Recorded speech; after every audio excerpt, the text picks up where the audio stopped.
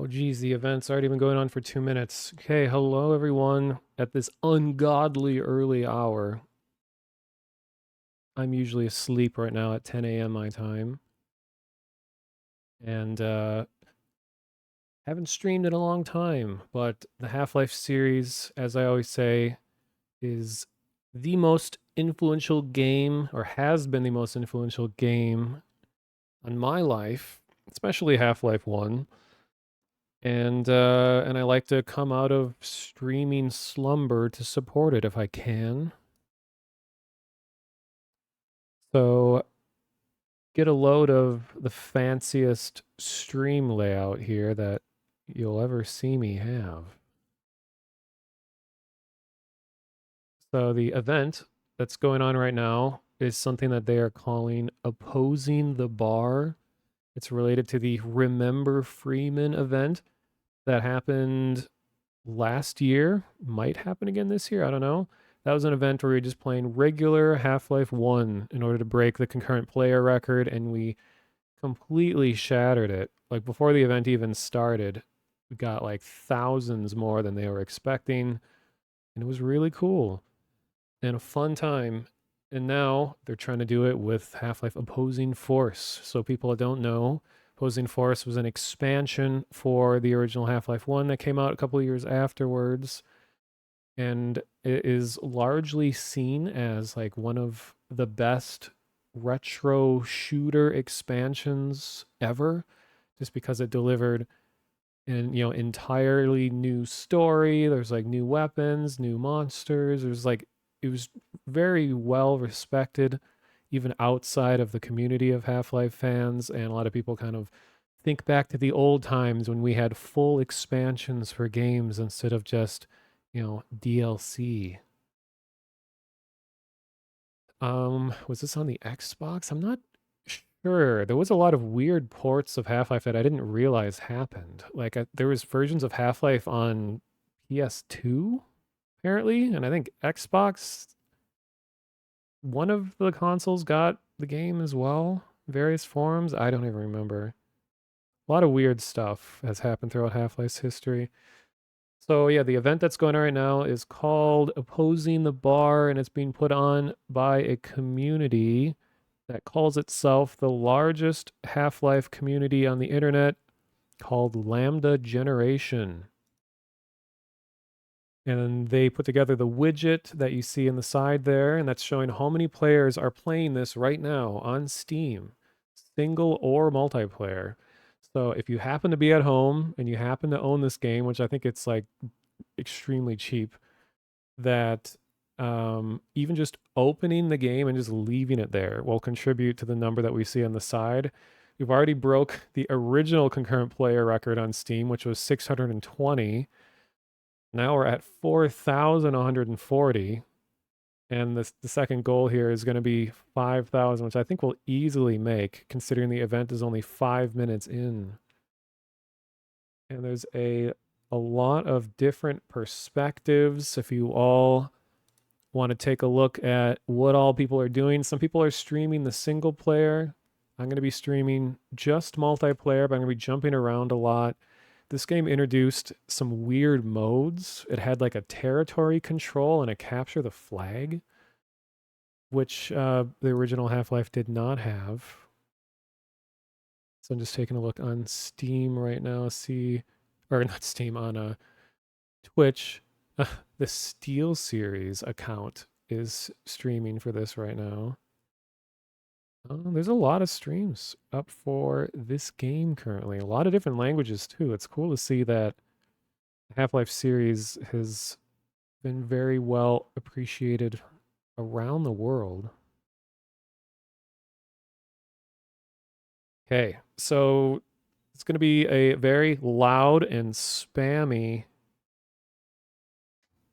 uh, event. I'm going to be playing some of the music from the game that you heard in the beginning there, some of the single player music over the multiplayer.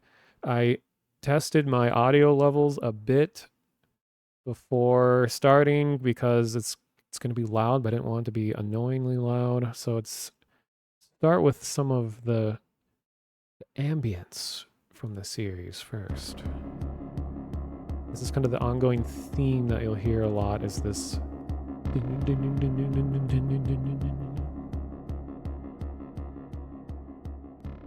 So yeah, if you want to contribute to the number, even just opening the game and just leaving it there will help. You don't have to actually play anything.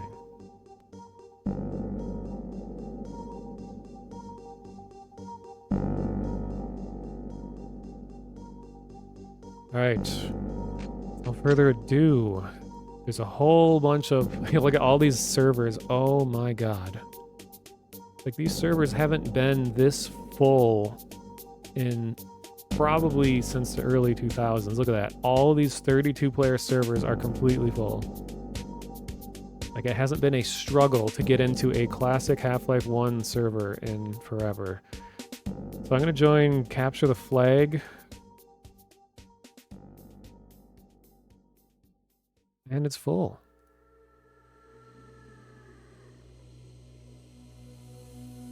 Let's see.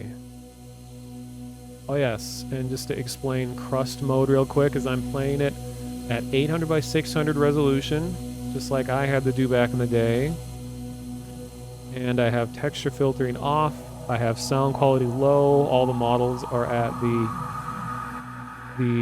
standard. There are none of that Blue Shift HD business is happening here. This is all going to be crust. Good crust. Let me go in here. Okay. See if I can actually get into a server. Let's try Capture the Flag. Park. Nope. Chasm. Oh, got into Chasm server.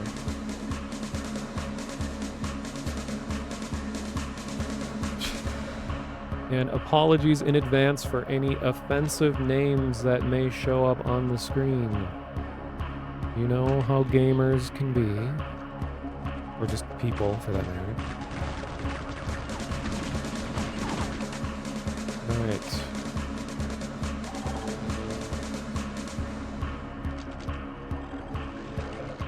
I forget I'm on team, and they don't really have team colors. I just have to recognize the difference between the Grunt models and the Black Mesa models. Look at that, just casually Gordon's hanging out. Oh, we got Gina. Here's our flag. Got some Barneys.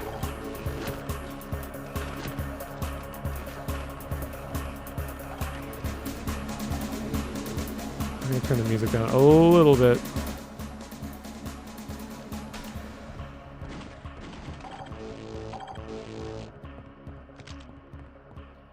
Server is full right now. Oh, our flag is... Or, what? Oh, I forgot there's, like, power-ups. This mode also had weird things where you can get, like, ammo dispensers and things. Oh, Adrian Shepard's dead. Game over.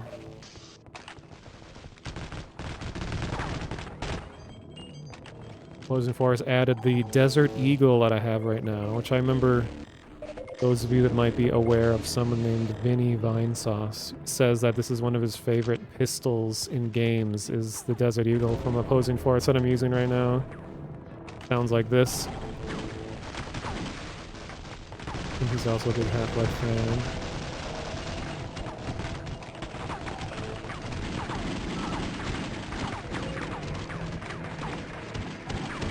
Oh no, we're getting sucked by the suck gun.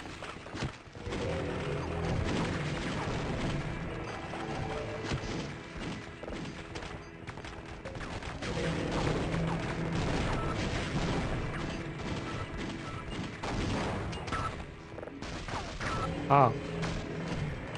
So yeah, here's the barnacle gun, otherwise known as the suck gun. Uh-oh. Ow. Getting shot up by the displacer. Another Opposing Force gun. Which a displacer was a really interesting concept. Because displacer shoots a teleport. And you can right-click at any point throughout the single player, and it would just teleport you to like a random alien puzzle. There's like side missions that you could do in the middle of the single player. And it acted a lot like the BFG otherwise. Okay, I have the ammo generating power up currently. Ouch.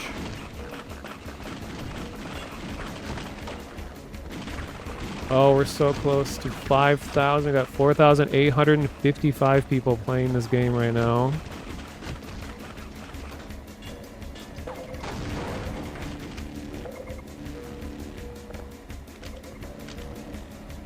Everyone is like relearning how to play this.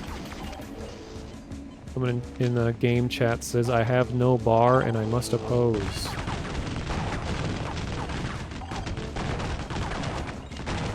And the reason that it's called opposing the bar is that there's a well-known development book that was released by Valve called Raising the Bar, which is, I have it actually, but it has like a complete documentation about the making of Half-Life 2 and some of the older games as well. And now I didn't realize it's apparently a really valuable book to have in physical form. So I guess opposing the bar is a joke on raising the bar. Boy, is it hard to differentiate between the teams.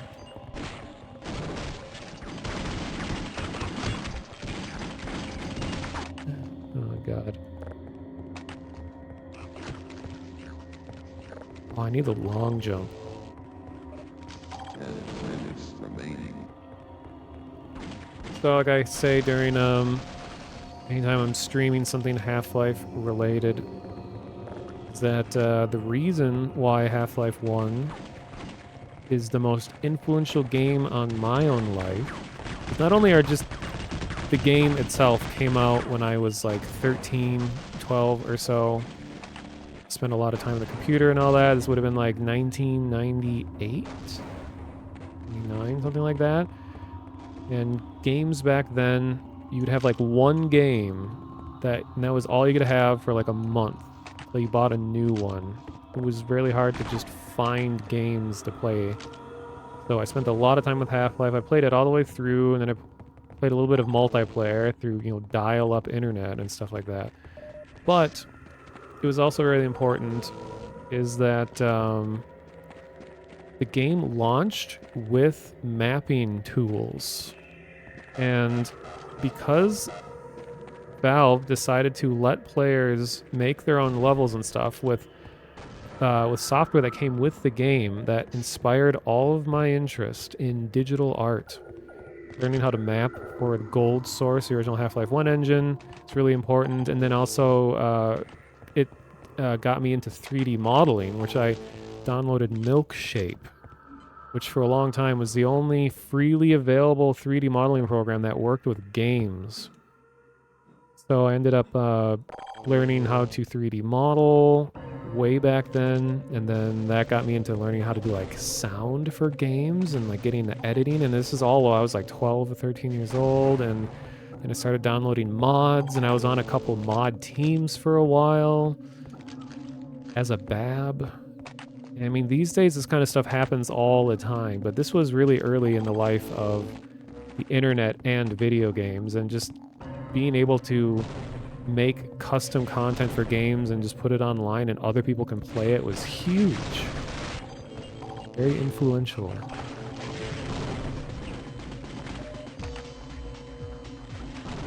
Your childhood games were RCT and Jedi Academy. What's RCT?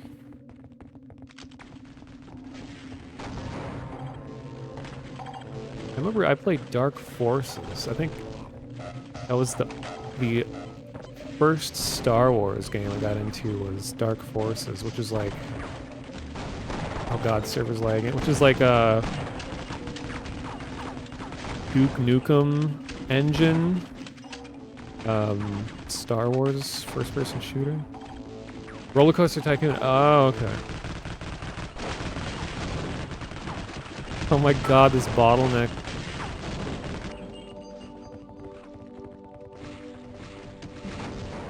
Oh wow, okay.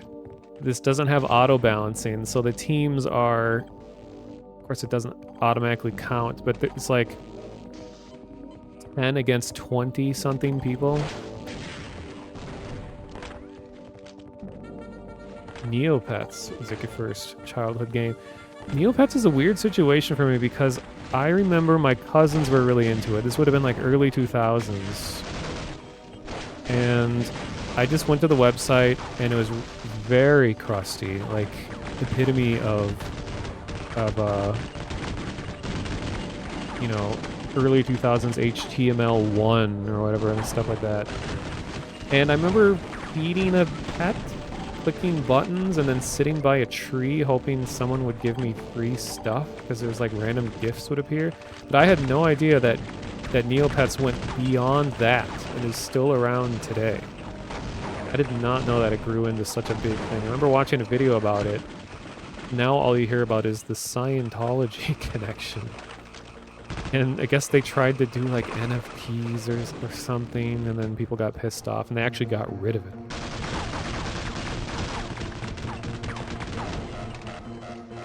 I love Dark Forces. Nice. I remember I was bad and really bad at games. So I barely know how to play, and I ended up like finding how to turn cheats on. So I was like running around with all the guns. I don't know, it's something I should revisit sometime and do it better justice. We learned coding and graphic design from Neopets. Oh, really? Did you end up creating custom stuff for it? Like, I didn't know there was like user content for Neopets.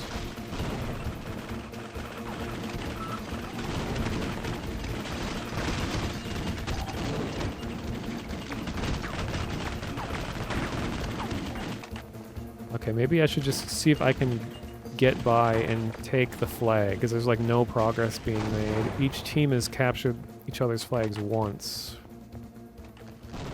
I don't think this mode was designed for this many players. Wait, is there only one path to get to the enemy base?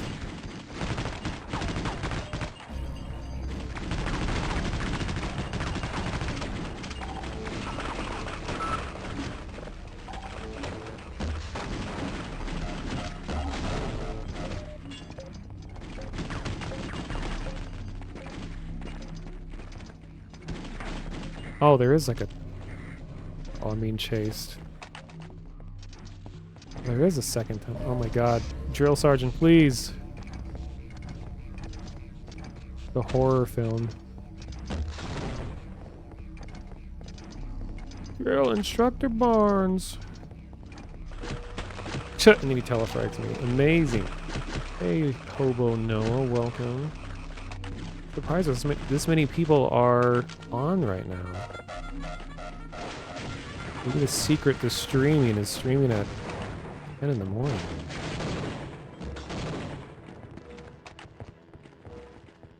Well, you could host stuff on Neopets. I had no idea.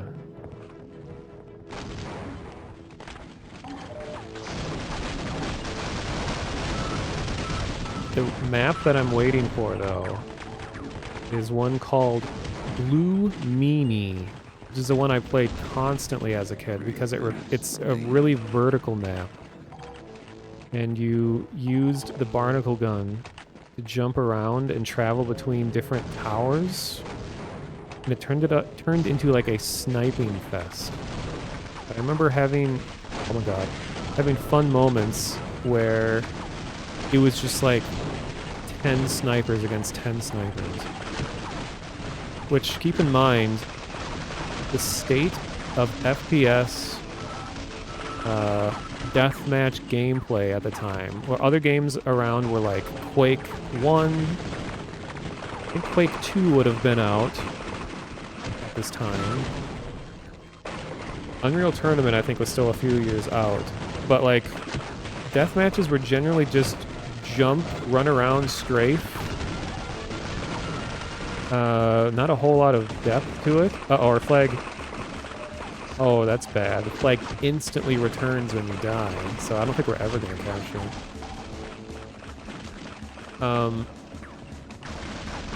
So any sort of moments where you have things that isn't just running and gunning, strafing in circles was like, wow, there's like some innovation happening here. And I think Team Fortress for Quake, the original Team Fortress, I believe was out, but not a whole lot of people knew about it. I don't think Team Fortress Classic was made quite yet.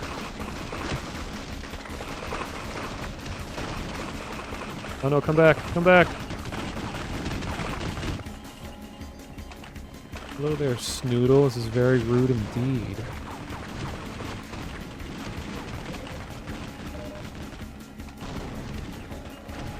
Jedi Academy Siege mode? That sounds amazing. Was that like a attack and defend kind of mode? Because like the asymmetrical modes are always my favorite in games. I get bored of when it's just like a perfectly balanced one team versus another team.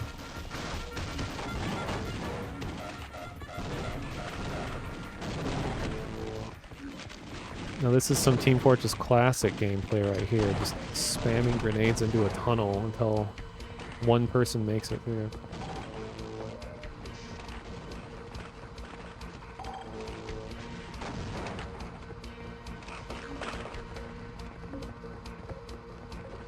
Oh, thank you for the follows earlier, Bamboozle and Louis Smith.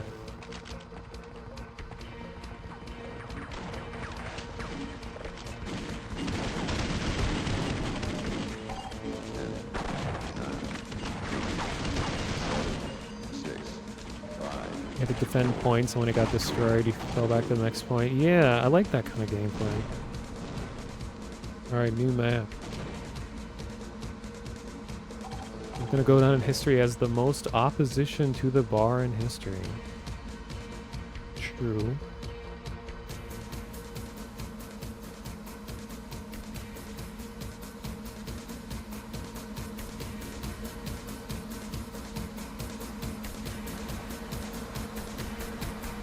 Going back on Team Black Mesa as scientist. Your model doesn't affect anything. God, I just love the look of Half-Life 1. This low poly, concrete and desert aesthetic, so nice. I kind of went down the whole rabbit hole of talking about the weird lesser known parts of Team Fortress history. Where... So, let's see. There are many different layers of the history of Team Fortress. A lot of people don't know that started with Quake 1 Team Fortress, which is where all the classes that we all know and love were created. And instead of Heavy, he was called HW Guy. But everything else was, I think, the same. Oh. Oh, nice. We got the flag.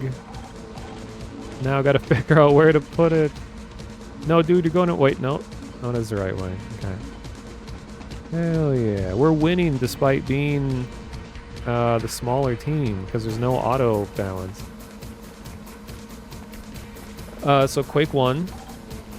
And then the developers, which were fans, developers of the original Team Fortress, were hired by Valve. And they went on to make, well, to start working on something that was called Valve's Team Fortress. That one is actually my most, the version that I most want to play. But after that is when it became Team Fortress Brotherhood of Arms. And that was the last version that anyone ever saw until it was delayed indefinitely. And then eventually Team Fortress 2, as we know it now, will have come after that. But this much lesser known Valve's Team Fortress is, the reason I like it so much is that it looks just like we've got like 10 screenshots of it. Ever. No video. It looks just like Half-Life 1. And it takes place in the same environments of Half-Life 1, and all the models and everything match the aesthetic of the original game. It was kind of just trying to be a team-based shooter in the Half-Life universe. And I thought it was really charming, and I was very much looking forward to it. And I actually emailed Robin Walker, the creator of Team Fortress, and he actually responded to me. And I asked him, is there any assets or just anything that currently exists of that game called Valve's Team Fortress anywhere? Even if it's just like old videos or just assets or anything like that. And he responded and he said that he doesn't personally have anything left of that version. So he knew the one I was talking about, but he thinks that if it exists in any form, it might just be on some burned CD or like a hard drive of like someone like a contract artist or someone that worked for them. So it could just be sitting in a garage somewhere. Because he said that version control was very messy back then, where usually the only way to update the office for the latest version of stuff was to burn it on a disk, and then that's just passed around, and then everyone just has to remember to install it. And he thinks some of those disks might still be somewhere. But I don't even know where I would go to try to begin researching how to find these discs that might not exist. But something that I've been doing in my free time is I have like 100 projects that I only work a little bit on. And one is that I want to recreate some of the worlds and the characters that we saw of Valve's Team Fortress based on the crusty low-res screenshots that we saw from like 2001. And I've already started modeling some of it. Like I created some of the vehicles that were there. And just something about the way that it looks is just really charming. And it's like a game that I wish I could have played but never got to.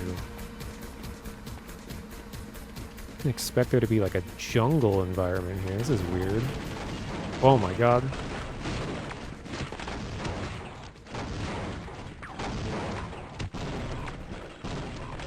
So the thing that I'm working on, I mean this is among a lot of other projects, but the thing I'm working on isn't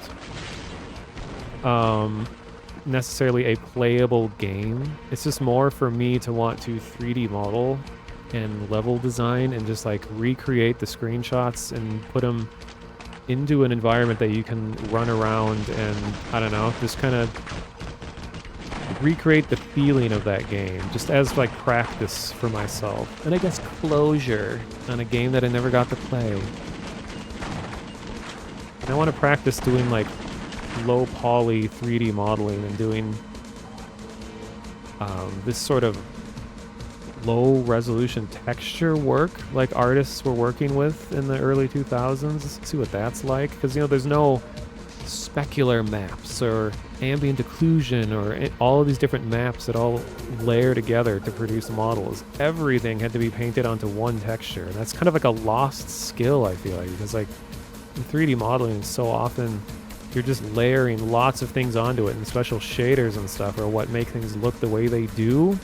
But to paint something entirely onto a texture, have to do all the shadows, all the fake reflections and everything, is kind of becoming a lost art, I think. And I'd like to practice that. Oh, where was the dev office? I think Valve was originally in Bellevue, Washington, I think. And then they moved to Seattle, and then I think back to Bellevue?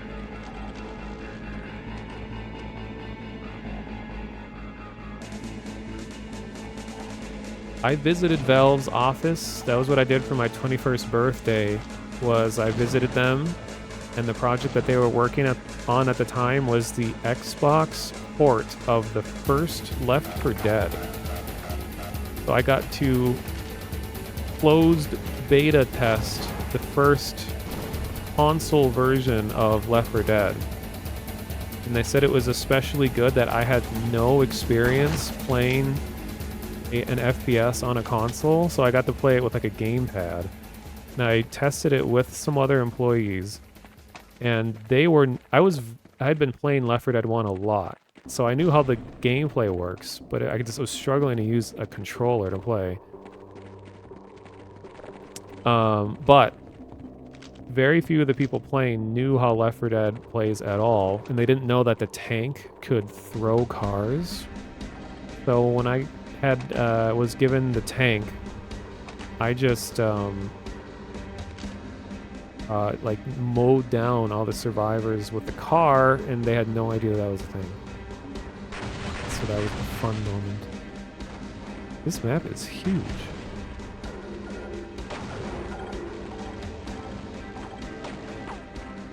Is modding a good way to get into game development? I'd say definitely.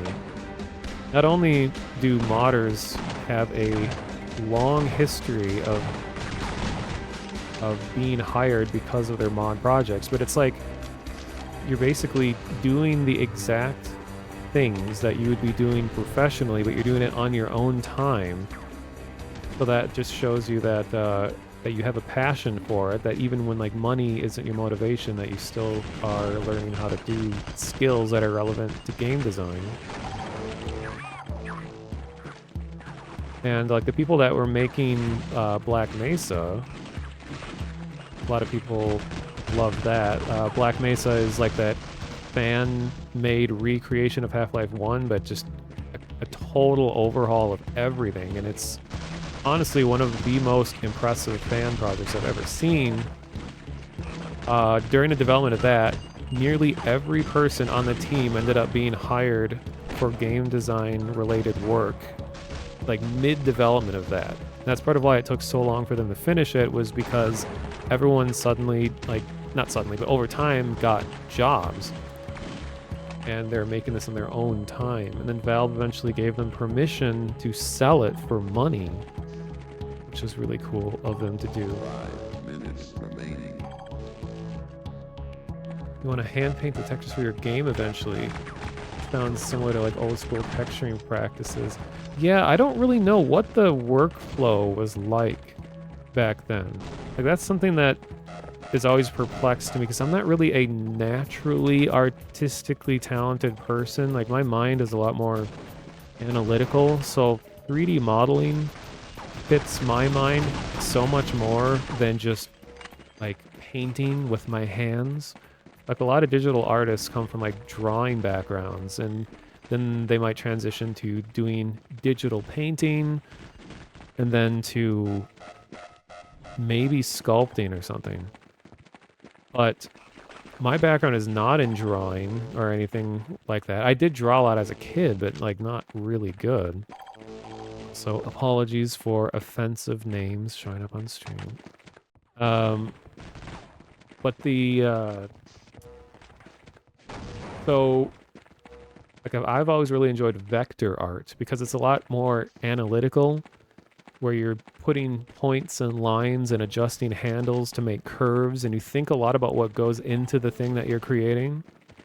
Whereas I feel like raster art or like pixel art and things like that is a lot more similar to just hand drawing stuff. Like people get tablets and everything. And so it's hard for me to just gesturally paint. Like I think some of the best work that I've done is just using my mouse and keyboard. I have a tablet, and I've been trying to learn to use a tablet more, but I'm just finding more that, like, I can get done what I want to do by just thinking more procedurally about what I'm making, rather than just, like, you know, letting my hands do the magic. Like, people are just really talented in that way. They just know how they need to move to make everything look good. Oh my god. I am doing so terrible. I'm trying to no-scope. Oh my god. You think you actually have Quake Team Fortress on a sketchy mod collection? I think the original Quake Team Fortress was put onto... Where was it? It was made more accessible recently. I think previously you had to go through a bunch of a mess of trying to mod the original Quake to get it to work, but I think they actually made it more accessible recently. Because I remember playing the original Team Fortress was on a list of games that like Vinny and other people that we wanted to all play together, and we never really got to it. Um, and I think that was prompted by there was some news that came out that you can play the original game a lot easier now, but I just don't remember what it was.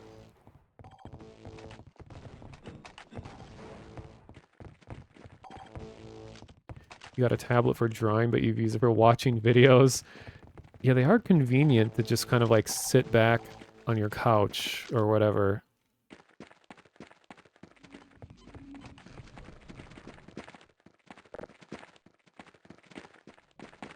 Oh, and if anyone is trying to play this right now and your mouse is not working at all, go into the mouse options and turn on raw mouse input.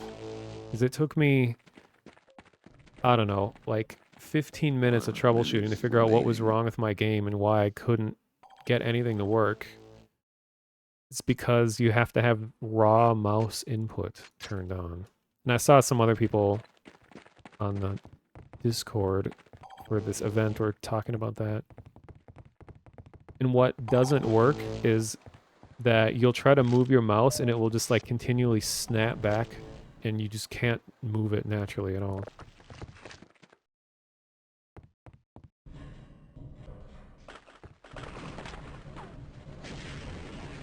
You've been wanting to learn to use Blender for doing 3D printing kinds of things. Yeah, I actually, for a Christmas gift, I, kind of a long story, but like 10, my late 9, grandfather 8, 7, built 6, the home that 5, he lived in and 4, raised my 3, mom and her 2, siblings. 1. It was a home that was very important to our family. Oops. Oh, did the server just crash? Okay, well, rip. And when he passed away, we couldn't afford to keep the house, so it was sold. And it was just like completely converted into a different thing that looked nothing like how the original house was. It was a very stylish kind of house out of like the 70s, kind of maintain that old look to it. Really cool house and very memorable to our family. But I used Blender and I 3D modeled the house in as much detail as I could. And then I turned it into a 3D print and I got it color 3D printed. There's a website, there's probably a lot of websites like this now. There's a website called Shapeways where you can order a style of 3D printing that's called SLS, which instead of printing with, melting plastic, that it's particles of sand that is laid out into layers, and then a laser, SLS is selective laser sintering. Computer guided lasers go and harden and melt layers of powder, and then it keeps laying more powder down, and then it draws, really quickly. The laser melts a layer, so it's powder, and then laser, then powder, then laser, then powder. It just keeps doing that. But that whole process, it can be used for a lot of different materials. But anyway, I got this house model I made printed in color, and they can actually dye the color. And then as a Christmas gift, I gave a 3D printed model of his house, the original form of it, to my mom and all of her siblings. And that was like a really fun project. So now we have like a physical thing to remember the house by, and not just photos. Um, yeah, the names of maps and stuff in this old versions of games are funny. They're usually just like one word to describe the entire map. Oh, and we broke the 5,000 record already. So we met the second goal. And the original record was 620, and now we're at 5,620. That's a weird coincidence. Wonder if anyone is trying to run a co-op server. Oh, looks like there is. Because there isn't an official co-op mode. This sounds fun.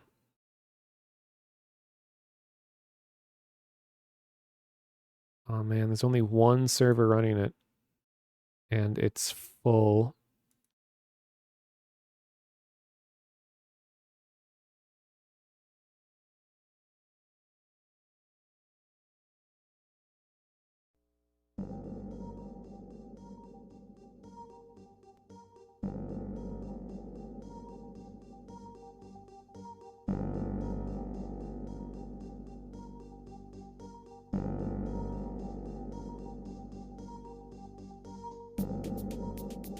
Oh yeah, the resin-based 3D printers are good.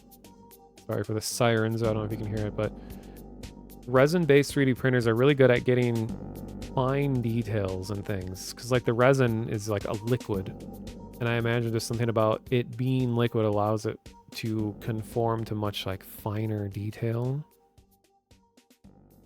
Ooh, I think I got into the co-op server.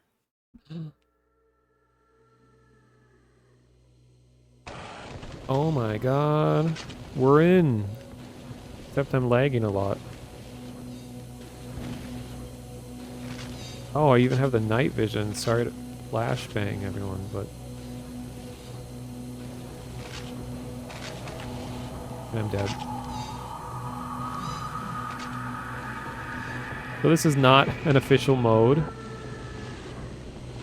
But this is cool.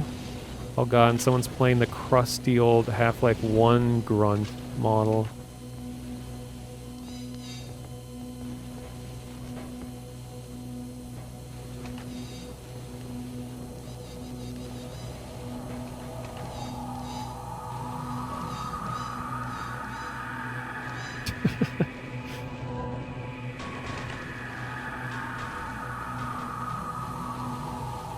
Oh, I guess they finished that map.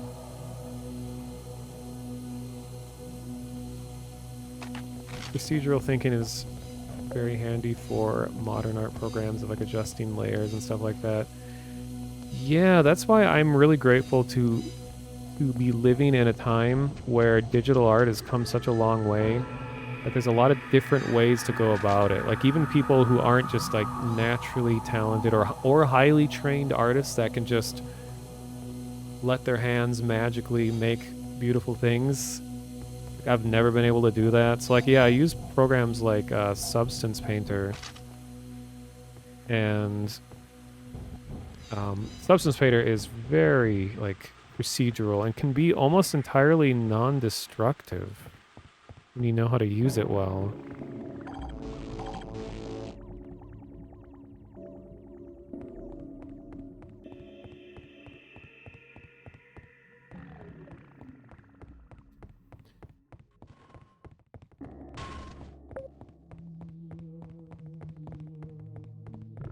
Man, someone is like, this is the typical co-op experience. Someone is like rushing way ahead and finishing everything before we can even get there. Oh my god, it's a scientist. Lead the way. I recall it. No, don't hurt him! Yes. I certainly with my files. I'll wait. Oh, he's stuck there forever then.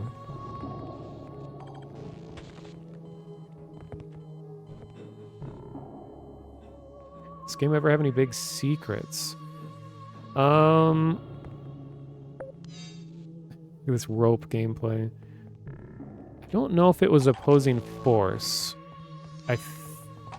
There was fairly recently a really obscure Easter egg was discovered in I think Half-Life Decay, where the mapper hid their name in a chain of, oh my god, in a chain of lasers that shot out of a computer console.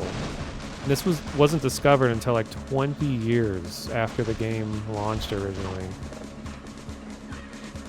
But I don't think there was ever any like elaborate secrets. It might have been like a reference. Like I know, you know, Gearbox, this is the first game that they made, Opposing Force, before they went on to become the Borderlands people. But they, you know, their name being Gearbox, and Valve being Valve, I know towards the end of Opposing Force, you have to turn on the gearbox and turn the valve. I think that's like the most Easter egg I can think of.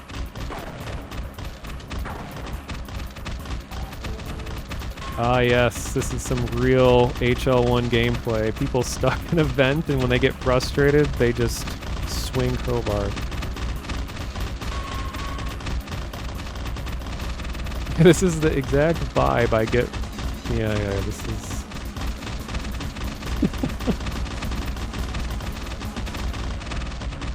Yeah, door stuck. I don't know what is holding us up right now.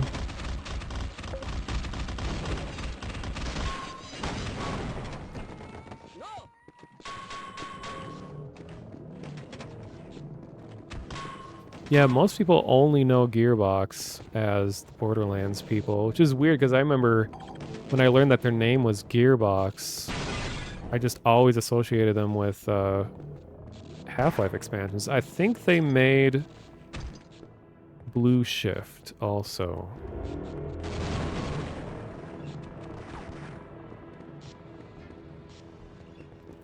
You like the Half-Life dubs or the scientists hate Gordon? Yeah, that's like the... Apparently the voices, the Half-Life 1 character voices can be trained on AI really well, where they sound almost completely real. Oh my god, every server has to have someone with a slur in their name.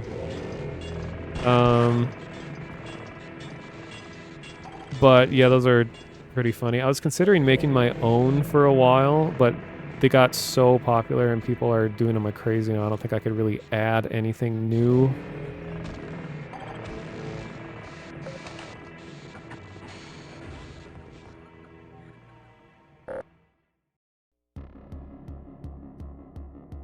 Yeah, the Atari Adventure Easter egg, which I think that's where the term Easter egg was coined. At least in context of video games, where the company that a programmer worked for did not allow his name to be in the credits because it was supposed to be credited to the company as a whole and not him, which he was apparently the sole creator of the game and got no credit for it, so he secretly hid his name in the game, and he had to follow... You had to, like, move your character over a specific pixel in order for it to show up, and it wasn't discovered until he was like long out of the company, not working there anymore. Oh hey Cole, welcome. Cole is also a very big Half-Life fan. He has Half-Life emotes on his channel, which is very cool. Man, people are rushing to the end.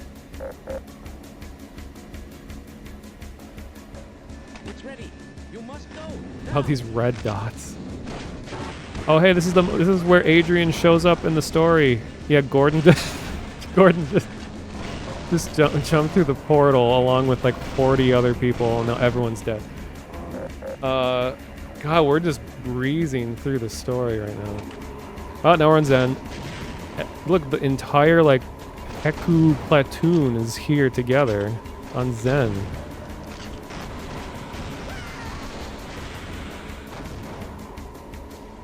And I'm dead. Oh, no, I'm dead. There's no way I'm surviving this.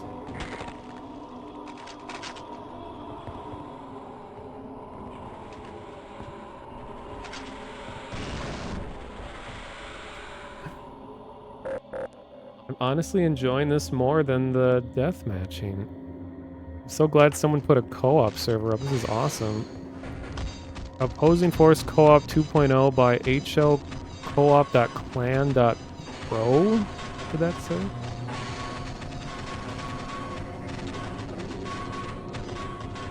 Crowbars hitting metal walls with occasional, like, fleshy chunk noises are very nostalgic to hear. Oh my god, I have 1 health.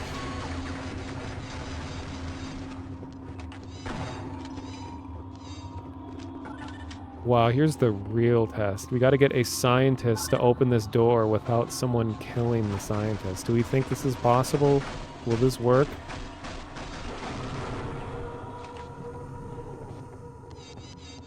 Oh, here's the scientist. Let's see what the life expectancy is going to be. Already being crowbarred and shot at. And I think the modders made him invincible. But now let's see if the scientist can make it to the door. This is actually in opposing force right now, Cole. Yeah, it's a server that's called, I know, it's just called like OpFor co-op or something. I don't think this is gonna help the scientists get to the door.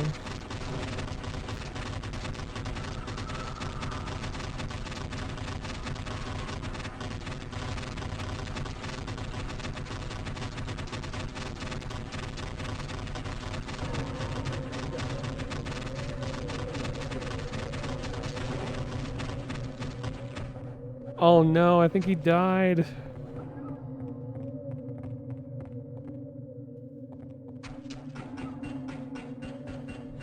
Well, now we're actually stuck. Unless we can, like, restart the server.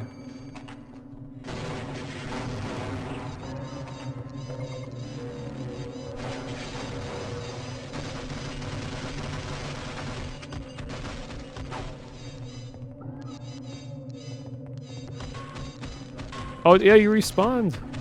There's some hope. And he's dead. Thanks to zombie with a rocket launcher right here.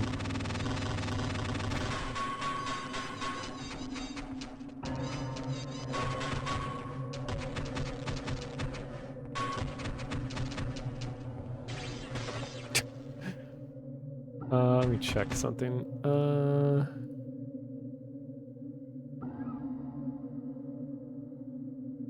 Just seeing who all... Yeah, there's a lot of people streaming this right now. Cool. I think this technically just goes on for 1 more hour, but people usually keep playing. Oops.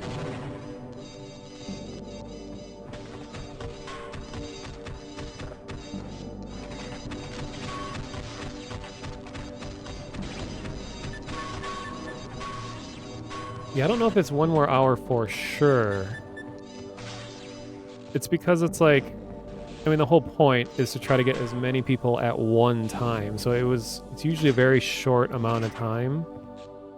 But when I was doing the Remember Freeman event last year, people, like the servers were still overflowing with people even like 4 or 5 hours after the event. So there's no like actual hard cutoff. Oh.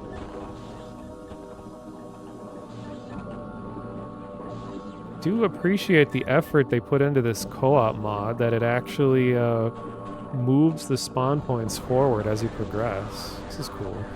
I'm someone who ran my own really bootleg co-op servers back in the early 2000s because I knew enough about console commands to kind of make it work.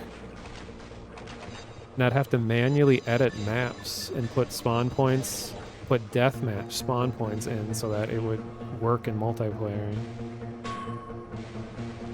And the only reason that works is that Valve originally planned for there to be monster NPCs in Half-Life 1 Deathmatch, but then they scrapped the idea, but they left all the code in the game still, so it was very easy for people to create cooperative maps.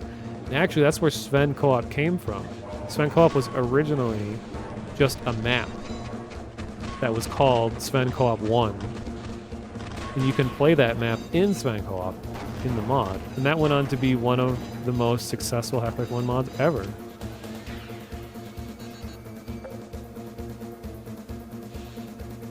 It's really cool. Sven of Sven Co-op is very into VR.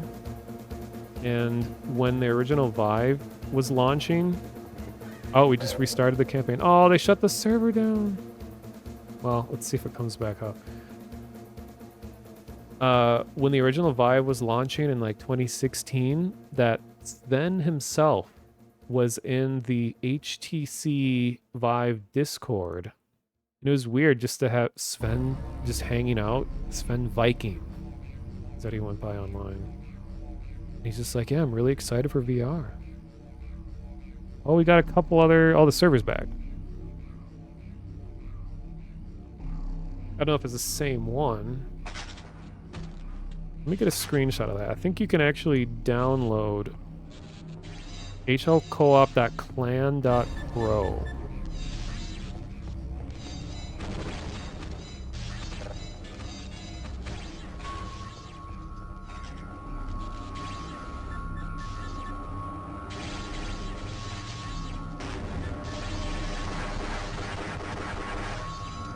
This isn't really much of a challenge since everything gets killed before I can even get there. Oh my God. I just love the whole like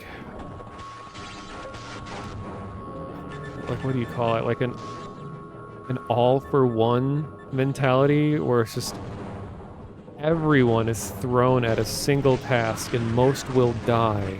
But as long as one makes it, we all make it.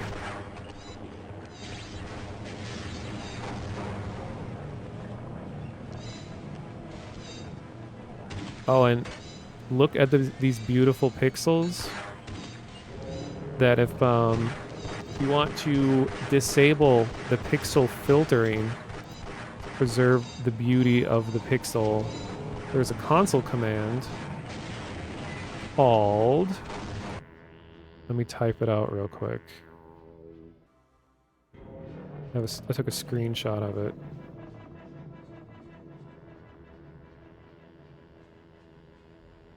Okay, yeah, if you want crusty pixels back, go to console, type GL texture mode G. Try that again. Yeah, the event is really early for me too, but it goes on. I mean, people are still going to be playing throughout the day, but most of it is now. Okay, GL texture mode, GL nearest, like this. So this will change the OpenGL texture filtering to nearest neighbor instead of the default, which is, and you can find this on Google really easily. It's hard to find it. GL linear MIP map linear is the regular mode with smoothing, but I want to keep it crust. Oh, hey there, Electric Eel, aka Vera.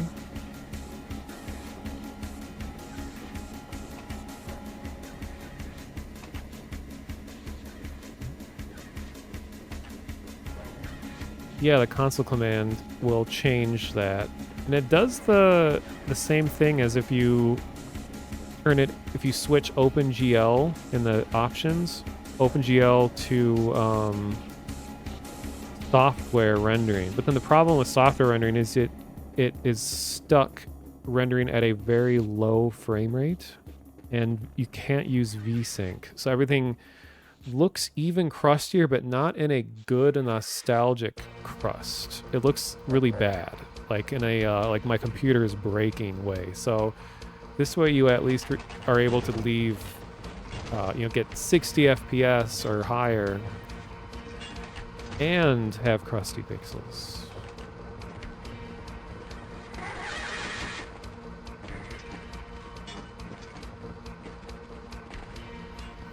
Like Gordon and a couple scientists, dozen grunts, Black Ops. We're all just running through Black Mesa together, having a good time.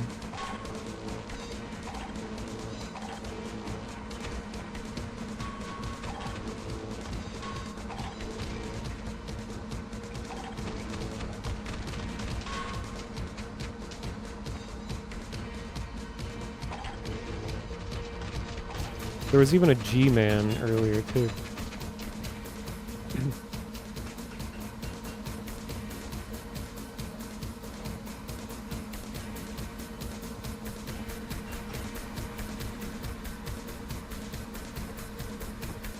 Huh. Yeah, Bjorn. You're playing Sven co-op and didn't realize that it's the same ports that TF2 uses, so you accidentally hosted a server. And he didn't want to ever shut the server down because there's so many people there playing. I know that feeling exactly. I used to host my own server back in like 2001 or so. And it was local on my computer. And I didn't want to shut it off, so I ended up just leaving my computer on all the time. So it's like, I don't want to just shut the game down.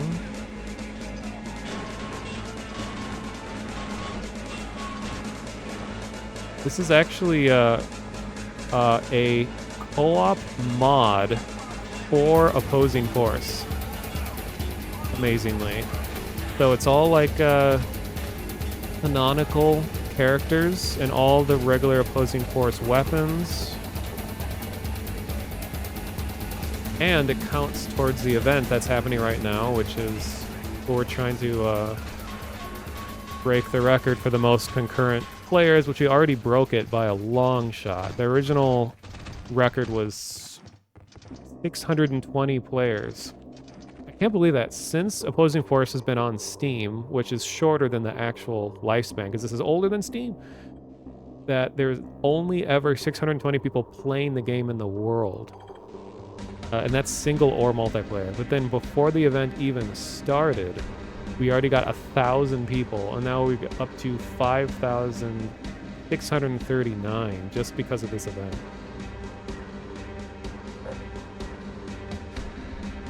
Oh yeah, Cole's working on his own game project, which sounds really cool.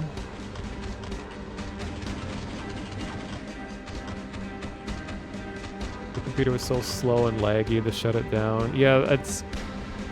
I remember it was really hard to host a server for a long time because I was on dial-up for a long time. But then once my family bought cable internet, I suddenly was able to host servers better than like anyone. Because my city happened to get cable internet access long before a lot of the rest of the country did. And I was like, holy crap, hosting servers is amazing. Server crashed. Speaking of which, and nope, still down.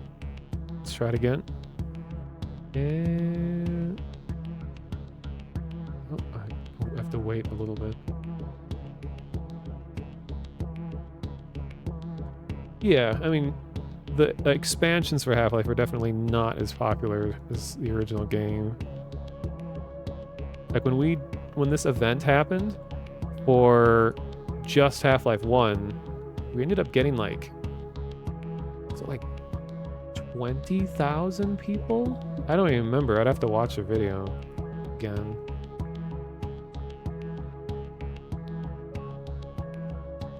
You had dial-up until 2006. Oh, I remember playing like Team Fortress Classic and stuff with dial-up back in the day, and I learned to snipe with a 56K modem. So the dot for the sniper rifle trailed behind the crosshairs. So I learned how to move everything around, anticipating the delay.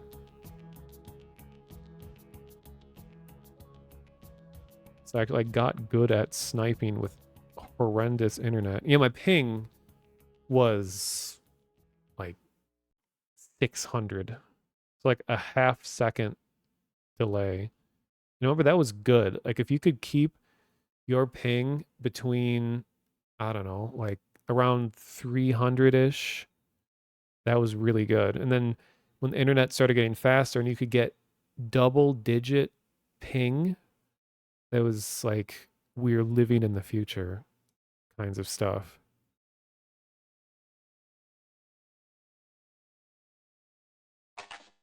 Yay, we're back. I don't know if there'd be enough time. I almost want to just download this co-op mod and host my own server, but I don't know if that would just be a headache. I have to run this. I don't even know what they need to get it running for sure too. Yeah, and unlike Sven co-op, this doesn't have any like anti guy AFK in the door features. So just by this guy sitting here, none of us can progress.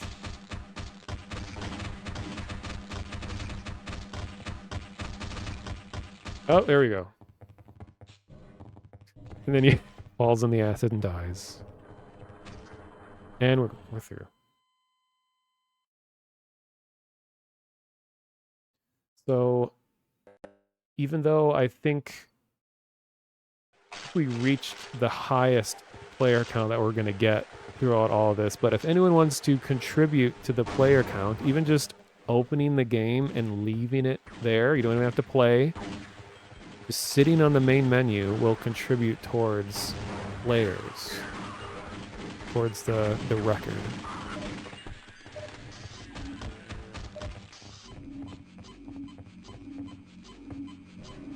No, mine. Mine.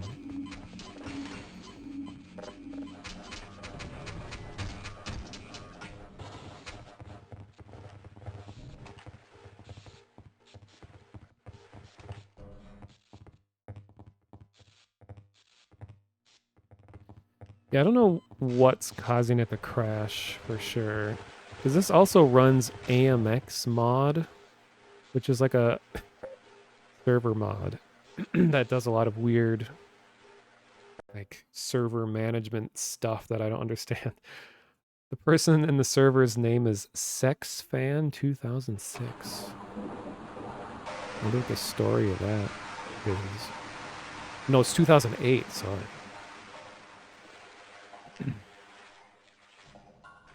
Oh, hello there, moths. Fancy seeing you here.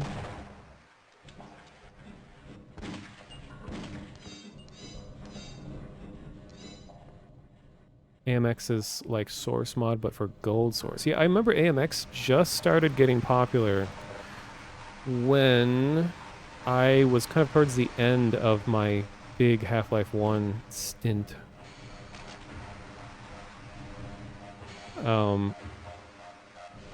So the years of 1998 to I think 2002, really the only games I played were Half-Life 1 and all of its mods. Played Team Fortress Classic, played Sven Co-op, played Pirates, Vikings, and Knights 1.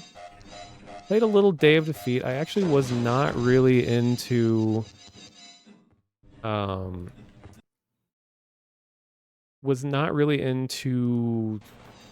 Counter-Strike very much. I know Counter-Strike is, for a lot of people, is the big one that like got them into gaming, but I'm just not that competitive of a person.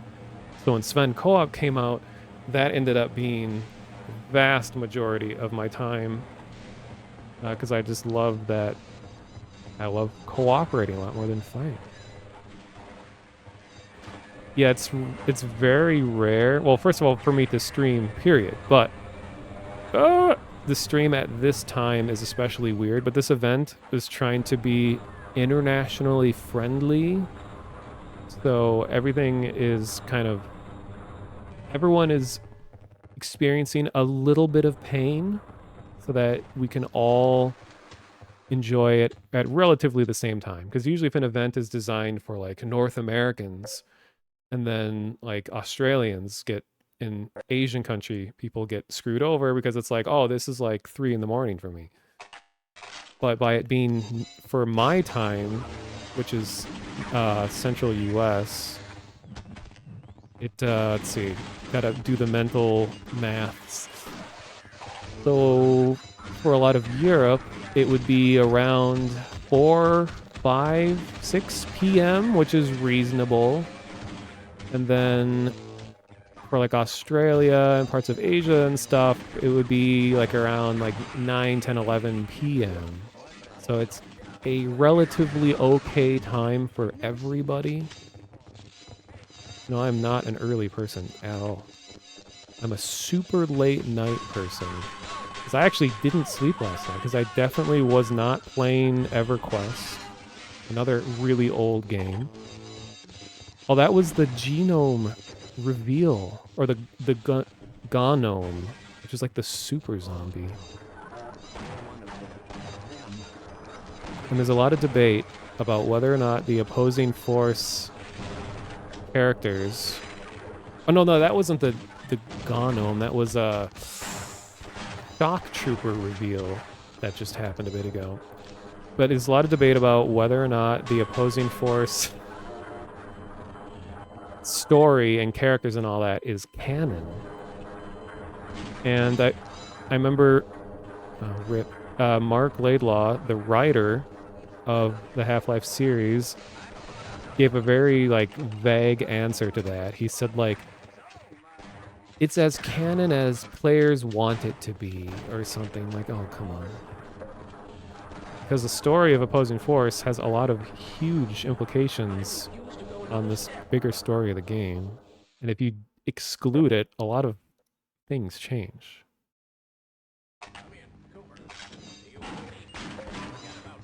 Oh, here's a G-Man moment. We're going to find the G spot. So here, Adrian Shepard. Oh, there's G-Man. You can see him. He's 3 pixels on the horizon. G-Man intentionally doesn't allow Adrian to escape. Adrian is stuck in the facility, surviving against all odds. Oh yeah, guarantee Sex Fan 2008 found the G spot. And you can't go that so far as to claim that title without being an expert in that field. You're up all night watching your friend play Half-Life 1 map, so it's funny to see this was today. Really? Or mods? What mods were they playing? Because mods of Half-Life 1 are very relevant to my interests.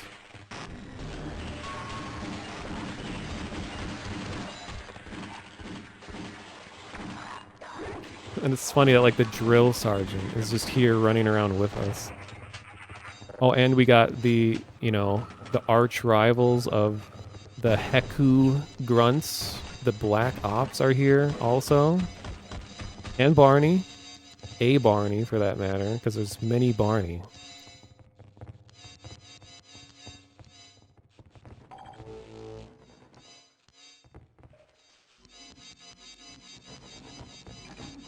Wow, we're gonna hear a lot of... I would be spamming my night vision also, but I don't want to, like, you know, flash bang chat. The Barney, exactly. Oh, this will be a fun time. Okay, here's my night vision.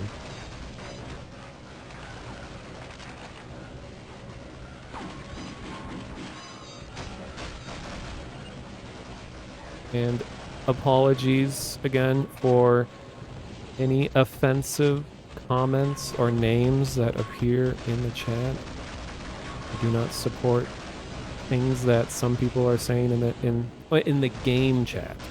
If it was Twitch chat, I would absolutely ban. But game chat, I have no control over. Who's playing Residual Point? Oh, wait, wasn't that a mod that was made recently?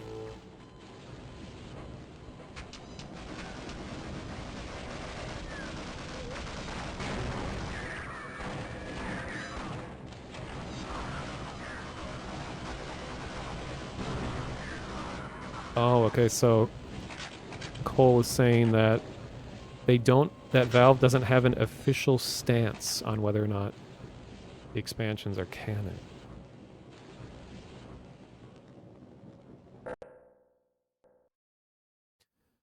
And since people are here watching, which really appreciate that I can not stream for like 3 months and then people still come back.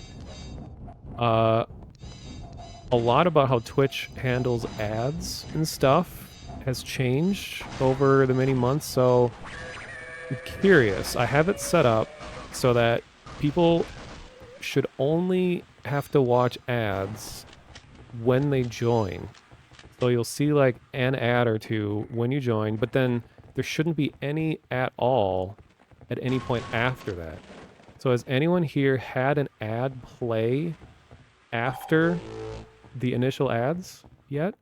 So I have my creator board thing open, and I have the ad scheduler turned off, which should mean that it's only the initial ad. Only watched an ad, and it's been 90 minutes, and you haven't seen another one. Oh, you didn't get one? Oh, yeah. Maho Sloth, if you're subscribed, you won't get any at all. Well, for my stream. Yeah, I mean, ads are... It's... You know, ideally, we'd have no ads at all. But it's... You try to put it in the most painless place. So, generally, when I stream, my streams end up being extremely long. So, I would prefer that I can reward people who stay here for a long time by... They don't have to watch any ads at all after they watch the initial ones. But that I'm kind of in a privileged position because there's people who already want to come watch my stream. But if you're someone who doesn't really have an audience, that having no ads when you first join, in my opinion, is really good because people will just, you know, be clicking through streams, blah, blah, blah, blah. And if they can get instantly into the stream and watch, they'll be more likely to stay because, you know, they don't have to sit and watch ads when they join. Or if you're a real fancy streamer, you can just schedule your content, as they say, around playing ads at a scheduled time. So it's like at the top of the hour, we'll have an ad break or something. Like if I know a lot of you watch Gongo, and he schedules it where the ads build up over time, and then after they're done watching something, he'll have an ad break, and then, you know, the next thing happens after that. So it works with what he shows really well. So it kind of just depends on your situation, but there are options.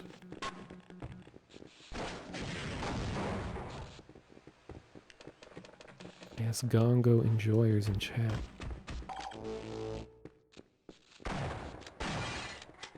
Streaming is so hard these days. Yeah. It's funny because it's like, you know, I hear all the drama about like Twitch is dying, Twitch is making all these huge mistakes, and oh, Twitch is definitely dead, Twitch will be dead in a year, and all these things like, oh, big streamers are being paid millions of dollars to go other places, blah, blah, blah, blah, blah. Like all these like titans that control the majority of the money related to Twitch are all like fighting and changing the outlook of the whole network and blah, blah, blah. Whereas all of us tiny streamers are just kind of like, hey, nothing's different for me. People just still watch if they want or don't watch. Cool. You know, it doesn't really affect the really small time streamers. It appears the containment system has completely failed. Yeah, that's another thing with ads is you can have it so only one ad will play, but it's more frequent. So yeah, you'll have a disruption, but it'll only be for like 30 seconds. And because the worst, in my opinion, is when you randomly have like 2 minutes of ads that you don't manually trigger. Because I've had it happen so many times in different streams where it's like I'm having a conversation with the streamer and then an ad plays and then I don't know what their response is. So I have to like look in the VOD and go back and see if they responded to something I said because I don't want to be like, hey, did you answer my question, streamer? Hey. And I also don't want to be like, oh, here comes an ad.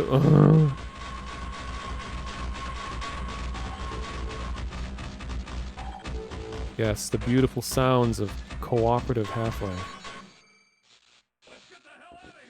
And games these days don't have enough player stacking like this. Look at that, I sacrificed my own gameplay so that my teammates may progress. Now I get to hang out with Walter Bennett. With my brains and your brawn, we'll make an excellent... Yeah, I agree, Walter. Oh no!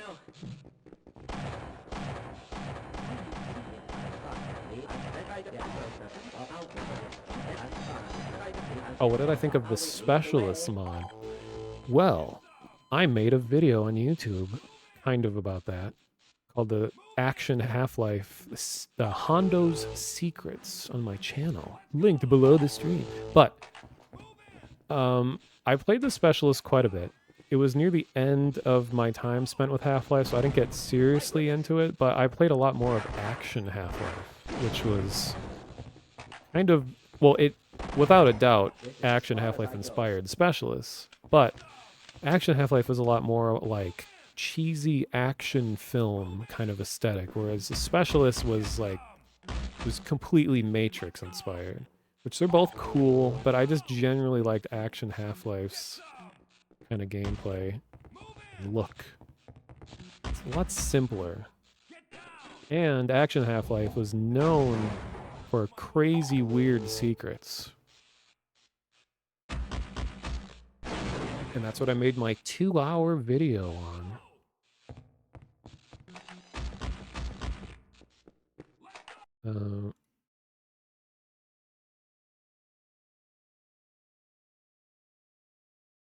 Oh yes, I saw your message, Louis Smith, and thank you. I'm glad you're enjoying the stream. Yeah, there's a lot of names that I don't recognize. I mean, a lot of people haven't chatted, which is totally cool. But I always look over the viewer list, and it's like, oh, I don't recognize most of these people. So that's really cool. So I'm guessing people who don't already know the stream that are here is probably here through the opposing force category on Twitch, maybe?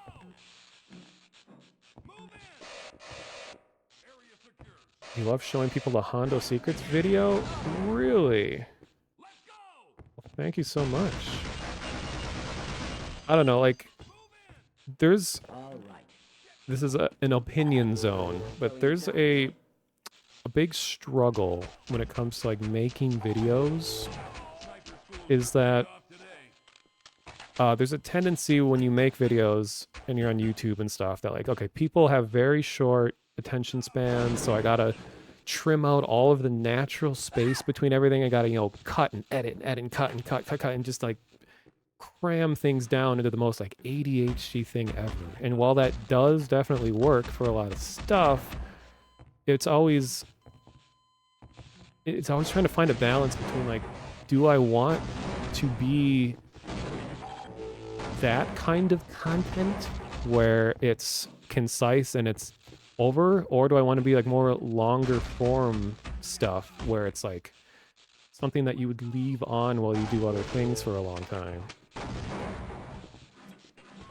But I just kind of decided that my personality works much more in the direction of long form. Well, I did definitely edit the video a lot, but I felt it was important to not just deliver the thing. It's like, oh, here's the secret, here's the steps of the secret, and it's over, and Hondo has a website, and he did this, blah, blah, blah, it's over. I wanted to document it and look at every part of the levels that he made and give people a sense for, like, the atmosphere and the context of why these secrets are important. If I just list the secrets and show everything that they do, then it's just like, it doesn't get the point across. Because out of context of when these secrets were made and how the game is supposed to be played compared to how they're played when the secrets are active are totally different. And if you don't get that extra bit of context to everything, I just think it doesn't hold as much meaning. And the funny thing is, I actually recorded all 2 hours worth of voiceover one time, and then I was about to start editing everything together, and I just listened to it and decided that I didn't like the way I was speaking. So then I redid all 2 hours of voiceover again that same day in a slightly different tone of voice with the exact same script, because I just wasn't satisfied with how I sounded. And that was because sometimes when I'm not thinking about it, that my voice will become too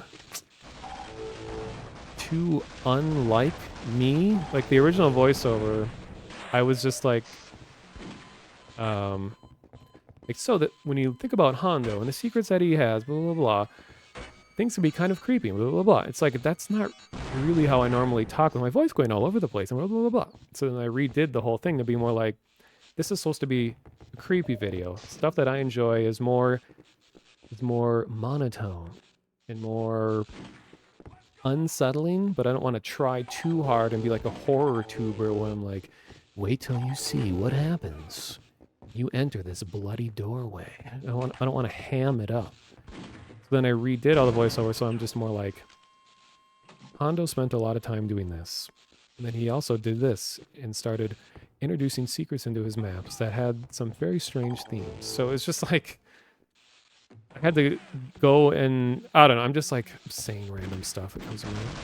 But I think you all get what I mean. Yeah, top 10 ghost encounters. Gone wrong, gone sexual. And then the video is like a minute long.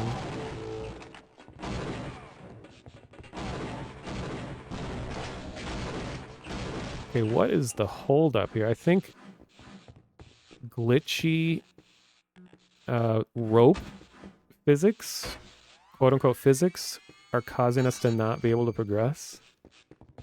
Because that was one mechanic that opposing force introduced, is climbable ropes.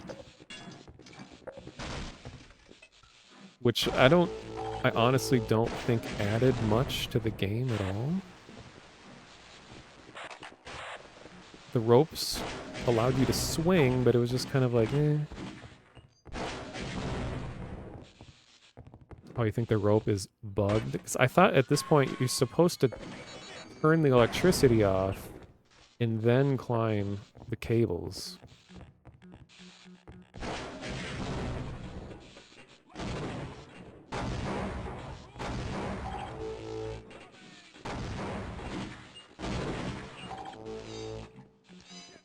It's been a snowball effect. When you've shown people a Hondo video, it just grows interest and more people sit around.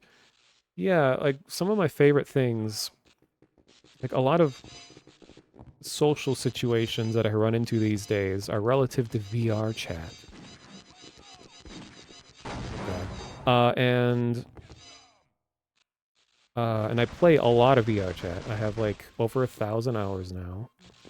But it's an interesting environment to test people's interest in things. Like you can put stuff into video players and see who actually hangs around and wants to watch what you're watching. Or sometimes you just go into a public world. And this happens in real life too, but you just start talking about a subject that you might not normally talk about, some really weird specific thing. And just over time, people start stopping by and are pretending that they're not listening, but they're like, people are crowded around and are like eavesdropping in, because the vast majority of things being talked about in like public VR chat worlds are usually stuff like it's going to be drugs, sex, religion, or politics. You know, the classics. Oh, hey, Cole. Cole's in the server now. Cool. And I'm so bored about talking about most of those subjects. So sometimes I'll just get into a conversation with a random person. And like I was talking about analog radio technology. And about how like short waves work. And how there's all these messages and communication that's flowing through us at all times. And about how, you know, number stations and all these things. And with analog horror being so popular these days, and I had an interest in these things before it was cool.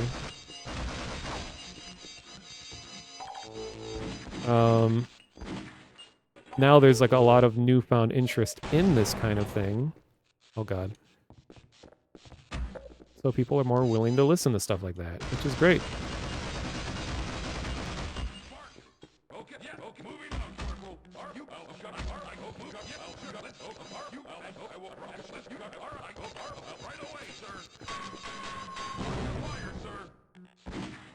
Oh, I just noticed my Steam friends stuff is showing up on stream. Yes, Cole, where are we going? I haven't... Oh, wait, I lost you already. Oh, there you go. Thank you. Oh, nice. Huh.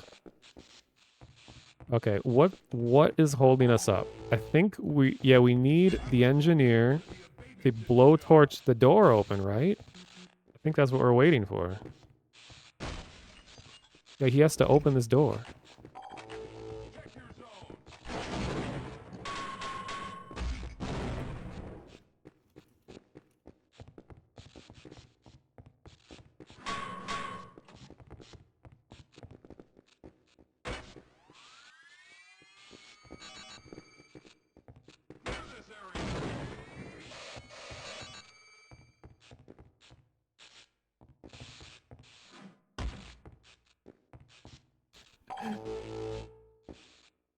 Oh, I think it might be glitched.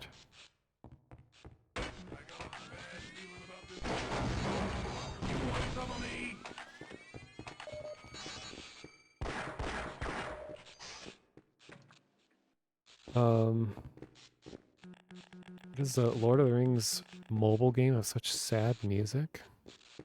There's a Lord of the Rings mobile game?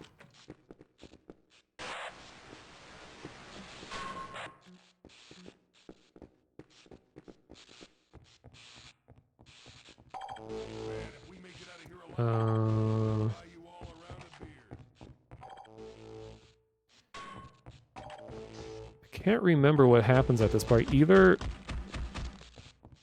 this door gets blown open by something behind it, or this engineer is supposed to open it. Can't remember.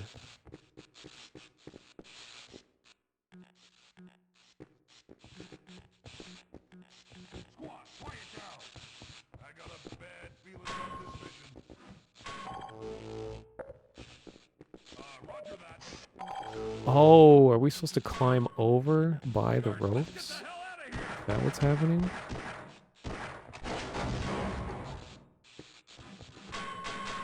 They're electrified. So can't we just turn the electricity off and then climb up? Oh, and the engineer just blew up. Cool. Oh, no, he's back.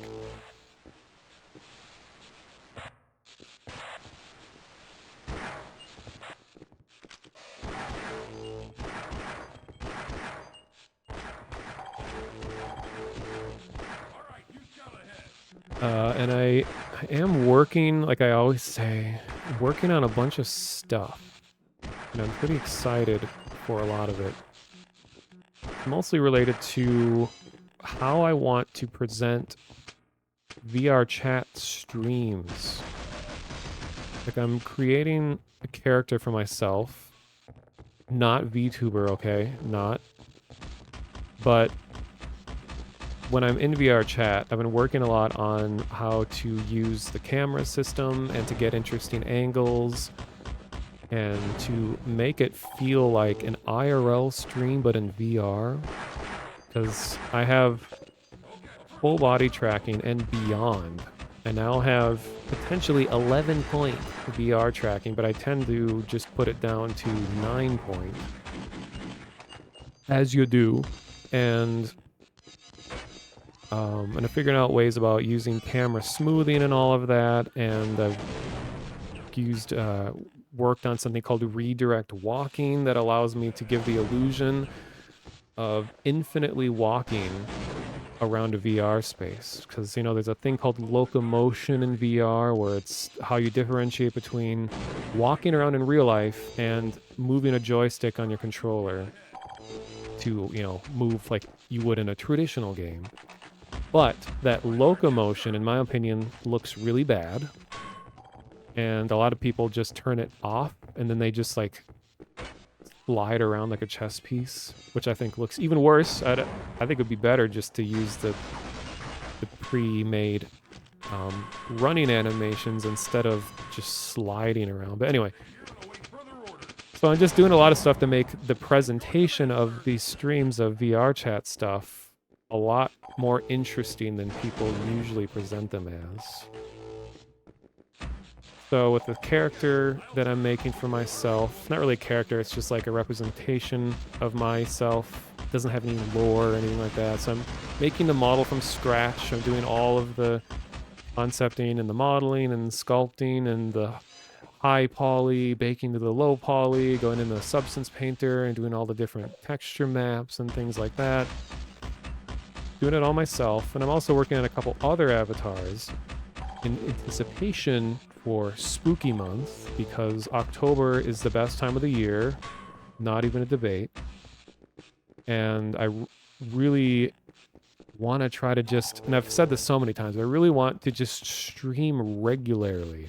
And VR chat is something I already play regularly, just off stream, and I want to make it more of a streamed experience so that each month when I accumulate huge amounts of favorites, actually not even a month, like each week, tons of favorited worlds that I want to just check out, but I would want to check them out on stream so that people can watch live if they want, but also going to put them into YouTube videos.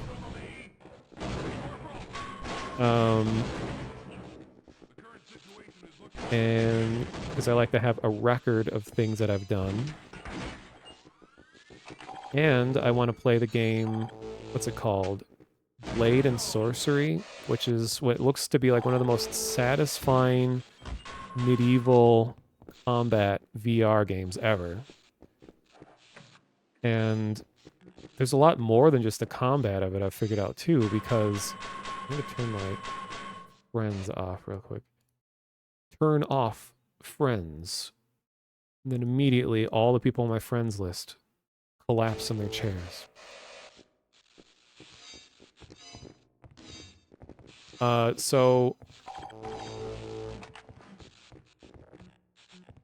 yeah, Blade and Sorcery has a whole climbing mechanic, which I didn't realize was super in-depth, where you could just use your hands and just climb up walls. And there's people that design levels for intricate climbing in VR, and it looks really cool and satisfying. It's like doing Mirror's Edge, but with your actual body.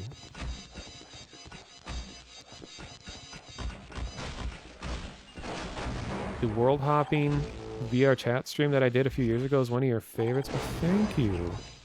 I enjoyed it a lot too. That was I think that's the only time I've ever streamed VR chat before then.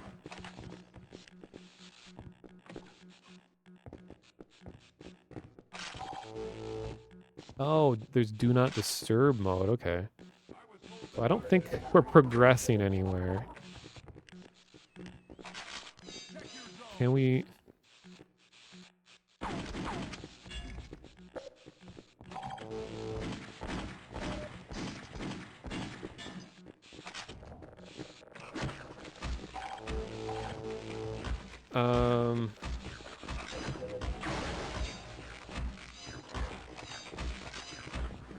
Oh yeah, so I want to play Blade and Sorcery, and just about every game I play, I like to do unconventionally.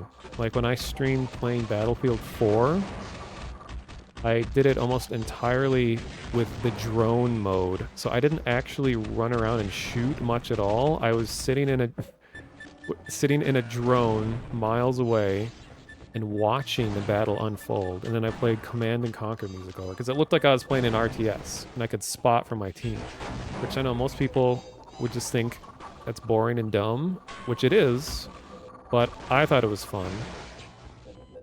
I usually don't like just playing a game how it's supposed to be played. So when I do Blade and Sorcery, sure I'm going to do combat and stuff, but I want to see how far I can get being non-violent. Or at least by just disarming people and turning it into like a stealth mission. Because you can use furniture and stuff as a weapon too, so like non-lethal ways of getting around. And the physics are so good that you could do some crazy stuff. And with full body, it allows you to use your legs and stuff too, so I can like kick doors down. And do a lot of fun stuff like that. And I also want to eventually do a Hitman in VR, which is a similar way. But the secret, real reason why I want to do Hitman VR is because I want to go to that German club, stand out on the dance floor, and just dance. Like, I don't care if there's a mission or anything. I just want to be immersed in that environment. Just dance.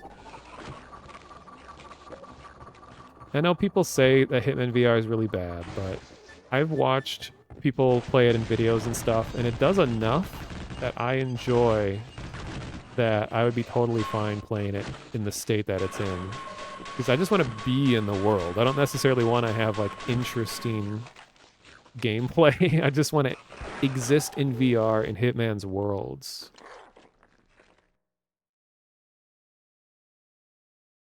Uh-oh, server's crashing.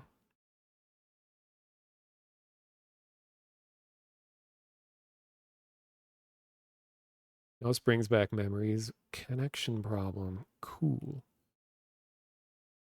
All right.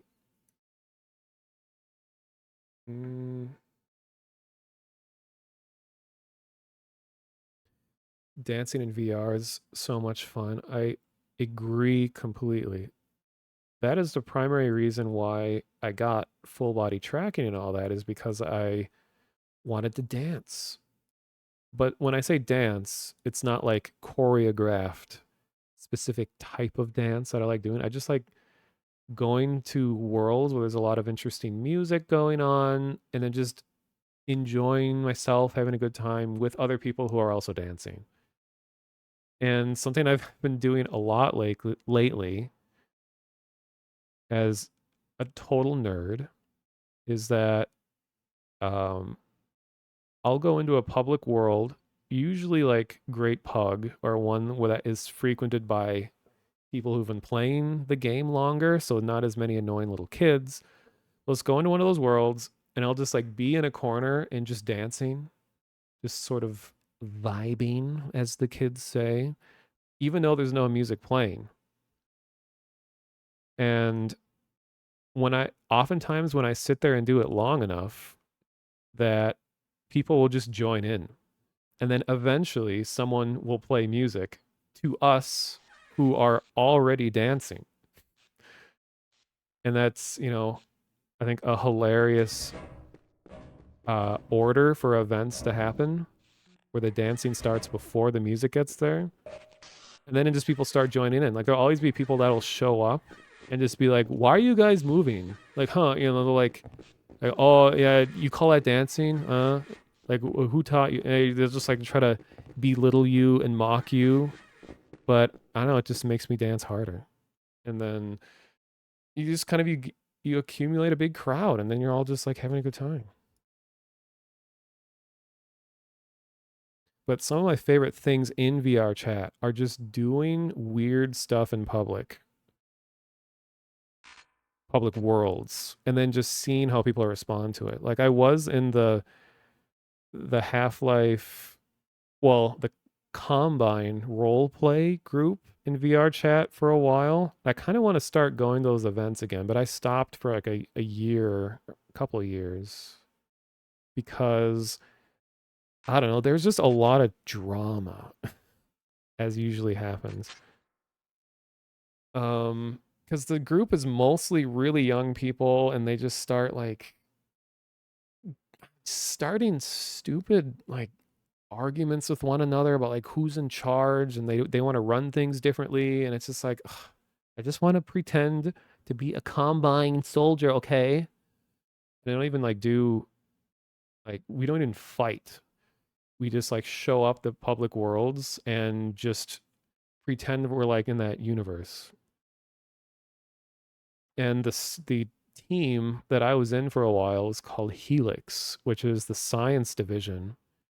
And one of my favorite moments that I had was because there's a guy named Tommy Kuliada who ports a lot of Half-Life Alyx and Half-Life 2 worlds from whatever games they're from and brings them into VR chat, and they look really good, and they fit perfectly. But so they have a Nova Prospect world, and part of the events that they do regularly is that they will host a Nova Prospect where you have like two squads that are running the prison For those that don't know, this is like a weird biological conversion prison that is like the most dystopian place imaginable. But we try to twist it in a way to make it an interesting social situation. So there's people actually running the prison, and there's like button panels and cameras and like different authorization to get through different doors, and people can be put into cells, and there's like examination rooms and medical rooms and isolation chambers, and there's a yard, all this cool stuff. And there's a big dystopian uh, chain link fence outside that's leading from the train to the facility.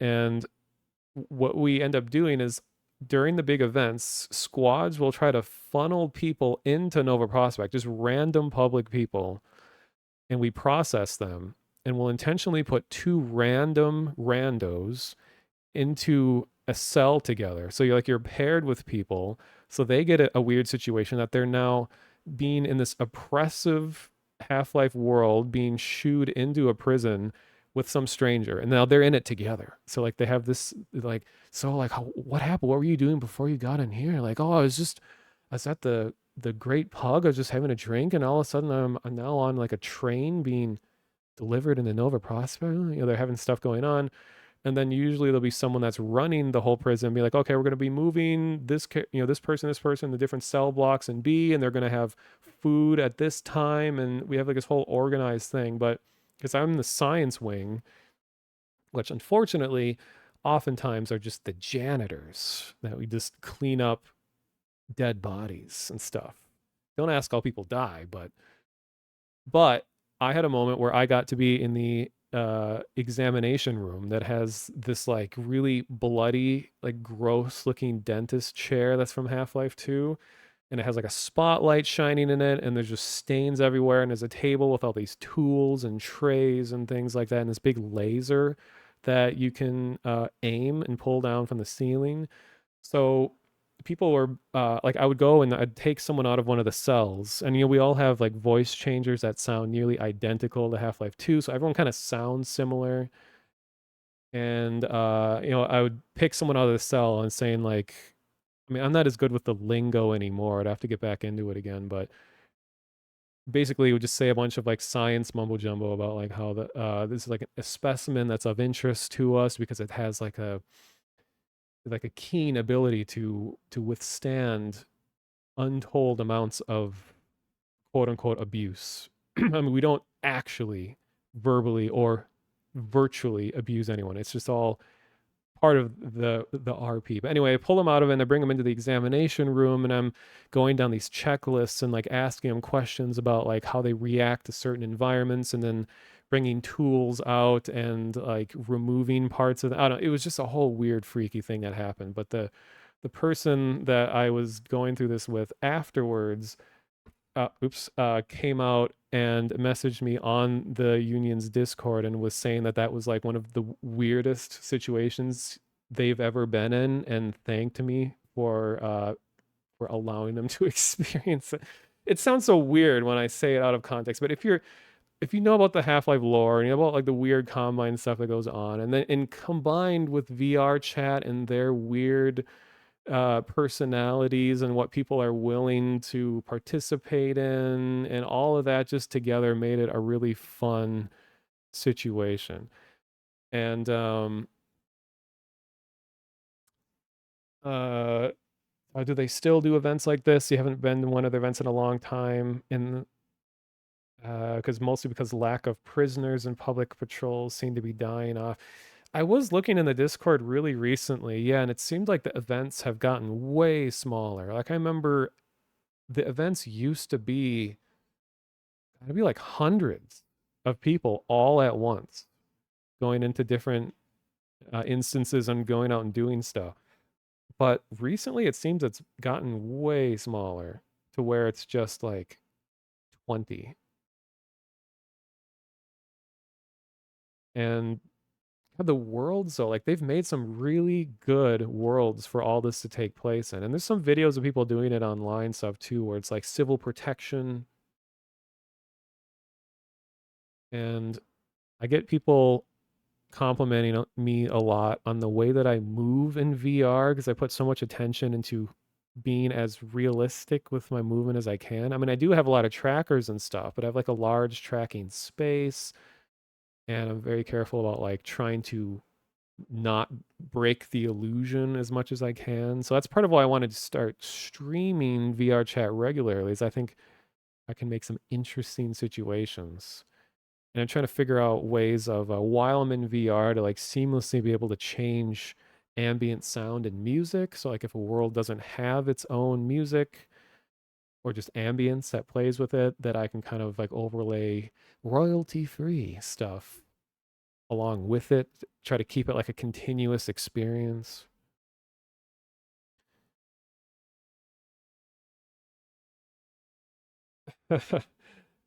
Participating in a Half-Life mod of a concentration camp.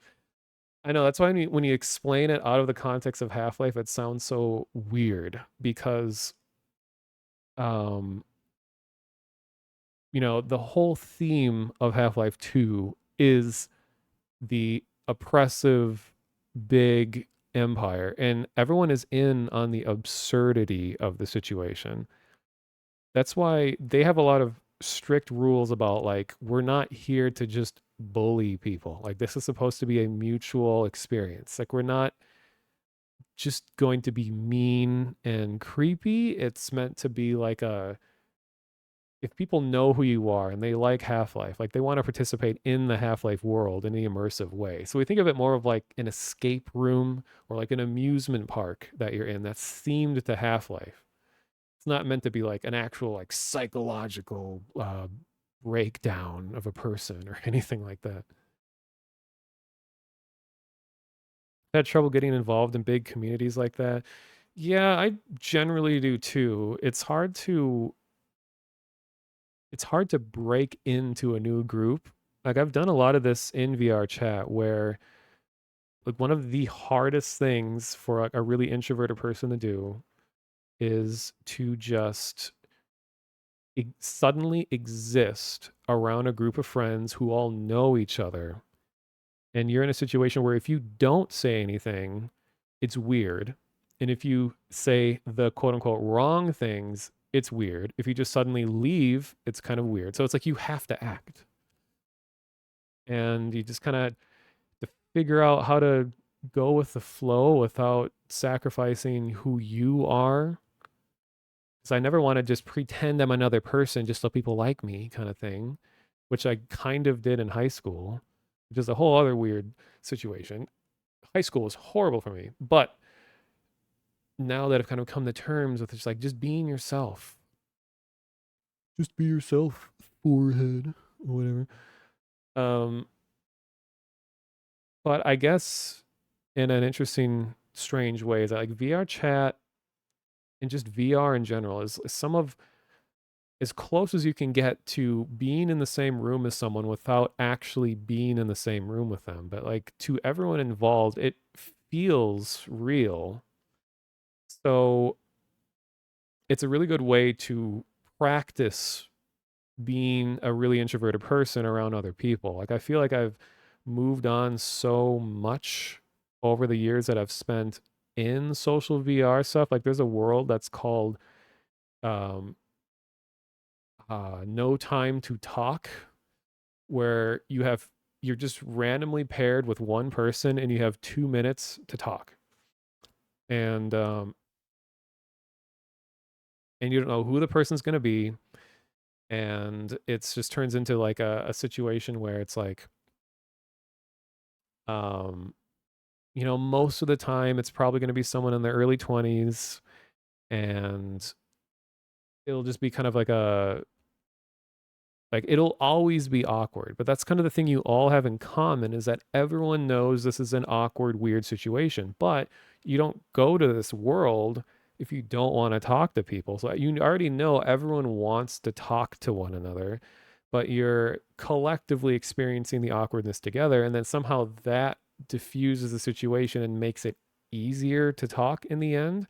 Like if you just go to like the VR chat channel or directory or whatever on Twitch, not only is it mostly um either like furry character or anime girl with absurdly huge boobs standing in front of a camera for 10 hours. It's either one of those two things.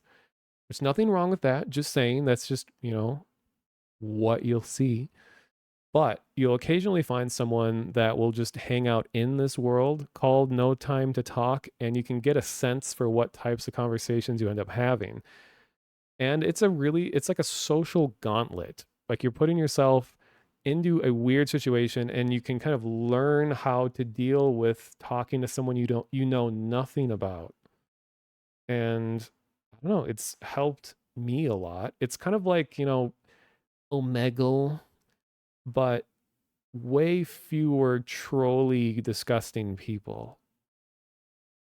And fittingly, there is an Omega world in VR chat, which is hilarious because, okay, you're in VR in a virtual room, sitting in front of a fake computer, running a recreation of Omegle on your fake computer with other people who are also in front of fake computers. So it's weird to think about, but those exist too. Feels awkward to play without having VR and a lot of clicks of people and stuff. Yeah, I mean that's always like one of the biggest issues all the time um is the tendency that people have to to reject outsiders.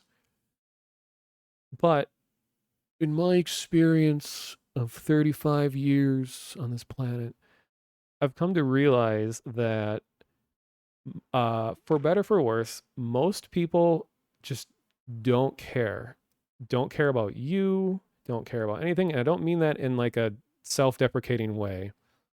It's easy to get up and overanalyze things when you're in a situation where it's like, oh my God, this person must absolutely hate me. Like I can't believe I said this dumb thing and now they hate me and no one's ever talked to me.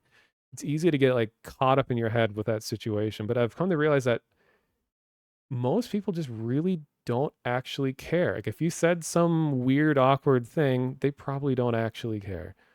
And I find like I feel good knowing that people don't care as much as you probably think they do.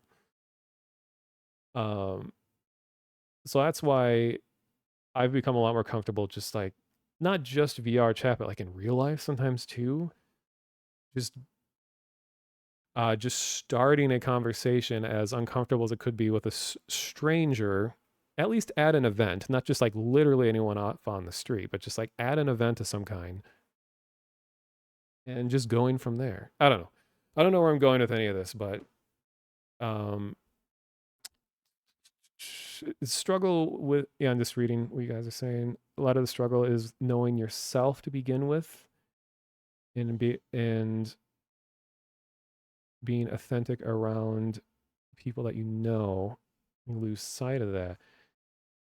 Yeah, I mean, it's a lot easier to only ever hang out with the same small group of people all the time. And that's what most people do, I think, is that they just kind of get a friend group and then they're with that group the rest of their lives. Like I was looking up on Facebook about people that I went to like middle and high school with. So many of them just married people in their high school class. And then they live in the same city where they went to high school. Like they didn't, I mean, this is me making a lot of sweeping generalizations, but like they didn't ever reach out to experience anything else. They had their friends that they made way early in life. They only ever had those friends. They married one of those friends, and now they live in the place where they met, and they're probably going to be there for the rest of their lives. And for me, that's just like such a nightmare situation, just be stuck in that same group. But I think that kind of speaks to like the general mentality that a lot of people have. It's just you have your group, and that's all you need. And they're just, even if they want other friends and they want to move away, that they probably won't. So being able to just reach out and find new friends, new groups to be around with can make a huge difference in your life. But that's just me. I'm still trying to find those people. I'm not trying to claim that I've figured it out or anything like that. But I just wish, people in general were more open to new people in their lives, as hard as it is. It's hard for you to talk to people in and out of VR chat because you feel like you don't have anything to talk about. Yes. Like, not afraid to admit that I've used like 6 different dating apps before, and vast majority of the problems is not like, oh, I'm not attracted to this person. Like, it's there's a lot of good looking, nice people that are have good chemistry, can relate to all these kinds of things, but you just don't have any interests in common. And that's usually the number one issue that I always run into. It's just like we have nothing to talk about. Like we'll talk a little bit at first and I'll try to branch out, figure out like what, interests that they have. And it's just like there's almost never any cohesion when it comes to like common interests. And I've come to terms to thinking that, okay, well, dating sites and apps, like people that I am attracted to just don't use dating apps. Like these people are too normal. It's hard to say that in a way without sounding really condescending, but yeah, people in dating apps are too normal. Like all their interests are like, I just like to travel and eat food. I'm like, oh, cool. And I like to hang out with my friends. I mean, cool.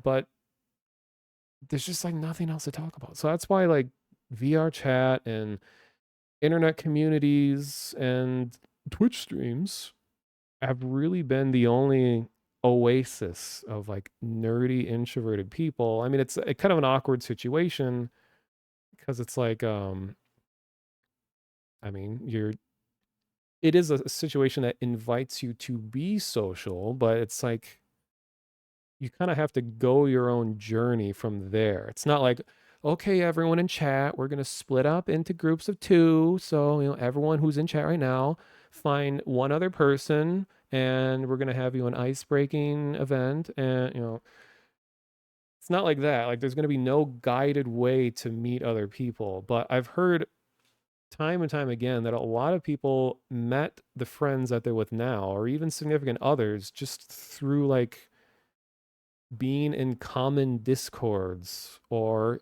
VR chat or just other communities like that. And that's like the only conclusion I'm able to come through with all my experience in being an introverted, sad, lonely guy. It's kind of come down to having things to talk about, interests in common seem to be more important than anything else.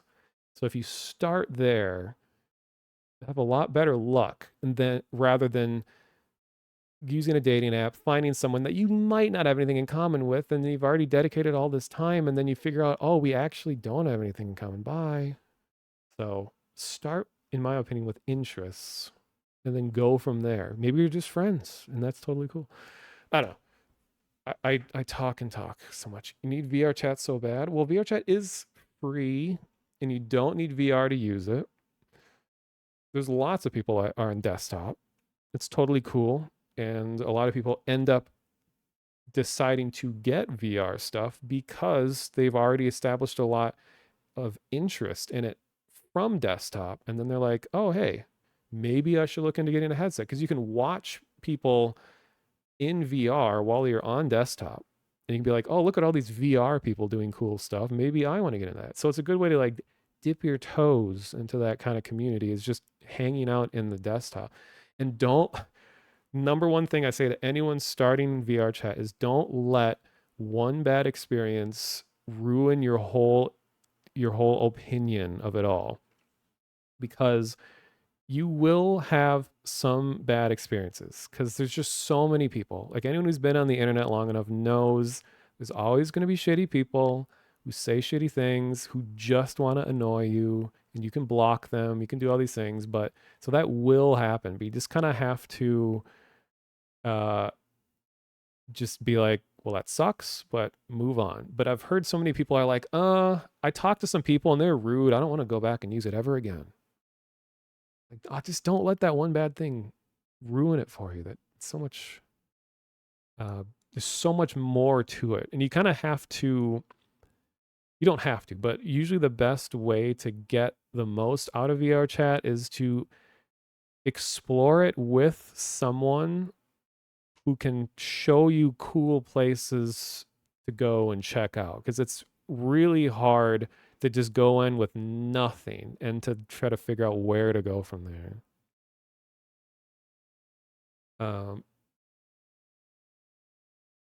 hello, Lude Shroom. I know my streams always have huge tangents that have nothing to do with what's going on here. But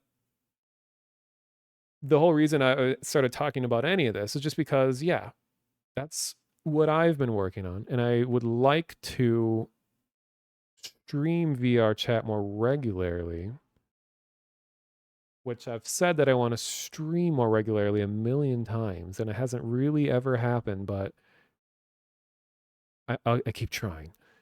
But I think because I'm already spending so much time in VR chat, to be able to stream a lot of it would make it a lot more interesting. I know a lot of you in chat right now watch Agent Red Jackal's VR chat streams, and their streams are really entertaining. I highly recommend it. But I like to do that. I want to do that kind of thing too, but like with my own direction and choice of stuff to check out, and then maybe invite people to join me on stream. I don't know.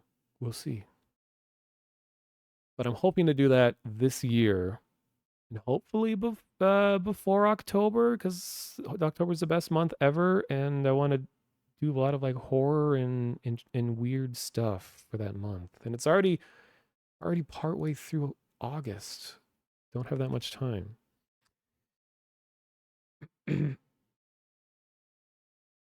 Oh yeah, it becomes a bit harder when a lot of people are a lot of your interests are heavily dominated by people of the same sex. Yes, I definitely run into that issue too, but it's I think VR chat specifically has one of the most diverse bases I've ever seen, and like an internet thing. And like I said, even if you don't have any kind of VR equipment, that a very it's just a collection of interesting people. I think I've ran into the widest variety of people on VR chat than anywhere else, compared to if I was in like a Discord for like people that play Half-Life or something. Like like Half-Life fan Discord or something would probably be a lot of the same type of people, but like VR chat is very diverse. It's a lot of different age groups and identities and all kinds of things like that. So it's like you're a lot more likely to find people you have stuff in common with. And there is one specific group that I want to do a shout out for that I recommend, called the Ancients of VR Chat. I think you could just Google it and it comes up. Let's see.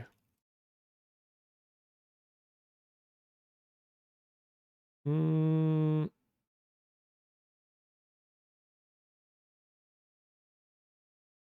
I think you might be able to get a link to it if you just like there's probably Reddit posts on it, but the group I believe is originally was meant to be for people who are on the older side of things, like late 20s and older, and are a part of VR chat, but they have events that happen every day of the week, hosted by different people in different time zones.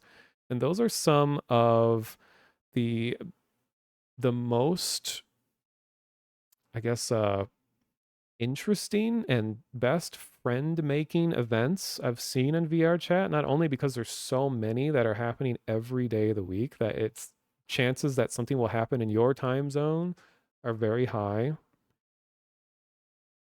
Um, so I definitely recommend it. Recently went to a horror event where we checked out some horror worlds, like one world, and the world that we checked out was actually kind of shitty, but because we were all experiencing the shitty together, it made it that much more fun. Um, oh, hey, Primary Denizen. Yeah, the event is kind of over. Uh, actually, just saw that a few minutes ago. The Lambda Generation Discord, the creator of it, just sent a message out thanking everyone for participating and stuff like that. But what I spent most of my time on was actually a modded server that had a co-op mode. Yeah, there's still a ton of people playing right now. So just because the event's over doesn't mean that we can't play anymore. Yeah, oh yeah, I keep forgetting you guys are seeing a spinning Adrian Shepard and the player count in the top left corner there. That's how many people are currently playing single or multiplayer. But even when you look at the server count, like this is unprecedented, especially for opposing force, that you have all these 32 player servers that have lots of players in them. I mean, there were a lot more people a bit ago. Okay. So now I've had a massive tangent. How about, wonder if, is that co-op server still going? There is. Let's see how it's running. So when I put this on YouTube, I'm gonna have to like mark stuff off and be like, okay, here's the big tangent. Now we're gonna go back to gameplay for a little bit. Oh my god, I haven't heard this song in so long.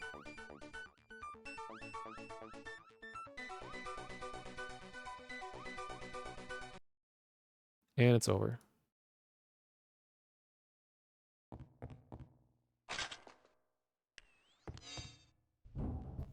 We got our glow shells. Cyborg Blevo, is that the name of it?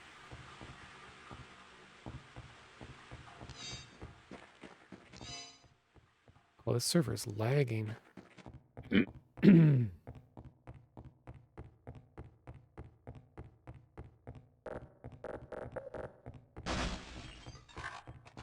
I have a crust mode on. We got very crispy pixels. Ugh, and I forget when I talk a lot and talk loud that I lose my voice very easily. So when I get back into streaming, I have to remember to not talk too loudly too much. Or else the whole rest of the stream I'm gonna be like this.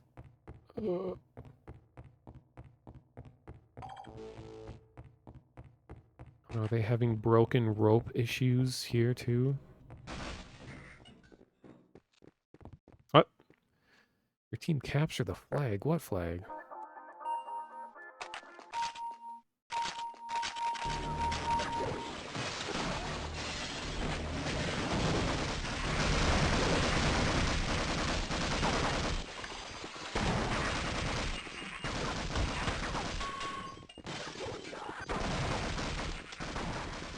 Yeah, this is co-op in opposing force. This is not Sven co-op. This is its own server mod.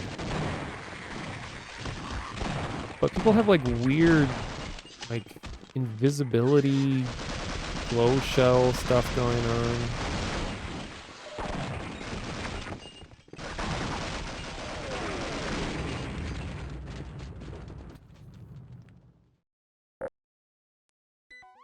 I wonder if anyone's done this yet. Like, has anyone pieced together the entirety of like Half-Life 1 all into just one big map? Not necessarily in Gold Source or Source Engine, but like in any other thing, like in Unity. That would be cool to just be able to seamlessly run through the entire game. I've seen maps, like a image of someone who has pieced them all together visually, but like wondering in a playable environment if anyone's done something like that.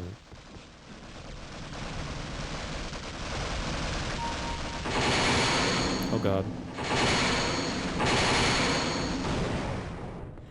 Door stucking engaged. Oh, there's grappling hooks? Please. AMX mod, why you do this?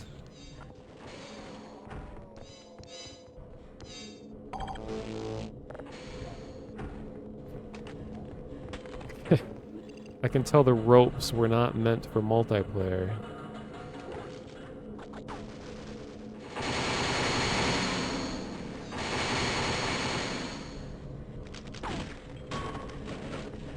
What model am I even? I don't remember. Ah. Ah, yes, I'm scientist.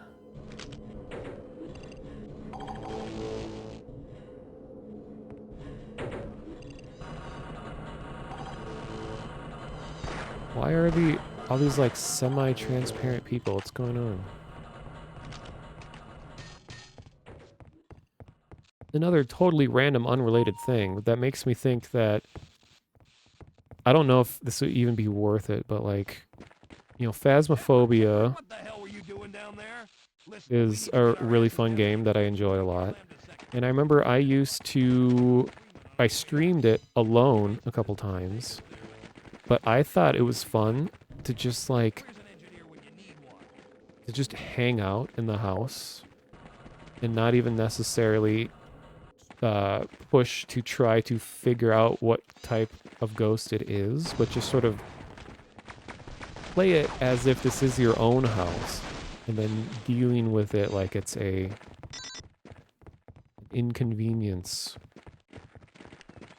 Because that's kind of the way that I wished that Phasmophobia was made. It would be more conversational, because I really like the speech recognition aspect of it. But it'd be more fun if instead of trying to figure out the type of the ghost, if it would just be like, hey, we have a list of information that we want to get from the ghost. Like maybe figure out who murdered this person. Like who are the family members of this ghost? What happened here? Like more like a investigation, more so than we got to get this ghost out of this place. It's like, no, let's work with the ghosts. We don't need to be enemies. Yeah, I thought it would have been so cool so cool if Just when I was it was like a ghost Mad Libs kind of thing where every round it would generate an entire life that this person had, and it would have missing information, and you would be the investigators trying to figure out, like filling in the blanks need any other thanks, Doc. of this ghost's life. And you do that through examining the house.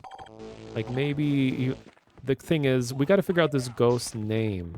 But when we ask the ghost what its name is, it doesn't tell us. So you have to I'll be right go into the bedroom and like look through photo albums or something. I mean that would be getting pretty detailed, but like look around the house for clues of what the ghost's name is. And once you have the name, then the ghost is more willing to talk to you. And then you start talking to it and asking it about like, does this name mean anything to you?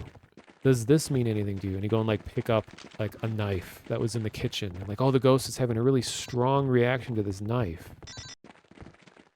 So you can start to piece together parts of the lore of this ghost. That's the kind of Phasmophobia I want. But now I've heard there's like 30 different types of ghosts, so it might just be impossible to play these days. Who needs a locksmith, huh, Shepard?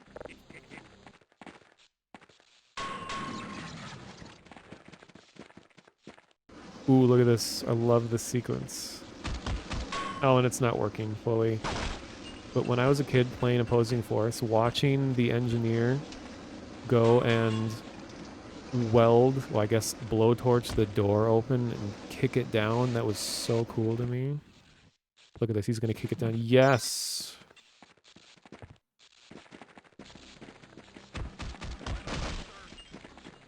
That's true, Cole. Yeah, that Shadows of Doubt game is a lot like that. They just need a ghost version of that. Looking pretty grim. Dwarf Fortress levels of background generation. I'm sure someone has probably modified Dwarf Fortress to have, like, paranormal stuff. Yeah, I mean, we're all on the same team, right? Right? Well, I'm not sure what their mission is, but we need to keep moving. There's gotta be a transport somewhere out here. There is actually, apparently, a mod of Counter-Strike Condition Zero that is the Half-Life grunts versus the Black Ops. And it looked really cool. Like, that's something, as someone who's played a lot of Half-Life, I always wanted was some kind of new type of gameplay that takes place in the Half-Life world. Some sort of like strategic squad gameplay. Where you work as different factions in the Half-Life universe, and you have different objectives and such. At your command, sir.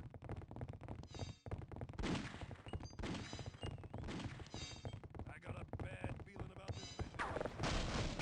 In case people didn't realize it, the voices of all these grunts is John St. John, the VA for Duke Nukem. This guy. I'll stay here and await further orders. Sure, we can do more damage guard duty, I got... All right, yes, sir. Oh, yes, guard. At your command, sir. Check your zone.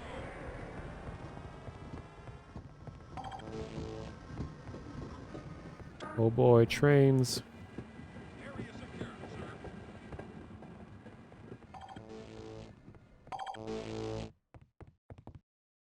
Oh no, the server admin needs to leave. I hope that doesn't mean the server's going down. I was told to guard How this area. dare they have other things going on in their life. Wait, the server's using End mod? Holy crap. That just surged nostalgia through me. I used to play with End mod and End craft a lot, and I had like a really elaborate set of keyboard binds. I made my own scripts and just like crazy stuff. I used to like reprogram parts of the gameplay of maps. Yeah, it's a server mod that lets you like manually tweak entities and stuff. I used to make ent maps that were just giant playgrounds of items. This is, you know, way before Gary's mod. There's Gordon, there he goes! So you could piece together stuff and like build houses using ent mod.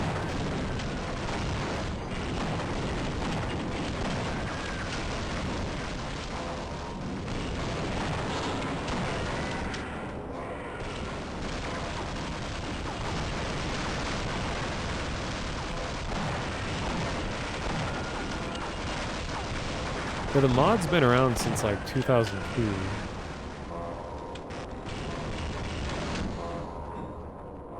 We don't really make a level, you're just rearranging stuff that's already there. The guy, the admin on the server, was using it to force a door open that was supposed to be scripted to open, but it wasn't. So he forced it open. Yeah, Worldcraft. Yeah, Worldcraft was, also Ball Fondler is in my server.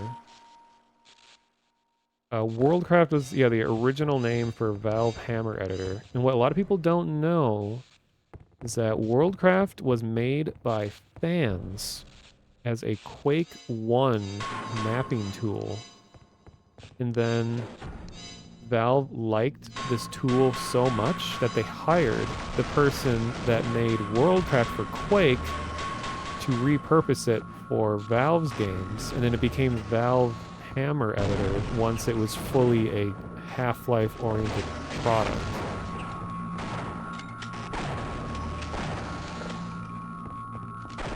And what's really cool is that I have a download of the original launch build of Half-Life 1, like an unpatched launch build. And it comes with the very first version of Worldcraft, and I managed to make a little functioning level in it, which I did make a lot of weird maps back in the day and all that, and I still remembered how everything worked too. That was pretty fun. Making a concrete box and putting a light in it and hoping it doesn't leak. Yeah, only Hammer Editor kids know what leak means in all caps. That means that you messed up.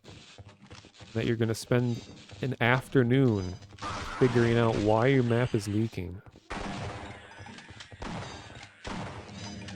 And then you eventually give up So you just put your entire map inside a box and call it a day. Which doing that meant that nothing would be optimized in your map. All of it would render all the time. And you'd be doing a tremendous amount of unnecessary light calculations that would make your file size way bigger. So that's how you can tell at what point of the grieving process a mapper is in, is if you no clip out of the map and you figure out that the whole map is inside a box. That means that they gave up and they've come to terms with their failures.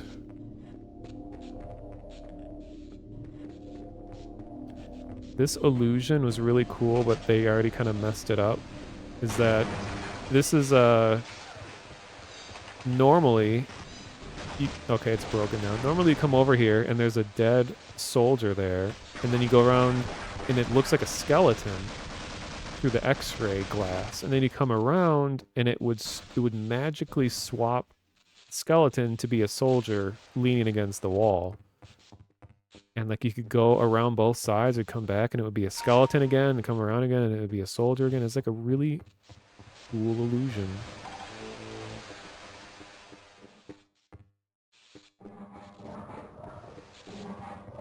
Uh-oh, ichthyosaurs.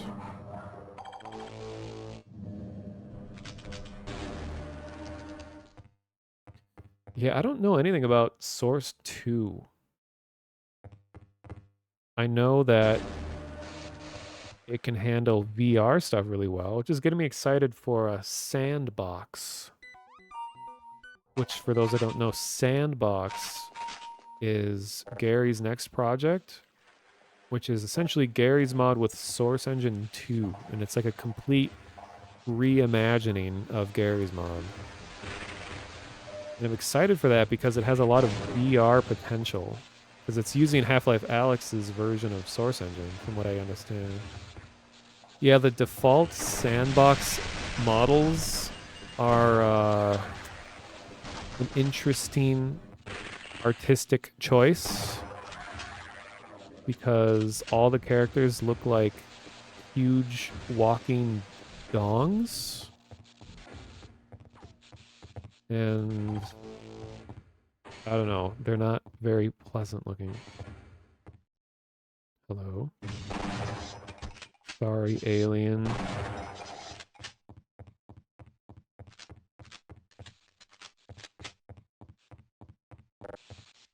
Oh my god, everybody left. Oh my god, I'm alone in a server with Ball Fondler. And, Ball Fondler left.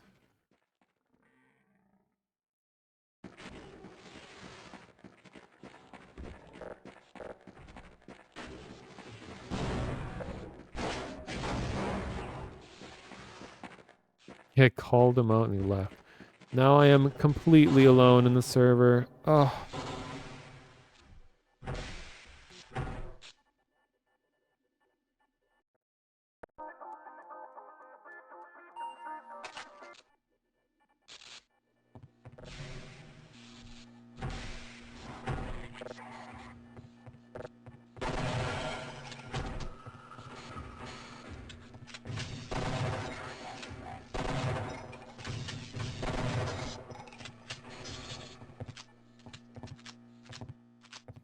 Yeah, it's 12:30 for me right now, which is really weird. Usually when I'm streaming and I look at the time, I'm like, oh my god, it's 5 in the morning and I haven't slept. But this time, it's 12:30 and I haven't slept. 12:30 in the afternoon. Amazing.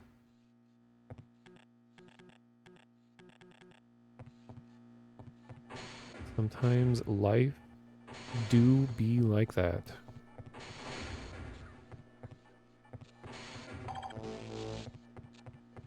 This is a random Half-Life related tangent, but one of the most amazing recent discoveries related to Half-Life is that on TikTok, of all places, a former level designer on the very early versions of Half-Life 1, before the game even launched, he found a bunch of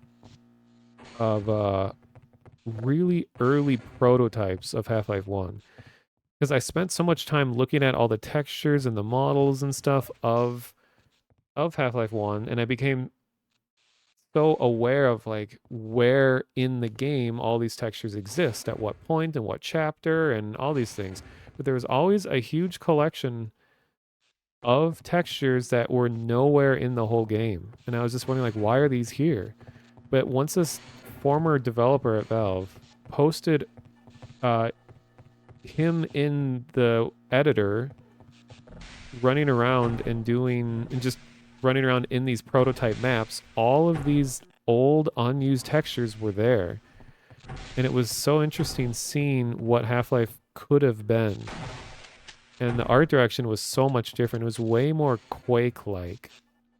Like if you think about how Quake 1 looks, where everything is very video gamey, like this really thick just columns and just arena-like simple geometry sticking out of the walls, a lot of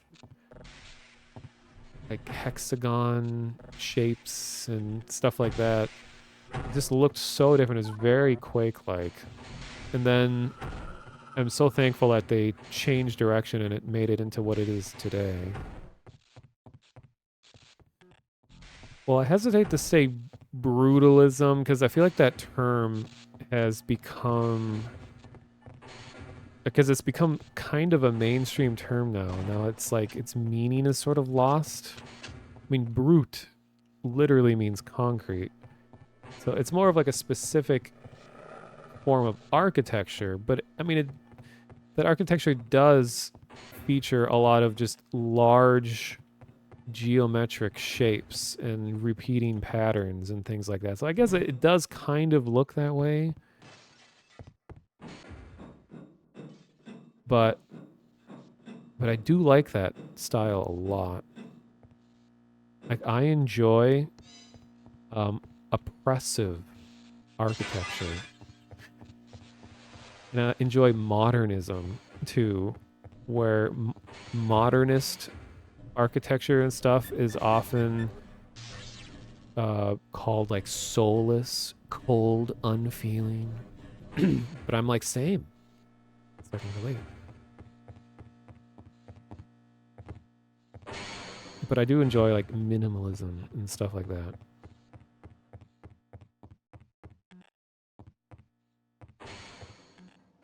Brute means raw. Really? I was trying to remember. I heard someone talk about that. Wait. Let's see, what was it? It was like.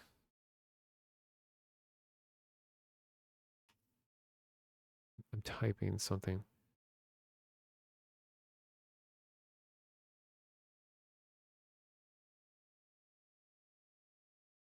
Raw concrete construction. Oh, it's from the French term. I'm not going to pronounce it right, but béton brut, meaning raw concrete. Yeah.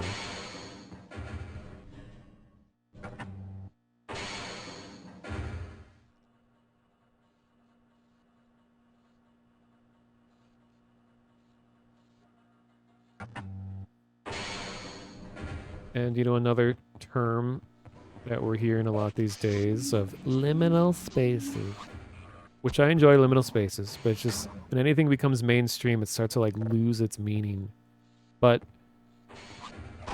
I have this theory that video games are okay, the design of spaces in video games are inherently liminal because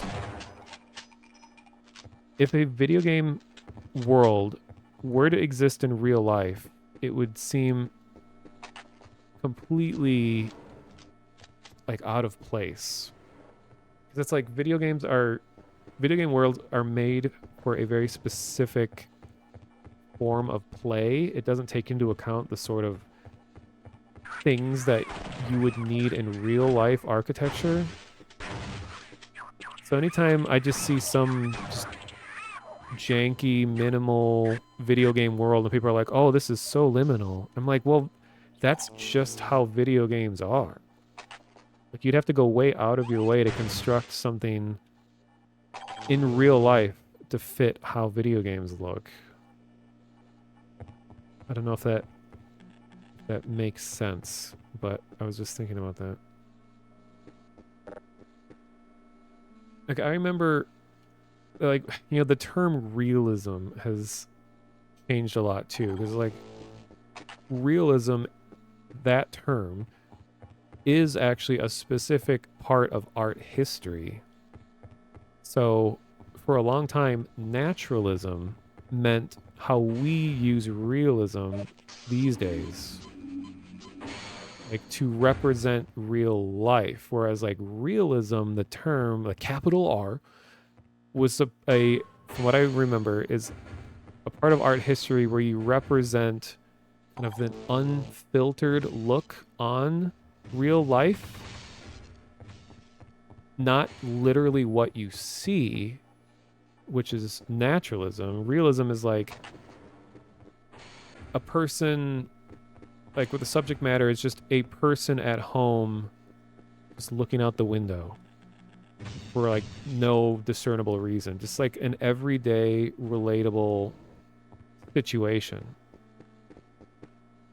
But what was I trying to get at? Like it's very easy for. Wait, I'm trying to remember where I was even going. Oh, I was playing a game. It was just some random like itch game where they actually had a one-to-one recreation of a like real world place. And it was very strange because it wasn't at all trying to be a video game. It was trying to be as perfectly recreated of a real world location as it could. And it felt very strange, especially when you have an outdoor area and you move at a realistic speed. You start to realize that like the world is so extremely huge. Like, what was it? It was some itch game that used satellite imagery of some like canyon somewhere, and it took like a real world hour to run across the whole thing. And I was just thinking, like, this is the most realistic video game I've ever played. Like, we're so used to video game worlds being this summarized version of reality. Like, it's just picking and choosing, you know, what's the word? Like a romanticized portrayal of the real world. Inconveniences are removed. Things are broken down into their into their elements that you would expect. Not how they actually are, but how you would expect them to be. So it's really weird when you run into a video game which does not hold back at all. That it's just exactly what you would see in real life. Oh, hey, Mech OpFor, a very frequent contributor of the Ludo Crypto, nothing to do with cryptocurrency, by the way, Ludo Crypto Monotonous Discord. Thank you for the raid. Yeah, real life distances are very rarely ever reproduced in true scale. I mean, like, we have like the MS Flight Simulator, most recent one. That is like one of the, like, I don't know if it's an overstatement, but like one of the most important, like, oh God, important achievements that I think humanity has created in the last few years is the most recent MS Flight Simulator, where it is like an actual interactive real world environment that you can, I don't know, it's kind of like Google Earth, but it makes it a little more special because you can navigate around it in kind of a realistic way. So it's not just something you look at, it's something that you actually participate in. And like Google Earth in VR is its own whole amazing thing as well.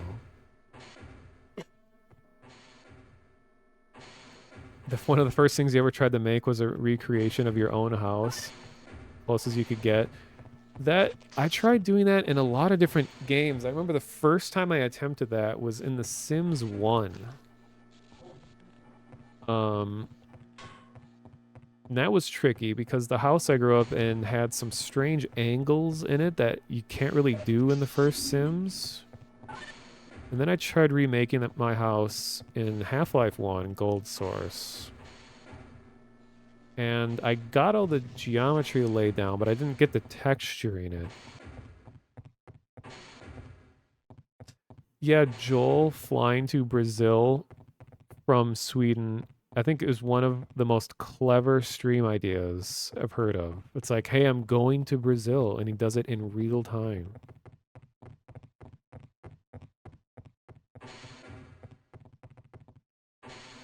Say that Daggerfall is more realistically scaled. Would you say, like, compared to all Elder Scrolls games, that Daggerfall is proportioned more true to real world scale?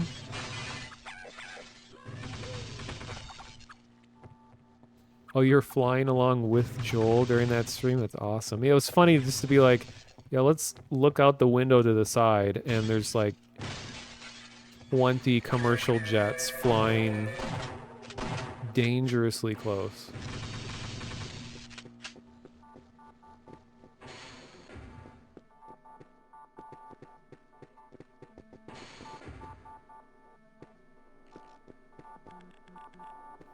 Great barnacles. I don't know the SpongeBob terminology. Does Mr. Krabs ever say some kind of catchphrase related to barnacles? Ah, yes, Walter. Oh, I We forgot were about this finally scene. able to successfully detach one of the barnacle creatures from its point of gestation. As before, we were still only able to coerce the creature into latching onto organic materials.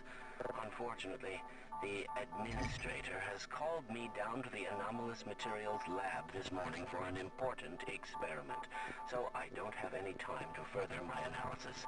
Take specimen number 1176 and log anything else you can find.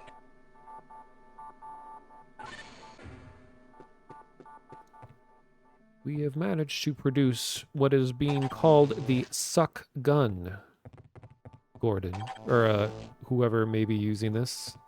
This gun allows you to suck.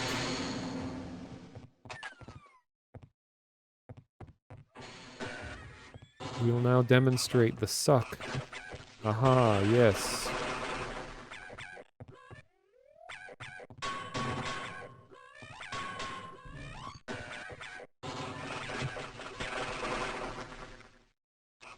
Guess that's more of a chew than a suck. It's good to not confuse those two things. Specimen cultivation room as we kill everything in it. Oh yes, this is the tutorial on how to grapple. One of my favorite weird gameplay things that players figured out is that, you know, the Barnacle Gun and Sven co-op, that you can make a, like, suck copter when you have two people with the barnacle and you're both attached to one another 20 minutes and you remaining. jump in the air and you both spin around and you can actually like lift off the ground and fly in this like orgy of blood and teeth as you like ascend into the air, defying physics. It's kind of a magical experience.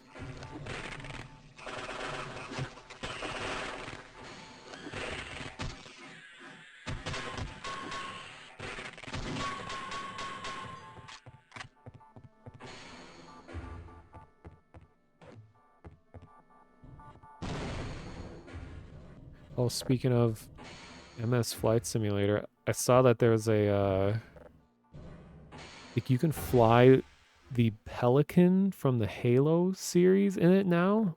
That sounds really amazing. God. And you can also fly like one of the ships from the Dune film, which sounds awesome also. Some of my favorite things are simulators of fictional vehicles.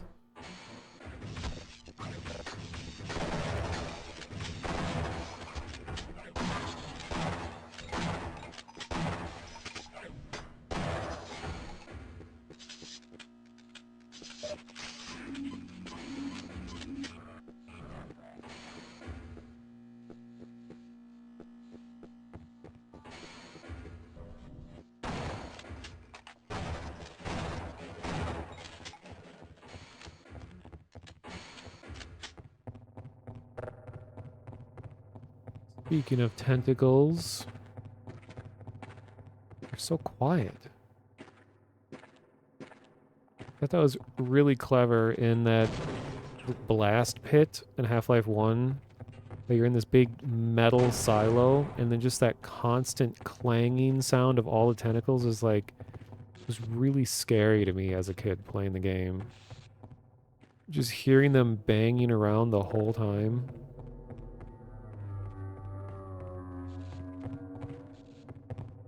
It was always really hard for me to get past that part of the game because I was just freaked out by these tentacle dudes. I don't know if they actually classify as a tentacle though, because I think a tentacle has to be an appendage that is designed for gripping. And these guys, they ain't gripping, as the kids say. They're stabbing and poking. And it's just their necks that are long. They're not like gripping things.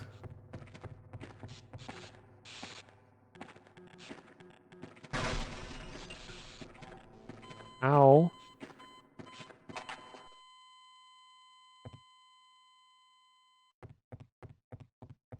That's right. Yeah, the tentacles they're all coming out of one big thing underground.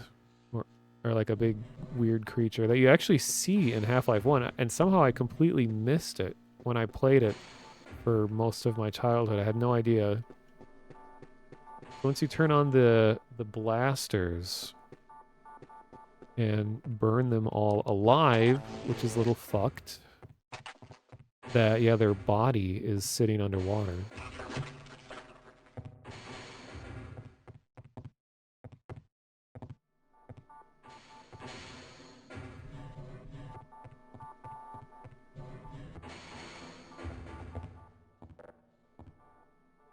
Another cool discovery related to Half-Life 1 that came out in the last couple of years is that a former artist of Valve found a directory of source material of photos that were used to produce a very large portion of the textures in Half-Life 1. And that was surreal to see.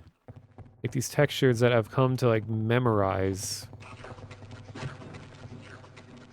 exactly how they look and everything, is weird to see the real life thing that they were created for or from.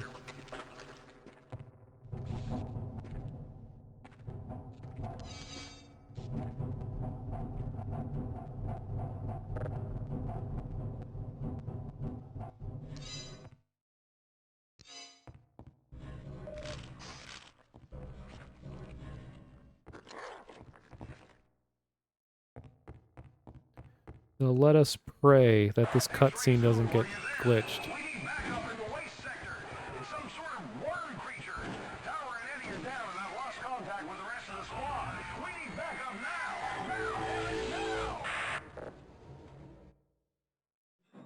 now. Oh, this isn't the scene that I thought it was.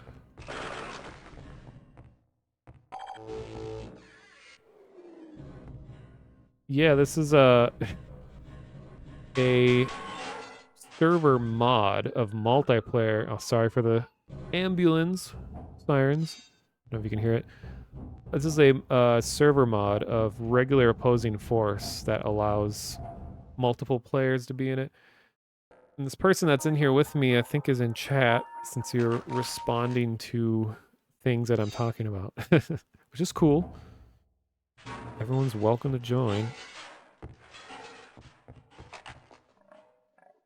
Yeah, the event is technically over, but there's still way more people playing than there ever usually is. As you can see, there's 1,600 people. Oh, you're very spooky skeletons. Nice.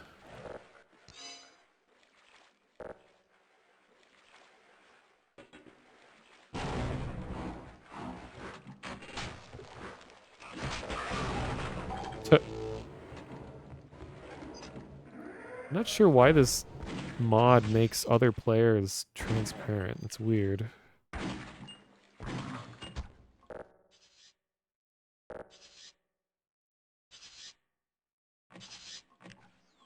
It's an anti-block thing. Oh.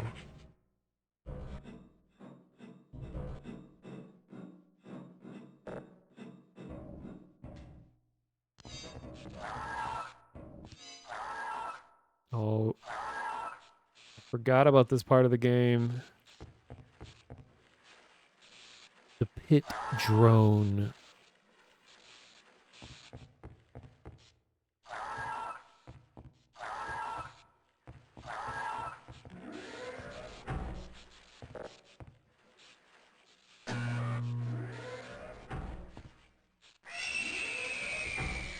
Making hawk noises.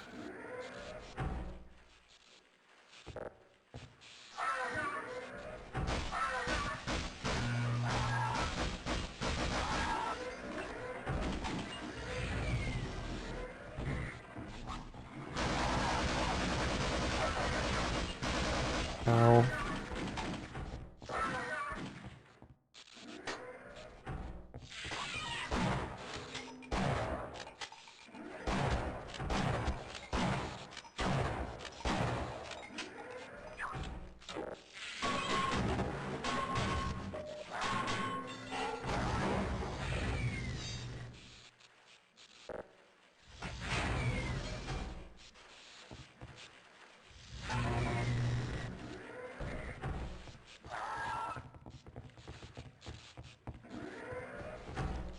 Do the players have different soldier classes? No, all the models are have the same abilities. It'd be cool if they had different like weapon loadouts or something. Ow, ow. 20 minutes remaining.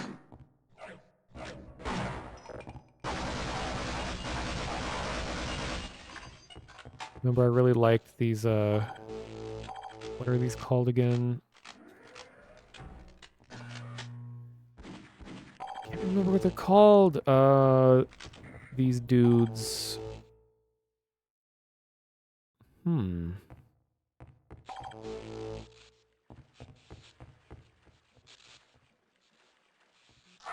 No, I don't think they're pit drones. I think pit drone is the name of the big. Oh wait, no. Okay, Gene Worm is the final boss. I think pit drone is this big worm thing that we're fighting right now. The small guys. Let me look it up real quick.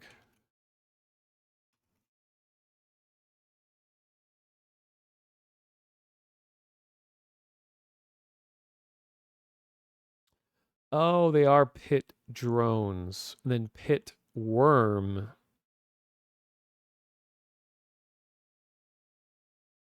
And then gene worm is the final boss. And then shock troopers and then voltigores are the big like pink dudes with purple lasers.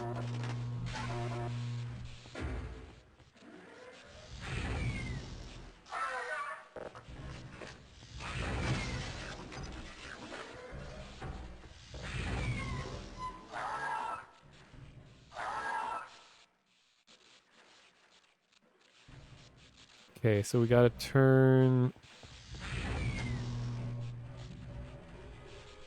Uh-oh, it's gonna happen. Here we go.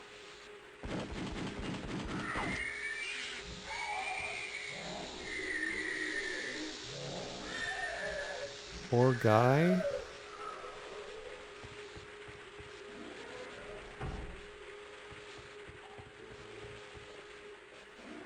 It's the flesh grappling hook in Half-Life. It was in Half-Life as an enemy, the barnacle, but it wasn't usable as a weapon until opposing force. You know, how do we get over there?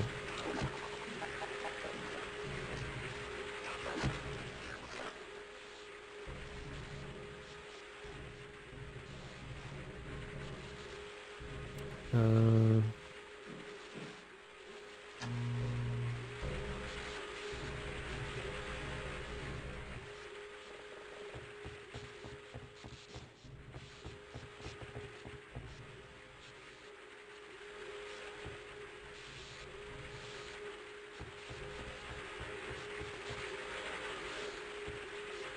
oh, okay. Just a bridge.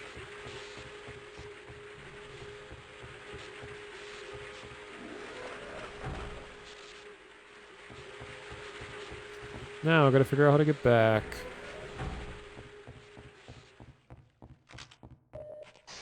And I'm going the wrong way.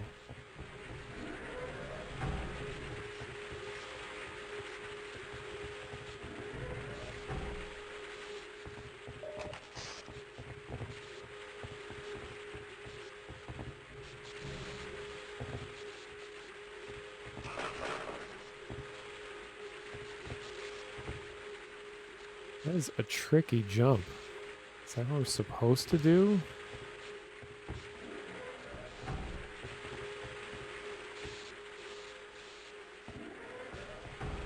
Hmm. We're stuck? Jesus. Okay.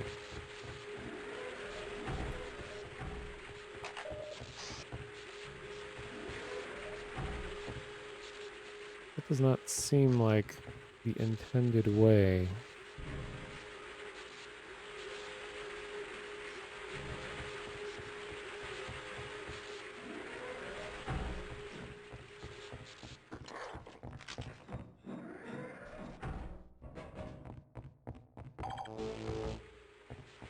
Ah. Hope we don't get killed by the steam. No. Hooray. What does the repel in the barnacle do? Yeah, if you attach yourself to a barnacleable surface, and then you switch it to repel, it will let you just slowly descend instead of it pulling you towards it.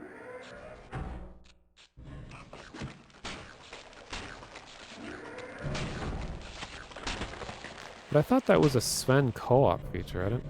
Is that in here too?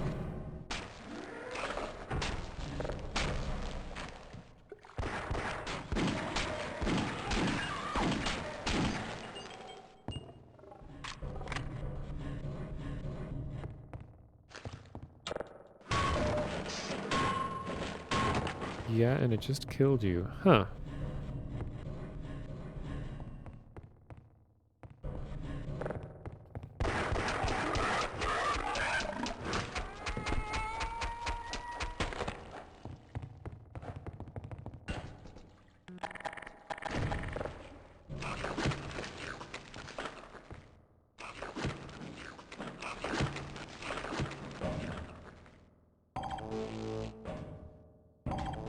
Yeah, I'm one of the few people that I like the sound of the MP5. This one. I know it's always compared. Uh-oh. It's always compared to the Blue Shift one, which I think sounds really bad. Played Half-Life 1 on PS2, really? Is that like your first Half-Life experience?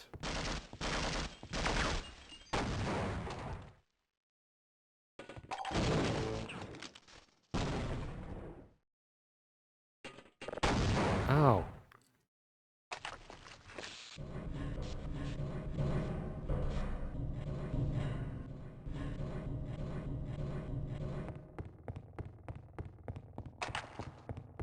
you didn't even know it was on PC when you were a kid. Interesting. Yeah, it is weird to think how like everyone has their own first experience for games. Like I very vividly remember the day that my brother bought Half-Life 1. It had only been out for a couple months. We hadn't read anything about it beforehand. We weren't anticipating it, anything. You're just like, I don't know, it's this new game that looks kind of cool by the back of the box. And he brought it home and started up the game, and it had that good morning and welcome to the Black Mesa Transit System. And we just had the game running, 20 and minutes we weren't touching the remaining. keyboard or the mouse, and it was going through that intro sequence. We were already blown away by like how good the game looked for its time. And then we accidentally bumped the mouse and realized that you can move around the tram during the intro. We were like, what? And they like restarted the game and they started walking around during the whole intro. We're like, I can't believe you can interact with this cutscene. Like, this is amazing. And remember we had the sound up really loud and just that like crazy, not crazy, just that really cool sound. Here, I'll play the sound on stream. Like this sound still gives me chills. Because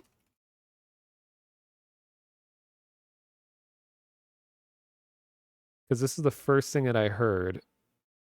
And right away I was like, I love this game's atmosphere.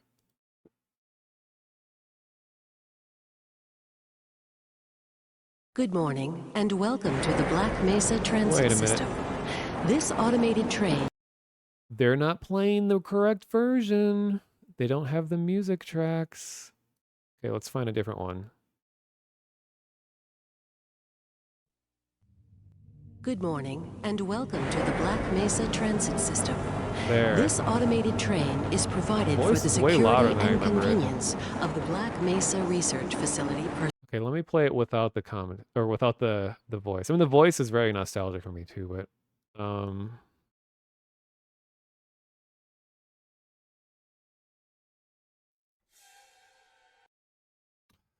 course they have the soundtrack in alphabetical order. That doesn't help. This. Oh yes, yes.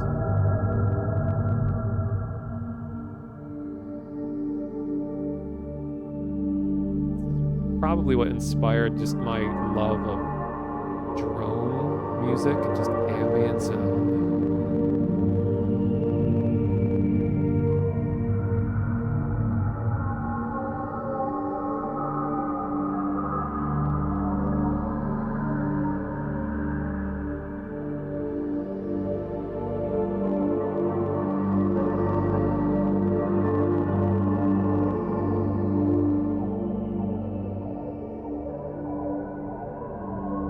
So your dad bought his first PC after he saw a coworker play Half-Life. That's amazing.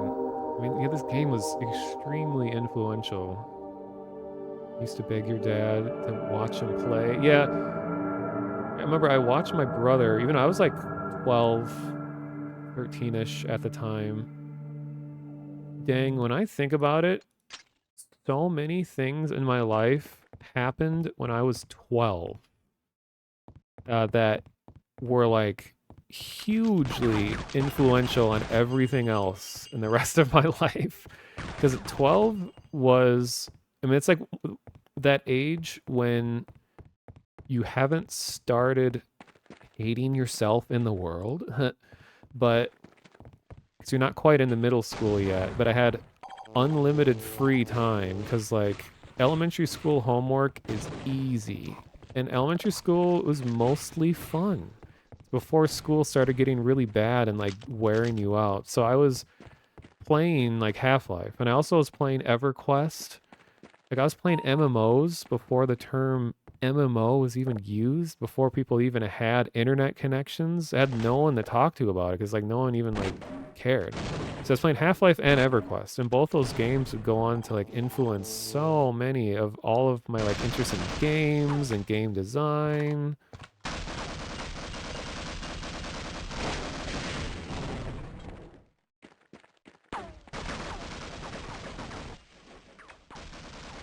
Yeah, my parents never cared much for video games.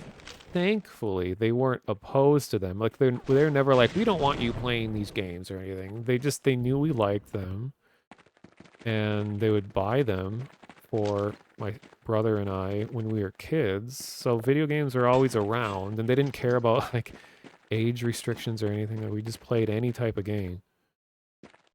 Uh, which I'm grateful for because I hear a lot of stories from people who are like, my parents didn't let me play anything. Like I didn't even play, my first game until I was like in high school or something.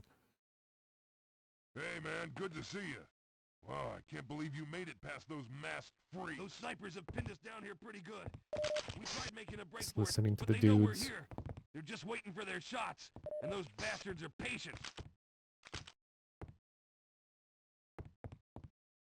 Have you ever heard the original samples used for the Half-Life soundtracks? Oh no. Is there a video about that? That sounds really interesting. But I remember my mom says that she thinks that the reason that my brother and I got so into video games is because uh when my when my mom was pregnant with my brother, she played the Atari a lot. And that was technically my first game console ever. First video game, period, was the Atari. And I played Q*bert and Pac-Man. And then we eventually got an NES. I never say NES. I don't believe in reading acronyms. But I got the NES. And then I played a lot of that. But then the SNES was the most of a console that I ever played. I played Super Mario World a lot. That's definitely, I think, my favorite Mario of all time is Super Mario World. But PC gaming completely overtook everything else. Like once I was getting into Half-Life and its mods and then EverQuest and stuff like that, I just like stopped caring about console systems. I mean, eventually got a Nintendo 64, which I played. I played a lot of GoldenEye and Mario 64, and we had Cruisin' USA. And I think we rented Jet Force Gemini a bunch. We mostly just rented games after that. We didn't own very many games at all. And then we got a Dreamcast. And then that was the last... Dreamcast was the last console that we had for a long time. Never had a PlayStation. I guess that's the thing that I missed out on a lot, is we never had any PlayStation systems. So I'm just, in the last few years, getting into like learning a lot about like Silent Hill and all these games that like I wish I had been able to play back when they were in their prime. So that's why like Final Fantasy VII just has no nostalgia factor to me. I can look at the game now and be like, oh, that I probably would have liked this a lot back then, but I don't have any nostalgia for it. And it's never really interested me, but Final Fantasy VI, that is my Final Fantasy. The one that I actually played, and it's the only Final Fantasy I ever beat. I played 4 a bunch too. And I did play Final Fantasy 1. We didn't own it, but I think like our cousins had it. And it was way too complicated. Could not figure out how to play it. I don't remember having any fun. Because the music of 4 and 6 was just so good. Like some of the best music on the SNES that we would just go to a certain part of the game and just let it play and just leave it on as we listen to the looping music. Like, oh, this is incredible music.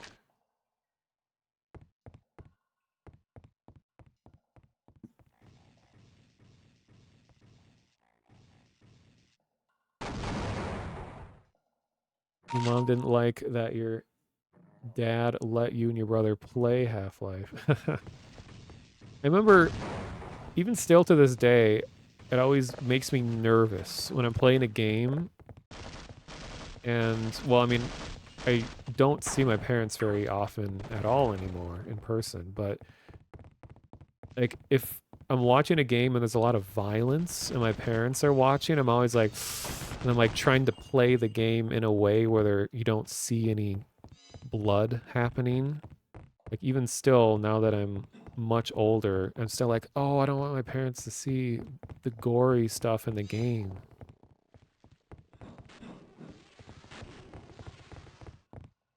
I know my dad, like eventually we got Doom on our computers. Oh, this is like the worst part of Opposing Force that we're in right now.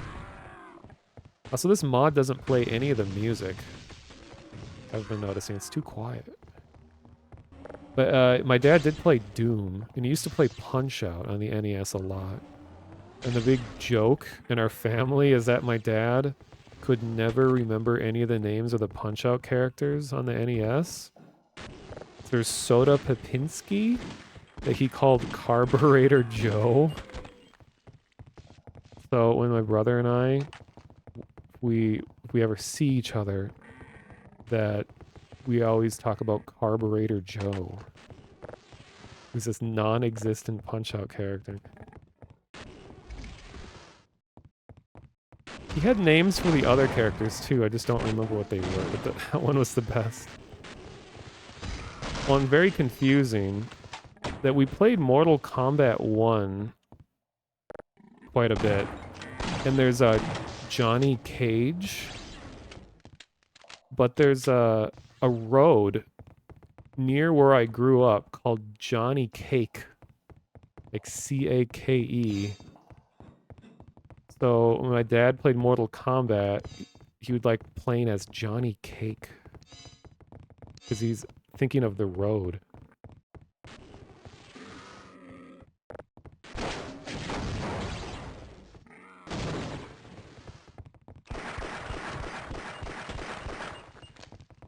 Yeah, I'm just looking back at stuff you guys are saying. Yeah, the PS1, even though I didn't grow up with it at all, don't have nostalgia for it, I still feel nostalgic when I see PS1 games played. Like I feel like it was a part of my childhood, even though it wasn't.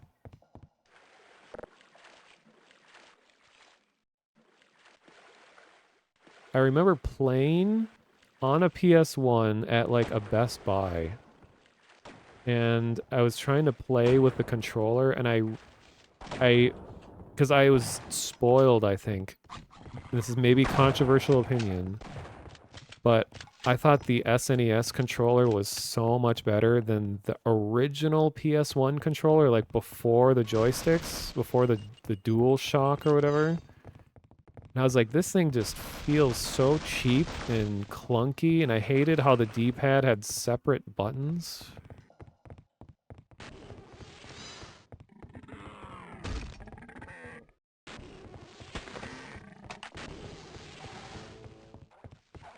Oh yeah, Vinny's friend that called Ganondorf Crenando. Yeah.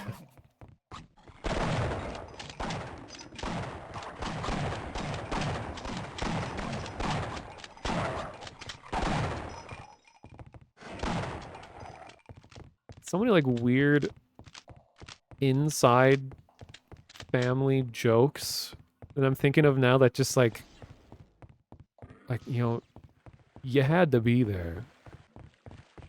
Like the only one I can think of that kind of reminds me of the Crenando thing is that we used to visit Wisconsin Dells, which is like a big attraction of the Midwest. It's like this enormous water park in Wisconsin.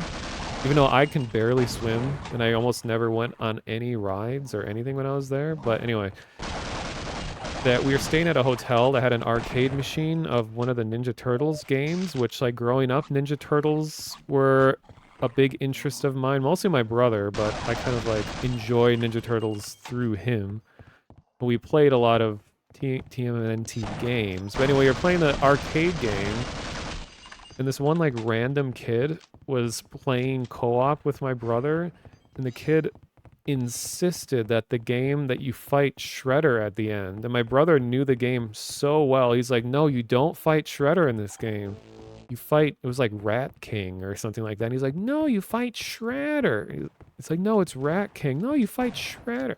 And it's not really funny at all, but just anytime I'm talking to my brother about TMNT, we just insist that Shredder is at the end.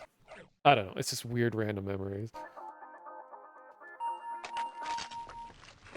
Because I think the kid had only ever seen maybe the original movie, and it's like, oh, well, Shredder's at the end of the movie, so that must mean that Shredder's at the end of the arcade game, when really it's like Rat King that you fight.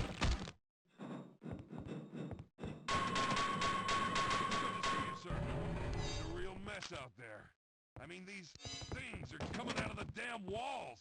Ain't no way around them either. They just keep coming. Heard about some kind of big standoff at the dam up ahead. I say we make our break for it now. It ain't gonna get any better, that's for sure.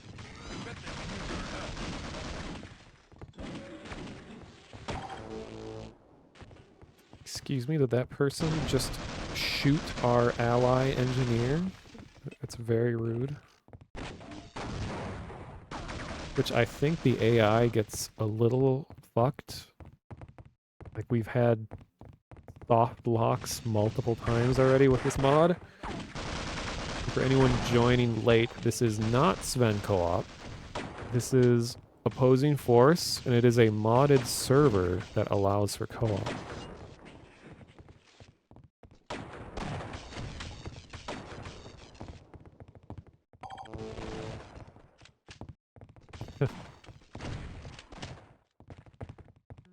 Coming out of the damn walls. Oh, that is weird.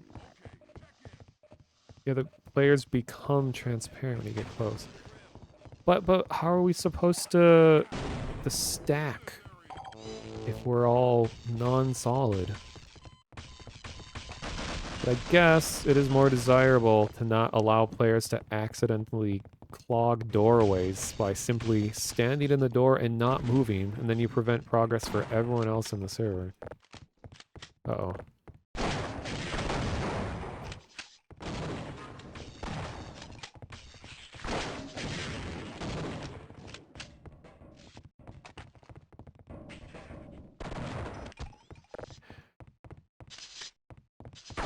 I'm sure this has maybe been described as liminal, or I don't know, or some term, but just the feeling of that random arcade machine, like, in a hotel. I mean, you don't see this anymore. Or, like, an arcade machine at a movie theater, which maybe those are still around. It's always some, like, game that is way out of its generation, or some game you've never heard of. Or it's like some strange hunting game. And I didn't grow up in this type of culture, but I've always heard that there's kind of like a whole scene of arcade machines and laundromats. And I even remember Game Center CX, when he visited America, and part of his trip was that he went to play lots of arcade machines at laundromats across America. And I was like, I didn't even know this was a thing. It must be like a state, like a East Coast thing, or I don't know. I've only ever used a laundromat like 3 times in my whole life. And they are very weird. The laundromat that I used was ran by someone that owned a lot of birds. So, like, up by the ceiling, like, way out of reach, there are these huge, like, long bird cages. So you'd go there, and there's just, like, 20 different birds.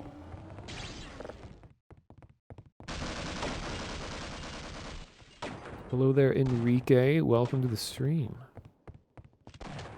Oh, thanks for the raid. Nice. Oh, were you playing Opposing Force earlier?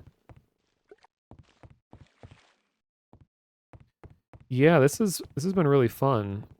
I'm so glad that there's a co-op mode. I mean, the deathmatch is cool and all, but I like the single player, but I didn't want to just play single player during this event. So it's cool to be able to play this with other people.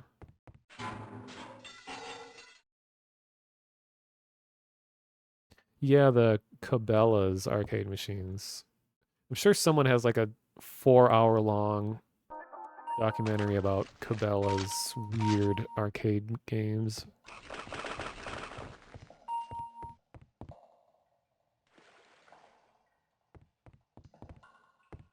Oh, you've been to the McDonald's that has a GameCube in it? I heard that there's very few of those. That it's like a weird treasure, like a lost treasure is like the McDonald's GameCube.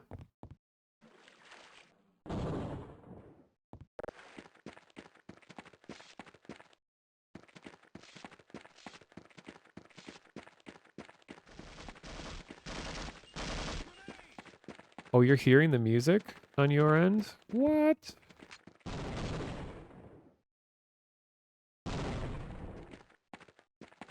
Oh, I wonder if because I intentionally put sound quality to low, so everything was is crusty sounding. I wonder if that just stops the music.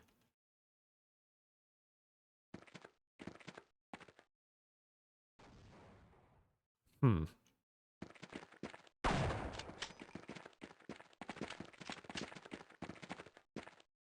I mean, I have the whole Opposing Force playlist open right here. I don't know what song would normally be playing here.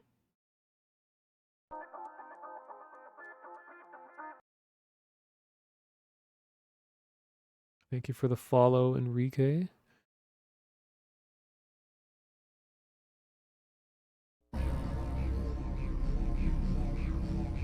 Forgot there's like didgeridoos in the soundtrack.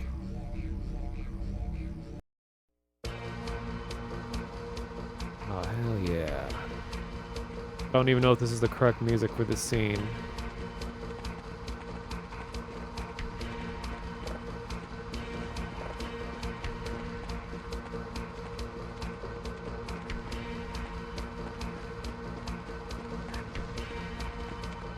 Some MIDI-ass sounding music.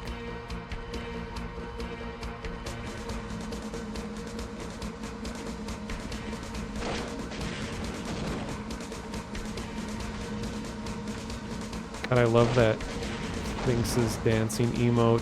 Very jealous of it.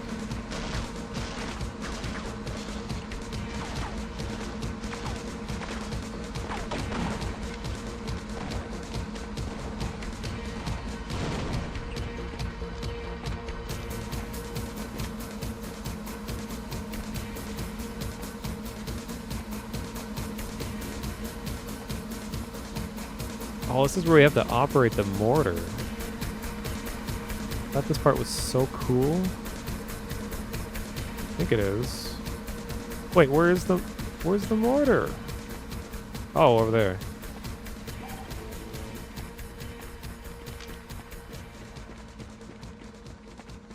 Oh yeah, audio.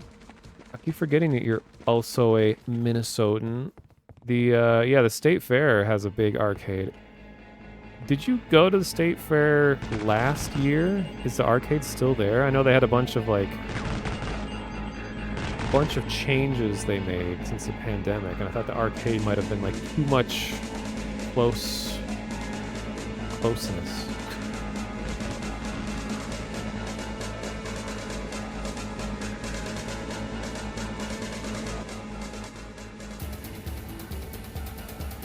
Ooh, this version is bopping, is how they say slapping, slaps. I don't remember what tense is used.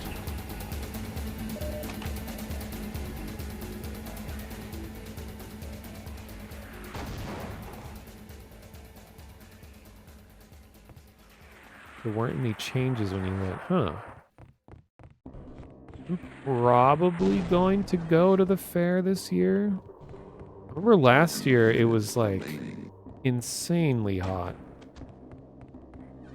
And the fair is one of these things where the weather completely makes or breaks the experience because you're outside for so much of it. And if you're there when it's like 90 degrees, everything is going to suck. The whole day is going to be ruined because you're just waiting to get to the next like shadow to get out of the sun.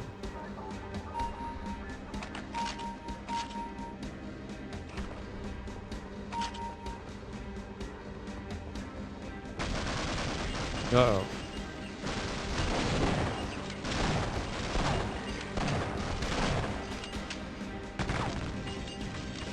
Yeah, the fair, like the Minnesota State Fair is actually, what is it? It's like the third biggest fair in the whole country in terms of attendance. It is huge. And I think the Iowa State Fair is the only one that's like, or like Iowa and Texas, I think, are the only bigger fairs. But I feel like state fairs are such a Midwestern thing. Like, I don't really hear about like a Boston State Fair or the New York State Fair. Because I know the fair started as like a way for farmers to bring their like their animals and crops and things into the city to show off to all the city folks.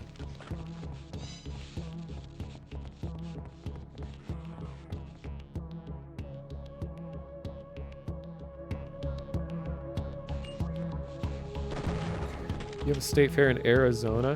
Whoa, wait a minute. Isn't the Arizona State Fair, isn't that the one that has the weird backstory to it where it was like, who was I talking to about this? There's some state where their state fair has one of the most bizarre backgrounds. What was it? Let me check real quick. Or like they completely canceled one of the state's fairs because the locals just like couldn't handle it.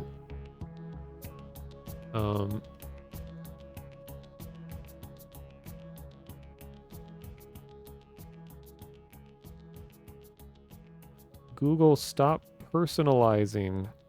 I'm trying to ask it state fair questions and it just assumes that I'm searching about my own state. The first ever state fair was in Syracuse, New York in 1841.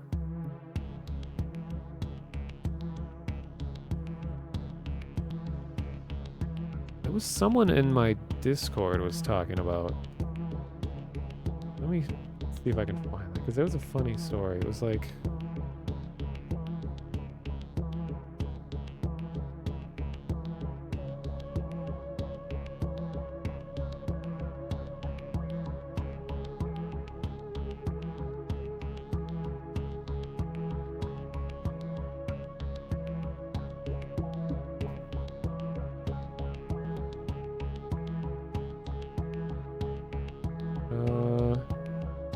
Oh, is it the Michigan State Fair?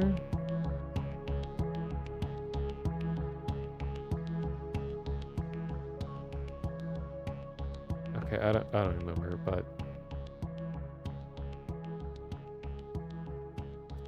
see you later, Hobo Noah. Thank you for stopping by.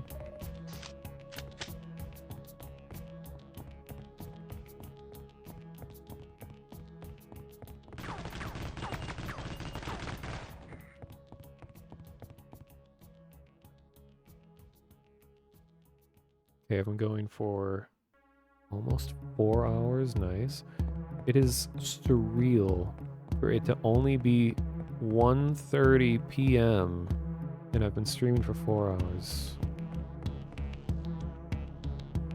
Like I was saying earlier, usually when I look at the time, it's like, oh my god, it's 3 a.m.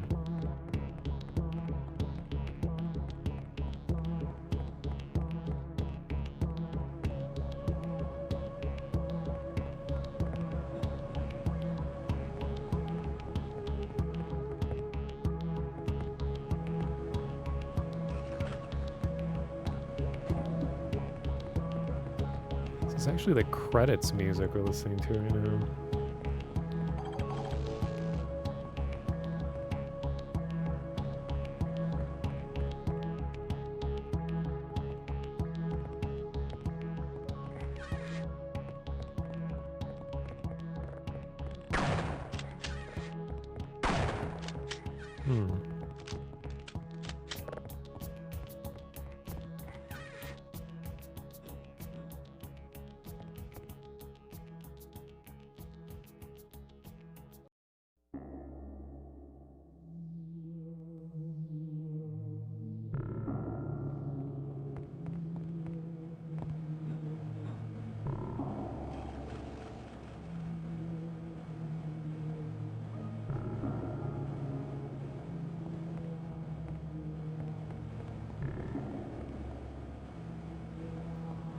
I think Half-Life also had a scene like this. Like these just really huge kind of blank concrete buildings. They sort of feel like, no, like filler parts. Like where they are trying to figure out how are we going to connect these two more iconic parts of the game. When you see the fill it in with like concrete mazes.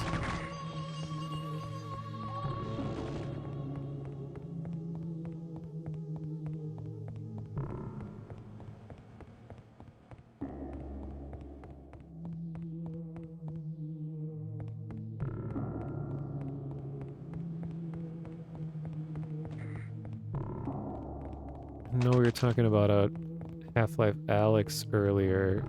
That one thing that I really wanted out of Alyx, which we didn't get, and I was sad, is that you can't use physics items as weapons. What I thought would be really fun is to be able to just grab random furniture and stuff and just like smash it into things that attack you. I've always found physics stuff to be so much more satisfying than guns. And I forgot, yeah, I streamed my entire first Half-Life Alyx experience, but I remember the very first head crab I came across is like, I better be able to just like pick up a chair and like golf club swing it across the room. You can't really. But I did have a fun moment where I was standing way up on top of a long stairwell, and then a head crab jumped at me, and I caught the head crab in a basket and then dumped the head crab down the stairs. And that was satisfying.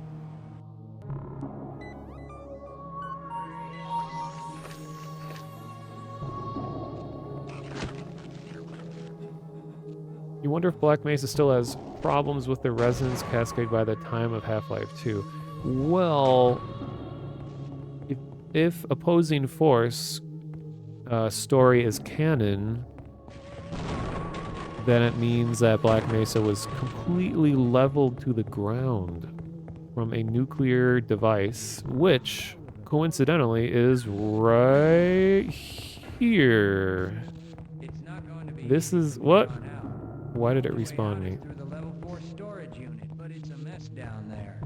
The Black Ops were using it as a staging point until the aliens came in. If they do make it through, make sure you have them come back for us. Oh, yes. That's the whole thing, is that Adrian, you know, who we are playing as here, goes in and disarms the nuclear device, and then the G-Man re-enables it. And then spoilers, at the end of Opposing Force, the bomb detonates and completely destroys Black Mesa.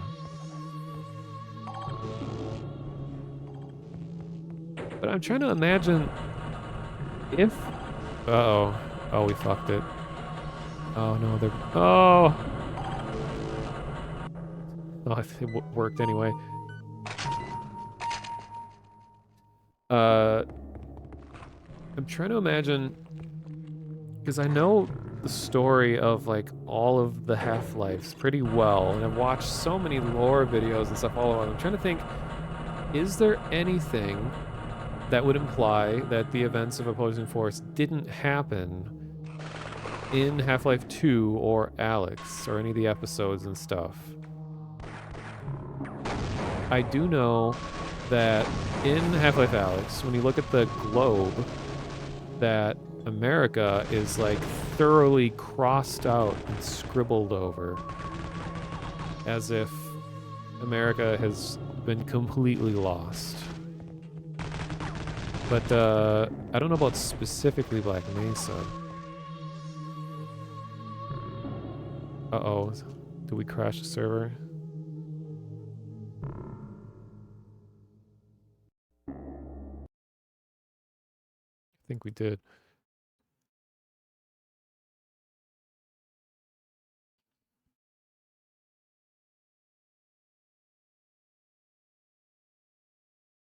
Black Mesa is in New Mexico. It says at the intro. Oh no. Rest in peace, server. And I think the admin left. I mean, he definitely left, but like, isn't probably at the computer to see that it crashed. Maybe it auto reboots?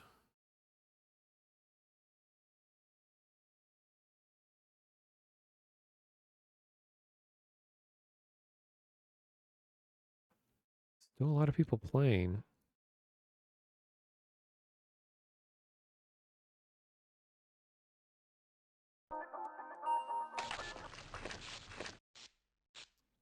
Great, what point in the game is this? Oh, it went back a few chapters? Uh-oh.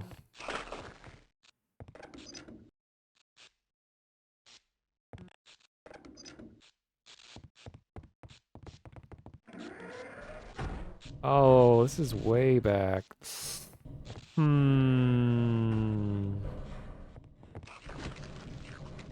might just jump into a deathmatch server and just do a little bit of that. Then maybe wind down the stream. I'm not sure. But it's so weird to be streaming at this time.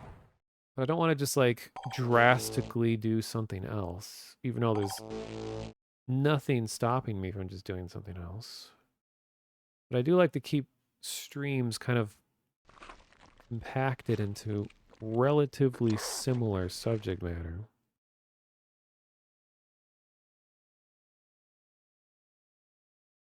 That jingle at the beginning reminds me of a 2000s ringtone. Oh yeah, it's the Half-Life 1 credits music. And actually, speaking of like ringtones, there's a really good Twitter account that just tweets out the original files from old cell phones. And oh my god, like, is it Nokia or Toshiba or like some company that put so much work into their ringtones? Like, they're actually really interesting things. Let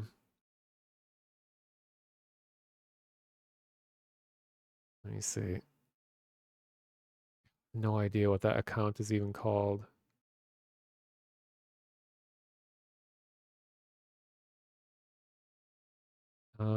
Ringtones?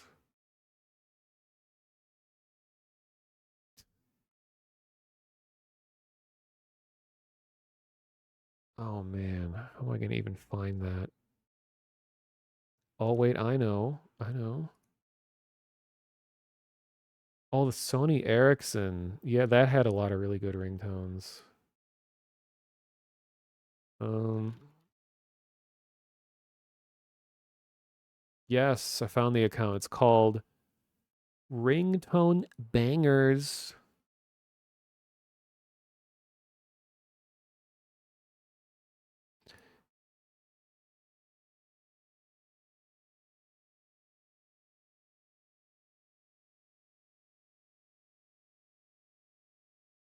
Wait, they moved to another account? Oh. Oh, they now have an account that's called Tech Prod Bangers. Okay, I hope this isn't really loud, but here's some of the ringtones. They're just so good. Holy crap.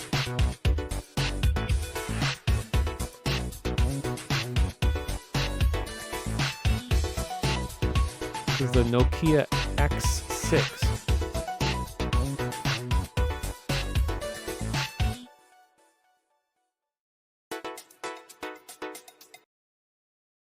Here's the HTC One. That song's called Chicka Chicka.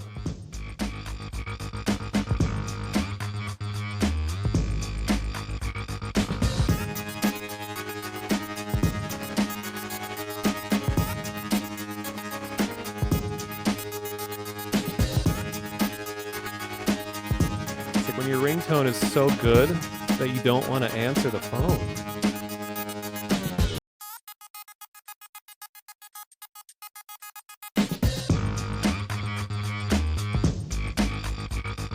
Here, I'll put a link to the account in chat.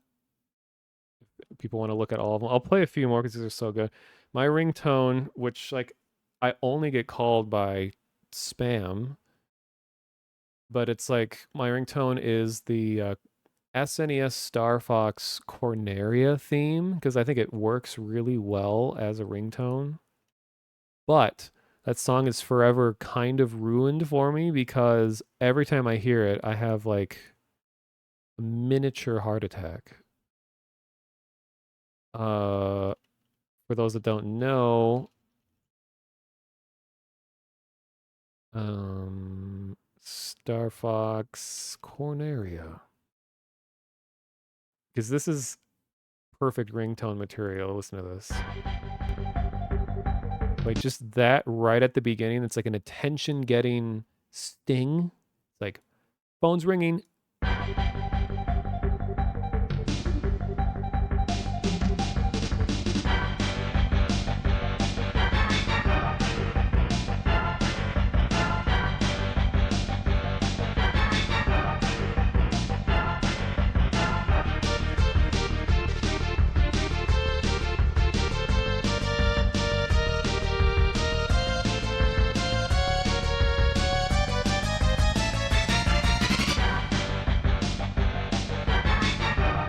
Yeah.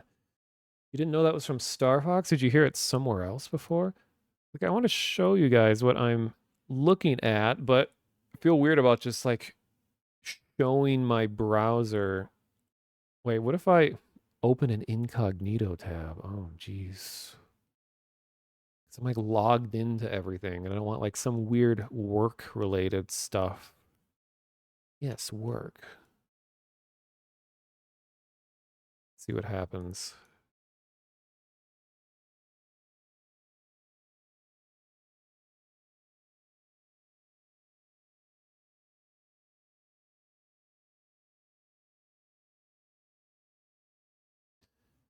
Okay, this should be fine. I'll capture the window. The huge ugly banner at the bottom. It says, please log in.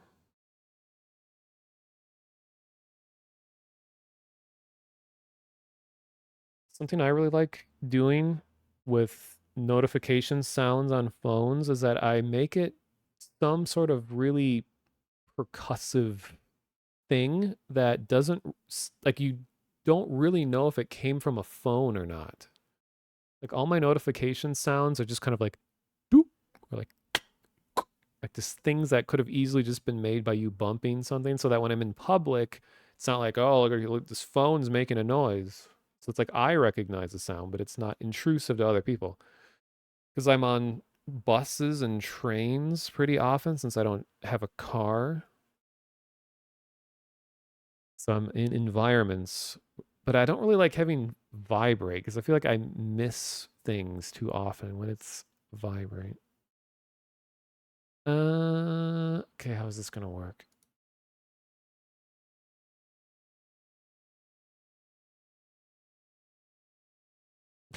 Oh yeah, we can have spinning Adrian Shepard in the corner. Oops. Nice. All right, well that's a good use of that space. Let's see what else we have.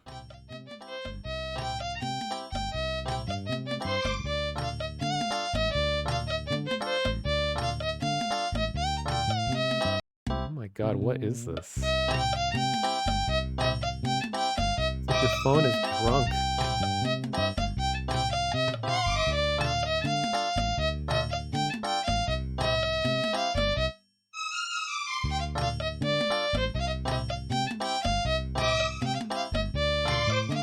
Huh. Oh, you recognize that one? Here's a Carnival. Holy crap, this one gets loud. Oh, hell yeah.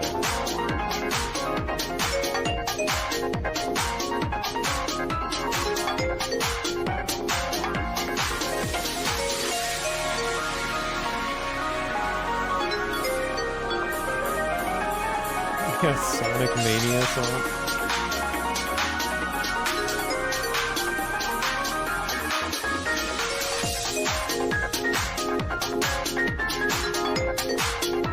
It's something I've noticed a lot because, like, my brother lives in Japan and he's lived there for like 6 years now, and he's fluent in Japanese and stuff. So it's interesting hearing from him that he said like something you realize that in America we'll think of a lot of stuff as video game music. Like you hear songs like, "Oh, this sounds like something from like a Sonic game," or "It sounds like a Final Fantasy game," or something. When really, that style of music is just everywhere in the country, and a lot of composers in that part of the country were hired. Wait, why am I hearing? Where to go? Anyway, a lot of composers were just already making music like that when they were hired to make video game music. So it's like it's not just exclusive to video games for them. It was just kind of a popular style.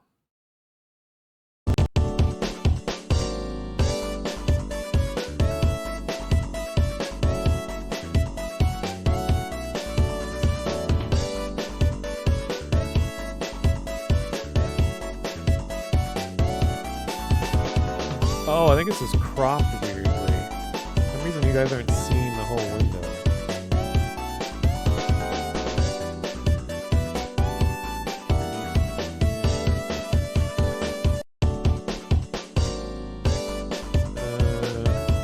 How do I fix this?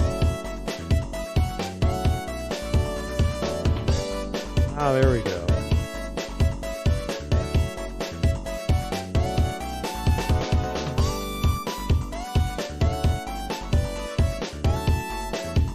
Oh, I'm still in the game server. That's why I make music.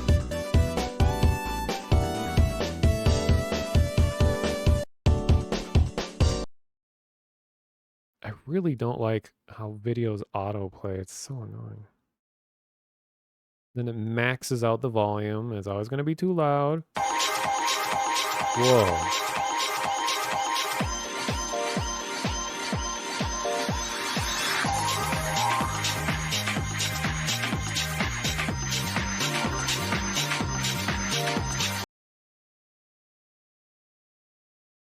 That's it? Just stops?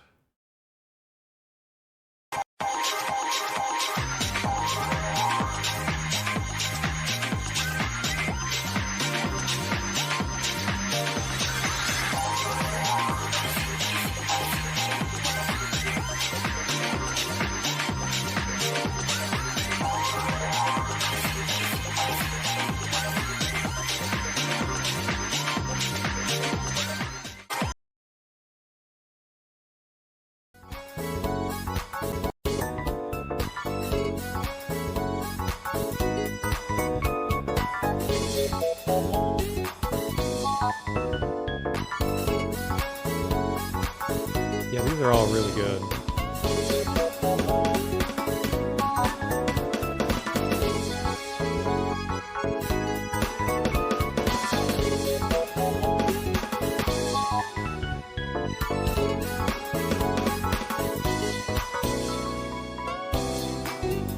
Whoa, there's a second verse? Or whatever you call it. Jeez.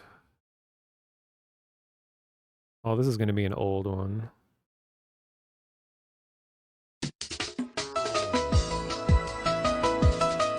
Hey guys, it's Wii music.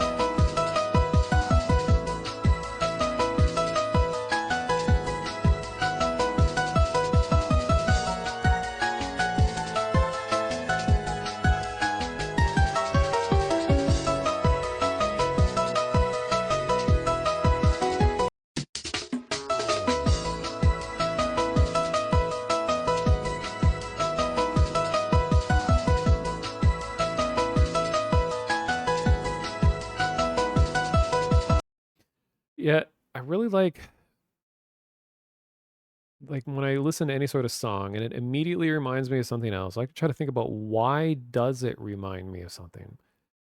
And I think the reason that I think of that as being like Wii music is specific type of like echoey piano in the background. And they also have that kind of sustained strings in the background that are just like I think that's like strings. Let's see.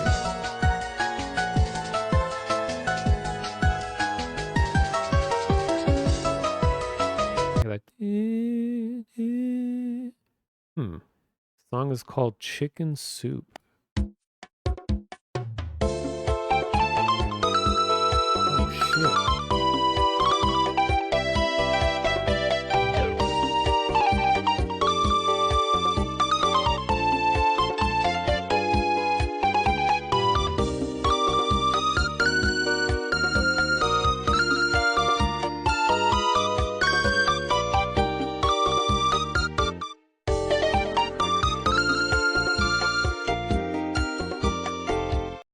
Yeah, I think uh like Asia-based tech companies put a lot more money and time into the music on their phones.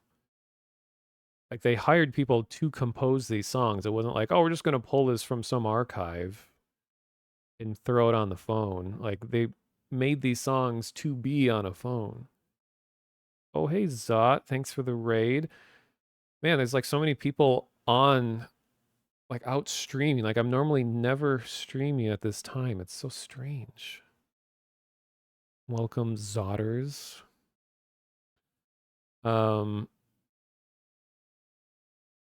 actually, if people are interested in cell phone music, first of all, they have a whole YouTube channel, but I believe the YouTube channel links to a website where it's like an archive of like the audio files of all of these songs.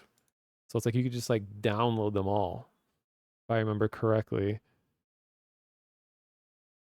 Oh man, I forgot about like Gruichi Sakamoto passed away earlier this year, who was like a legendary Japanese musician. He has some very memorable music. He apparently composed a lot of cell phone music, I remember hearing too. So let's see what.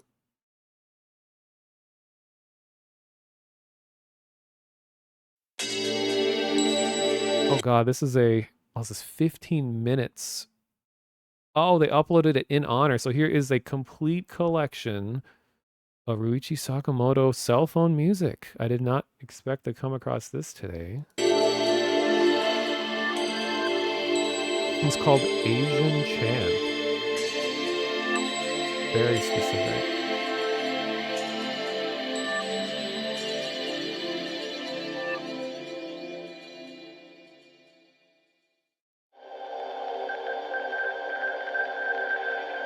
And these are like ethereal.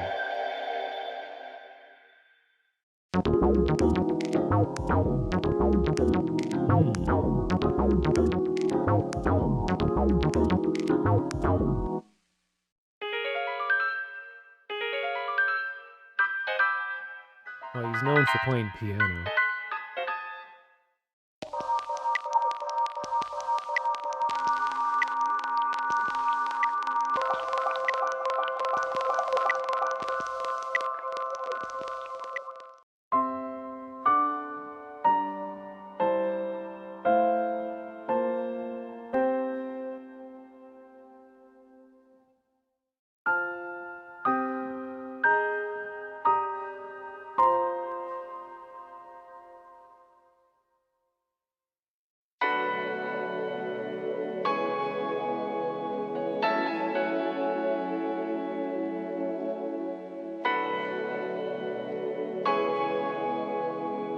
I was just thinking that kind of sounds like the intro to the original Halo.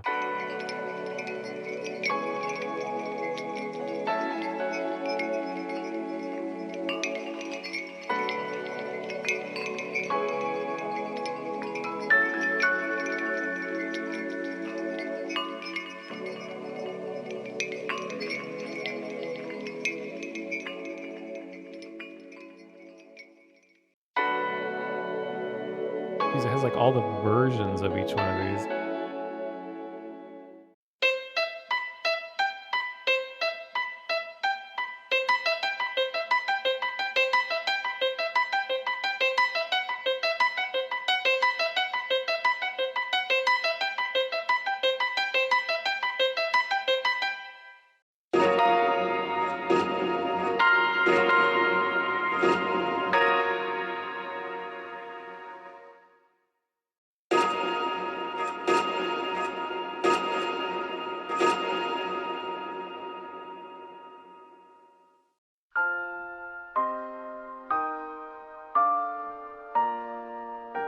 It's all just like so peaceful.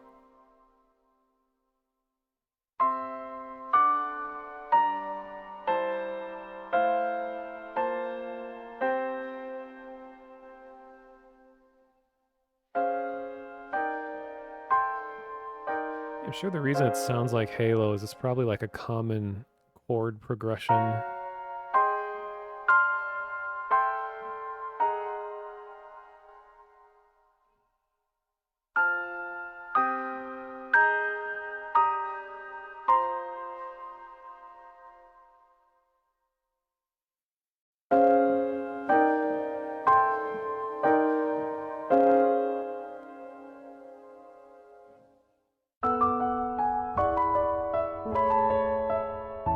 Oh no, you didn't.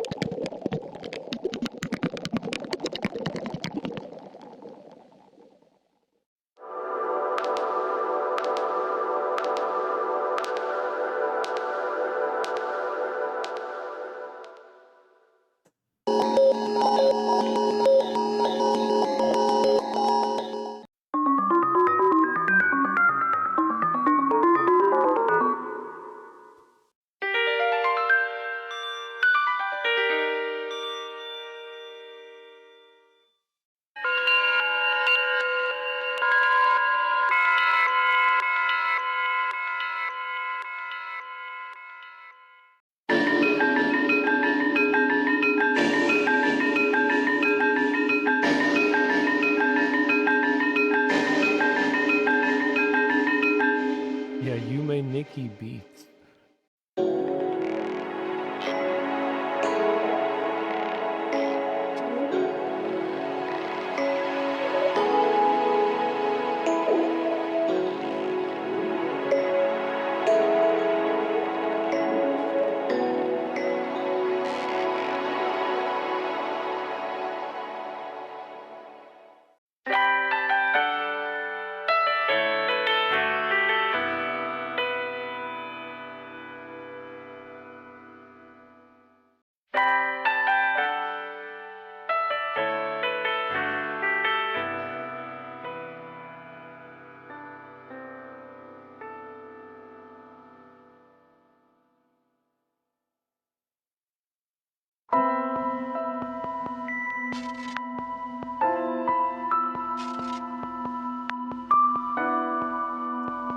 Ooh, that's some IDM rhythm going on there. What's my favorite?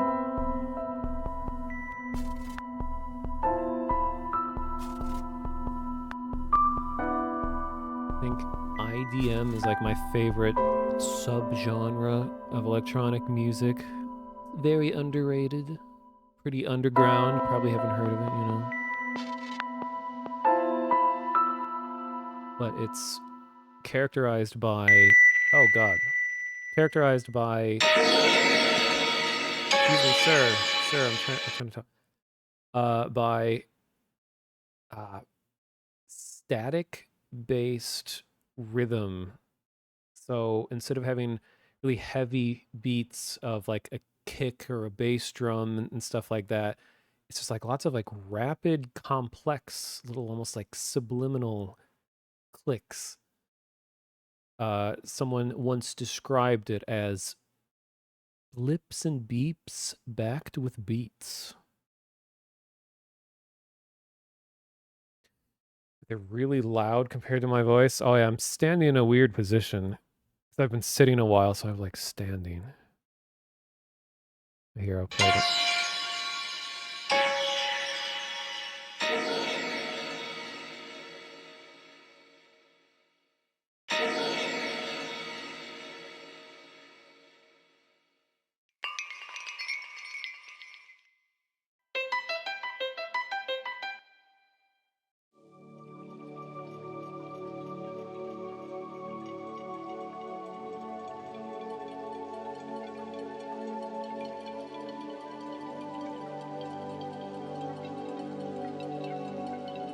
A lot of these are like a little too soothing for a ringtone.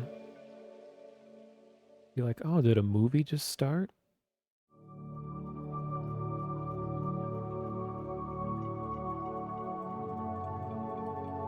Yeah, something about like the irony of a very calming sort of subliminal sound being an alarm.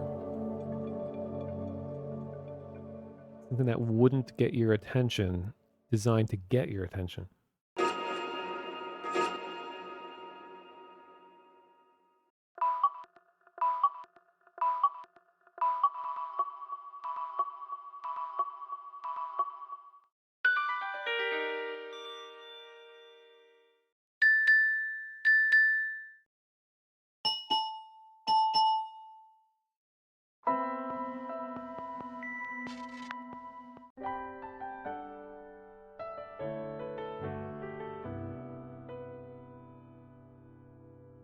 Yeah, I think this is like all of the operating system sounds of this one phone, maybe? The Nokia 8800?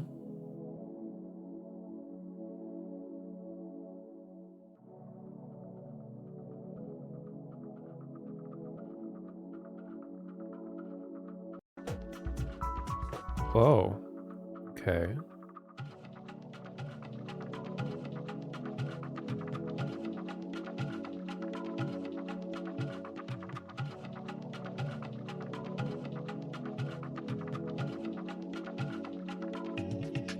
Yeah, this is like a 4-minute long entire track.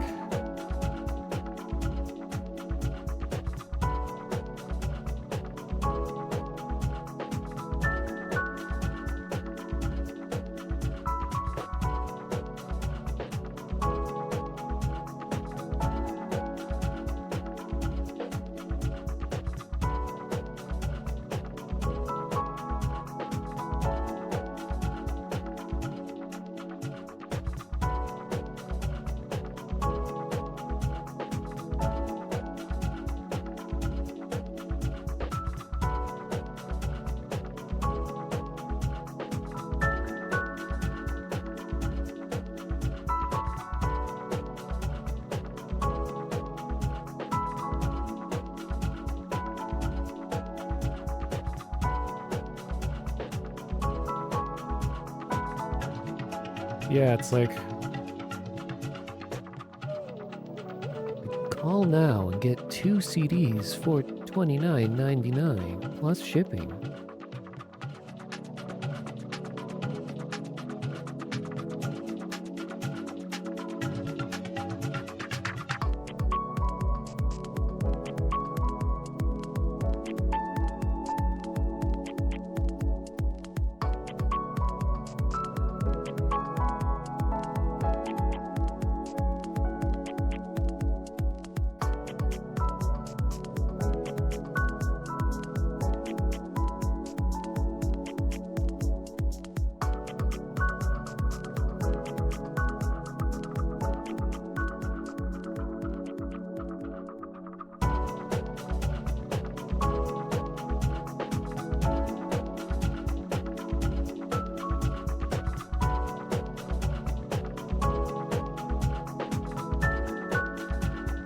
Well, it looks like the rest of them are lots of random smaller noises. Let's see.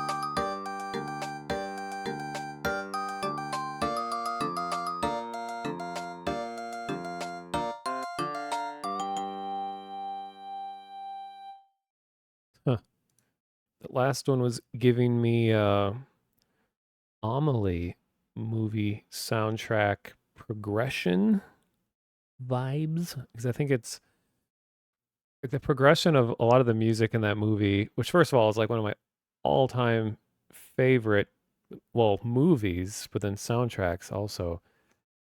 A lot of the progressions of that, it like jumps between major and minor chords over and over again.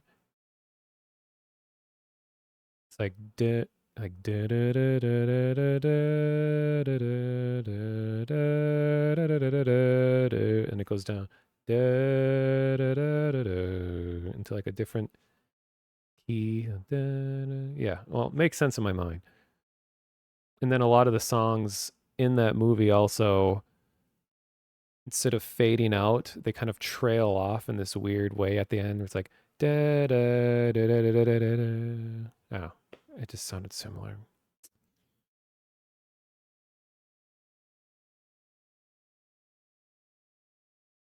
So now for something very different, 2001 drum and bass ringtone, and the loop is 9 seconds.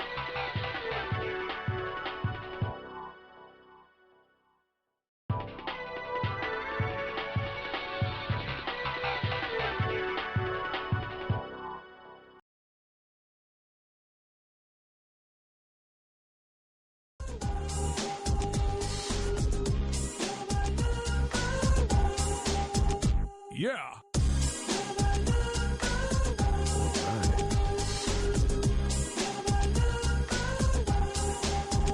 Yeah.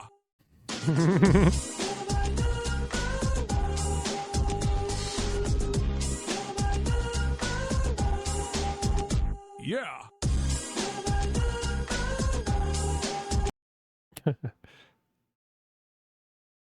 Oh my god, I like how you have a yeah emote. Uh, I think this Sony Ericsson, this must have been, I think I almost had this particular phone. I had a weird thing because like I didn't get a phone until I was graduating high school, going into college, and I rarely ever used a phone. It's like I graduated high school in 2006.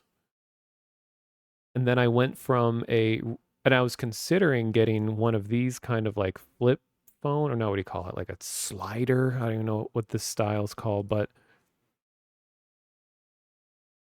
I was thinking of getting one of these for a long time. And then I realized that the iPhone, the very first one, was going to be released soon. So I just waited and went from really old, like featureless phone to what was at the time the most advanced phone ever made. So I missed an entire generation of phones. Like I never got to have these like cool, like gimmicky designed phones like this. But I just remember when I got the first iPhone that everyone wanted to touch it. They're like, "Can you really just touch it?" Like, the idea of a touch screen was unheard of at the time. It was like a luxury thing to have a touch screen device. And I remember there was huge complaints where people are like, no one is ever going to want to type on a phone like this. It's like you can't feel the keys, therefore you can't type, and it's too small. And then uh, I was a big proponent for typing on phones. I was saying like this feels honestly more fluid and easier for me to type on a phone than with like a full size keyboard. And I got really good at it. And this is before like gesture typing. So now I really enjoy doing gesture typing, sometimes called swipe. Like I can type so quickly that way. And now I use like voice to text a lot too. You went straight from Nokia to iPhone. Nice. Now I the Google Pixel 4. And I think this has easily been the best phone I've ever had. I only get a new phone like every like 5 or 6 years. And every phone I've ever had, I still have, and they all still work, and I've never broken any of them. It just boggles my mind how some people get a new phone every couple months. Like, I broke the old one, got a new one. Like, what? Even though I remember when I worked at the Mall of America, one of my coworkers, I watched him break his phone, and it was so little effort for how much damage was done to the phone. Like you hear all about these screens that are like uncrackable, like Gorilla Glass or whatever. And then he was just standing there and just we had a concrete floor and he just drops the phone like an easy mistake and it falls like perfectly on the glass of the phone, just slaps the floor and instantly made a giant crack down the middle. And this was like the newest iPhone at the time. So it's like, how can such a like ordinary, like waist high fall to the ground, just completely shatter a phone screen? This, I feel like we would have gotten to a point by now where that just doesn't happen. What I really like about the Pixel phones is it doesn't force a bunch of like ugly, useless bloatware on your phone. Like I previously had Samsung Galaxy S and Galaxy Note, which I like the phones. I like the screens a lot because I like their OLED and they look nice, but it's just so much crap on there that you can't get rid of. And I kept activating Bixby, which is Samsung's attempt at Siri that nobody likes.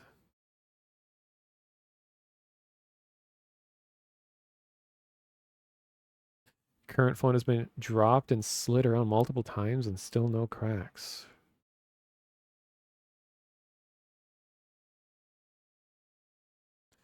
And I haven't put my phone in a case since like 2008. After I realized that I just, I don't know, I treat my phone well, I guess. I've never needed a case. I've never damaged the phone either.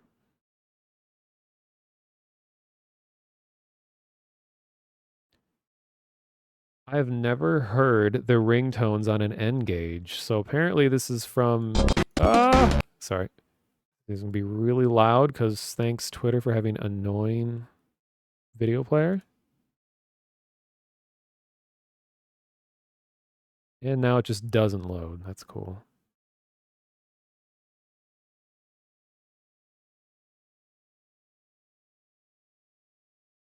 You take your phone out of the case to clean it and then drop it.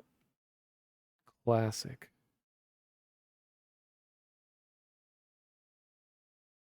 I still have this, it's gonna sound ridiculous, but I have this treasured photo on my phone that was because I take a lot of pictures of sunsets and sunrises and storms and rain because I love lighting and just how just the way something looks makes you feel. I know, so deep, I know. But I was out taking pictures of the rain and I had the camera out on my phone and the rain took a video.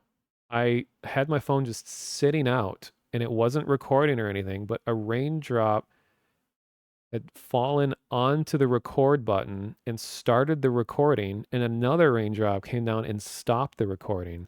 And I didn't even know that it had taken a video. And I went and looked at it later. It's like, I don't remember taking this video. And then I realized that that's what was happening is that like the water managed to activate like the touch surface. So now like the earth, nature took a video on my phone, and now I will treasure that video forever. Is this video loaded yet? Oh my God, come on. video is working as well as an N-Gage would.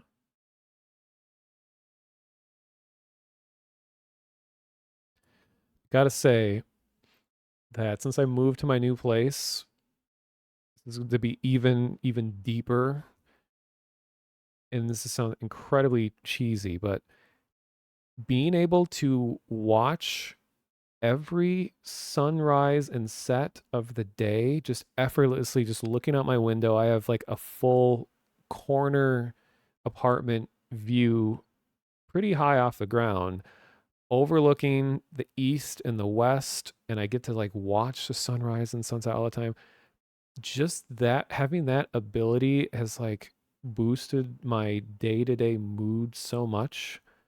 The previous place I lived was just like compacted away in a neighborhood that had a lot of trees in it. Trees are nice and everything, but it just obscured my view of the sky all the time. I really had no view at all.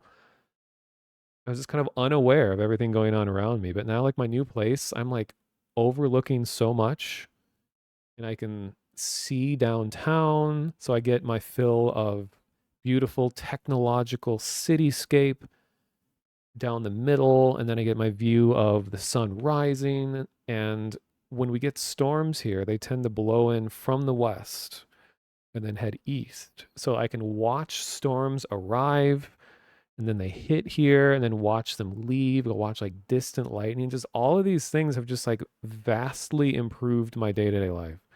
And I think it's just like some weird, deep, primal thing to like to have the, feel like you have this connection with nature around you. And I think a big part of it too is that I don't have to go out of my way to see it because I'm on the computer a lot. So it's like I just look to the side out at this amazing view that I'm pointing to that nobody can see right now. And it's just like, oh, it's so great.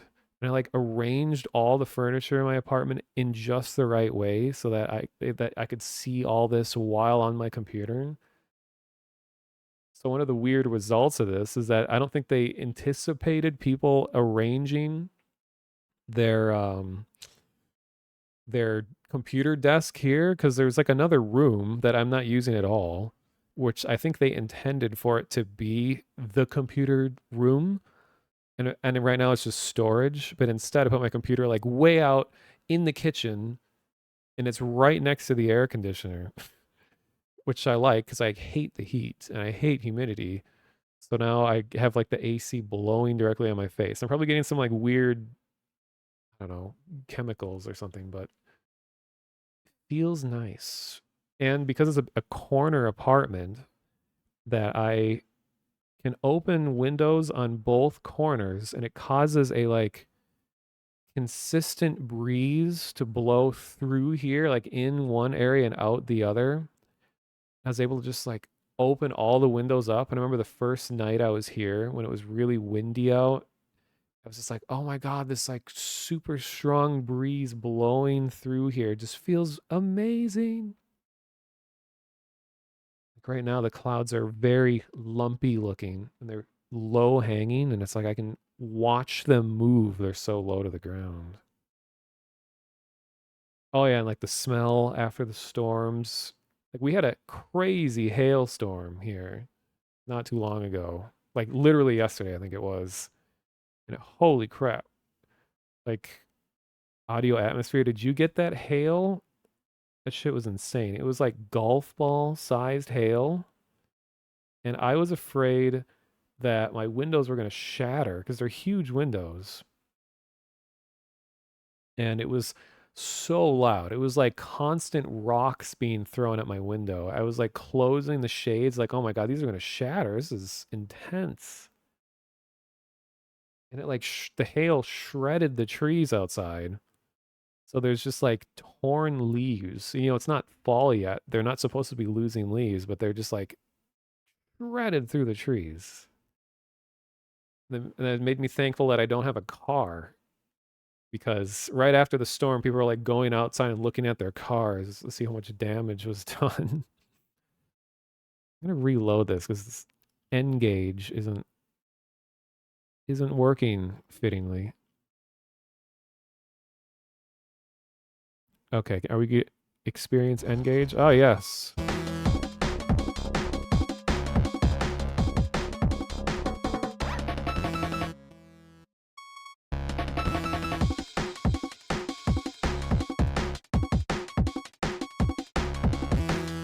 Wait a minute, is that Morse code?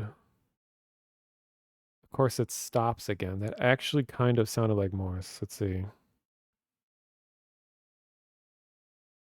You know, kind of a big deal, but like, I have Morse code memorized. Really cool quality to have. And it doesn't load again. I hate Twitter's video player thing so much. It just randomly decides to not work.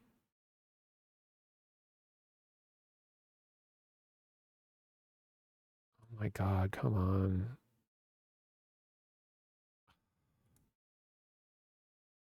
Well, we heard it. Let's see what else.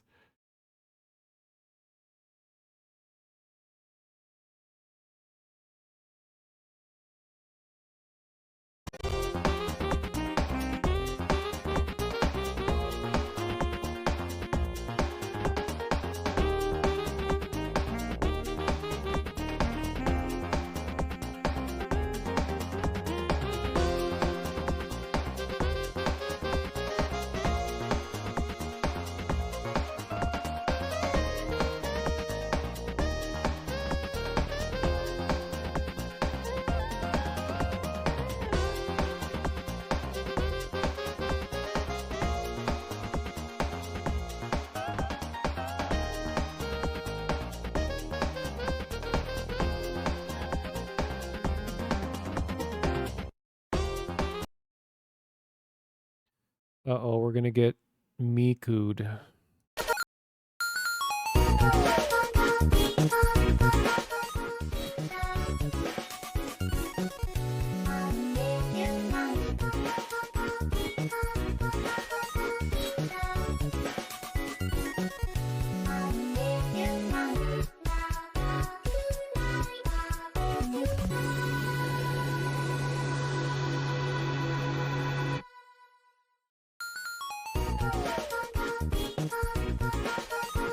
It's very catchy, though.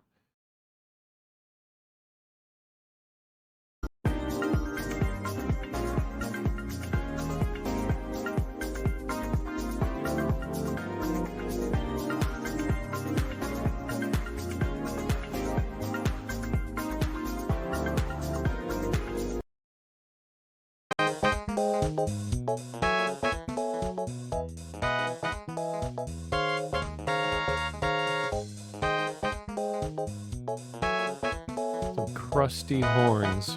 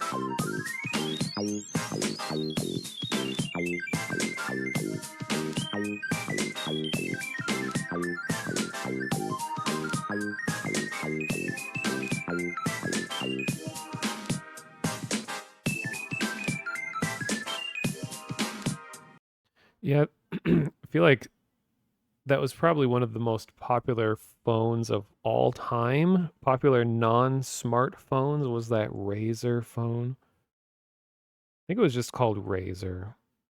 I never had one, but I remember everyone started getting it. I wonder if it was just because it was like, is it cheap? or was it on like you get a discount for a plan to get them? It's just strange that there was just a sudden explosion of everyone having those.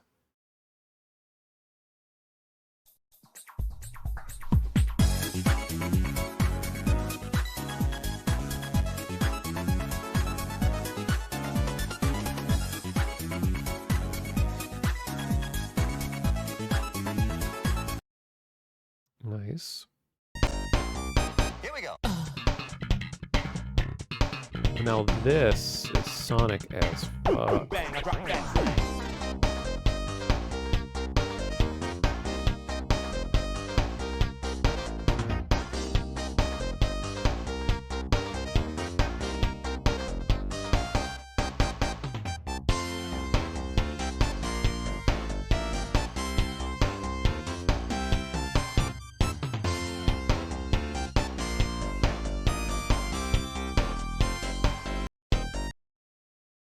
Hmm.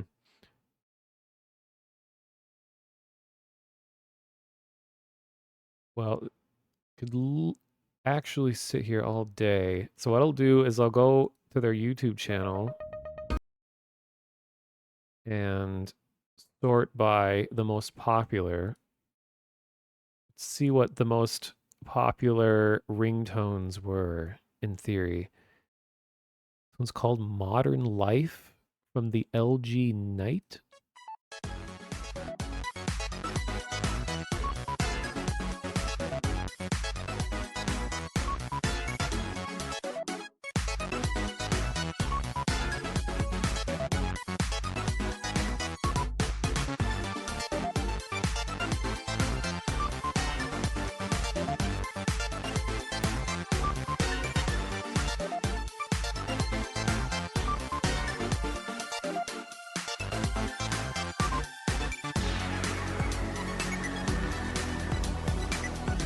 Ooh, I like that part. Huh. I like how my recommendations are like, ringtone compilation, evolution of phones, the art of ring phones, vaporwave music, and then the story of menstruation. Cool recommendation. I mean, it's probably interesting, but just like, how did they get that out of search history of ringtones? And then we have Special Day.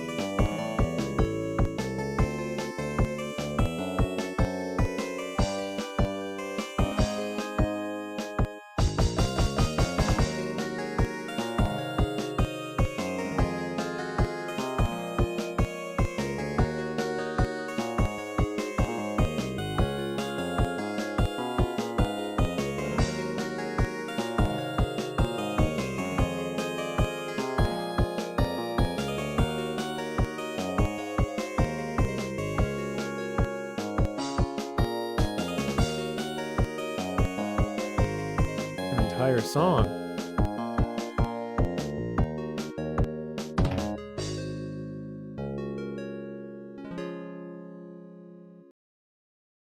Let's see if Sonic is mentioned in the comments. Sounds like a GBA game. Sounds like a Sonic Advance stage. Yep, there you go.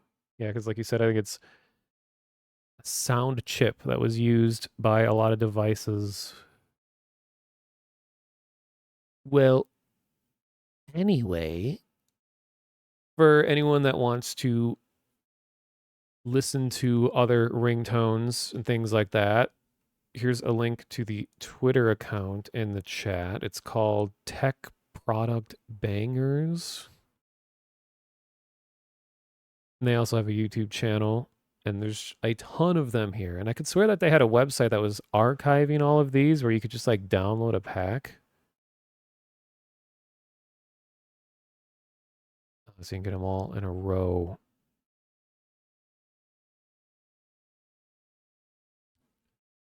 So let me switch. We just have the Void with rotating Adrian.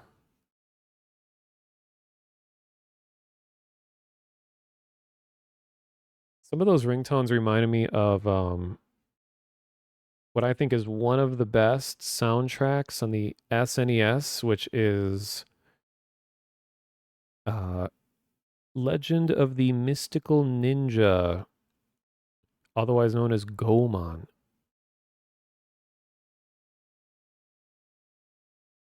I played this game so much as a kid.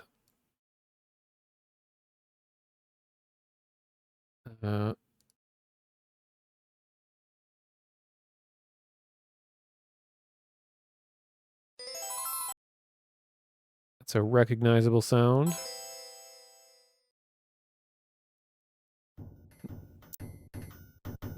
Not going to listen to the whole hour of it, but I'll skip to some of the highlights here. There's like a...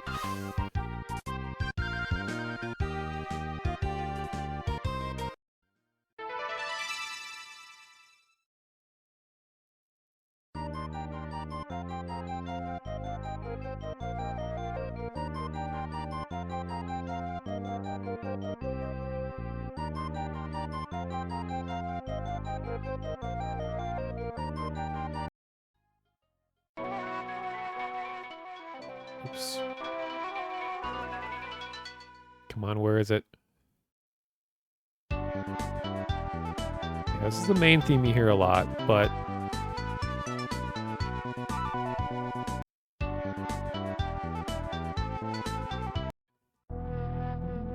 when things start getting spooky.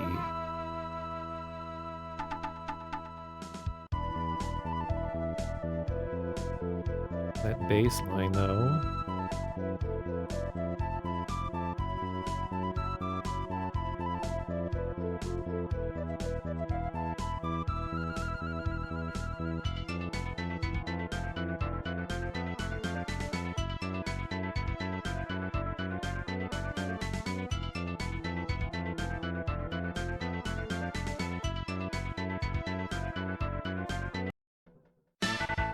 Boss music.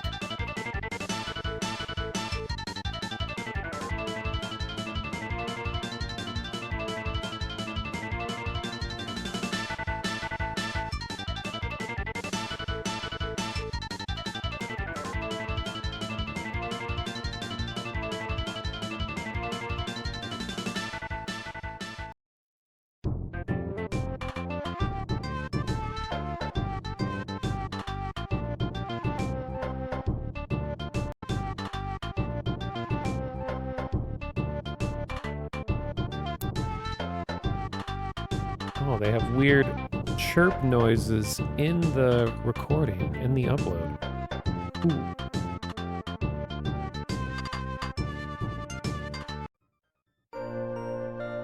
Okay, there's a couple that I'm looking for here that were especially jamming, and it reminds me of the ringtones that we were just listening to. The leader of the Ninja Cats? No, that's...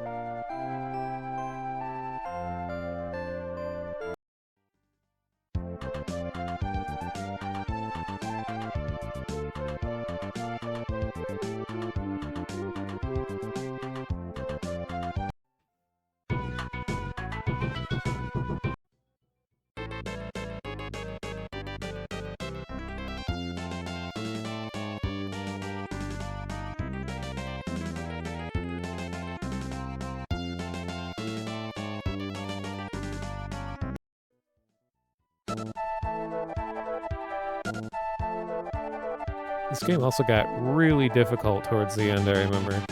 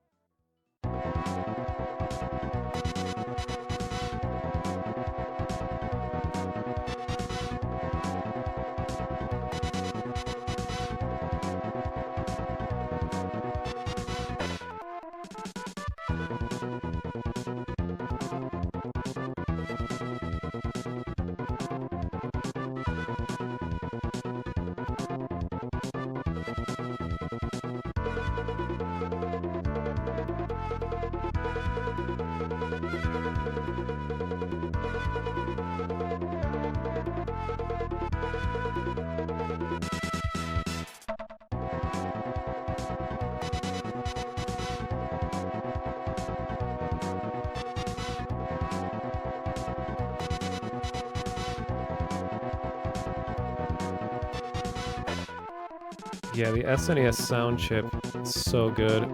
Especially just like developers really pushed it to the limit.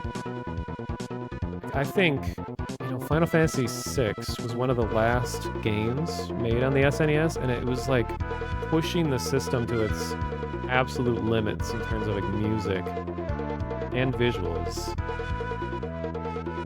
I think it makes it so special. It was like a good departure for the console.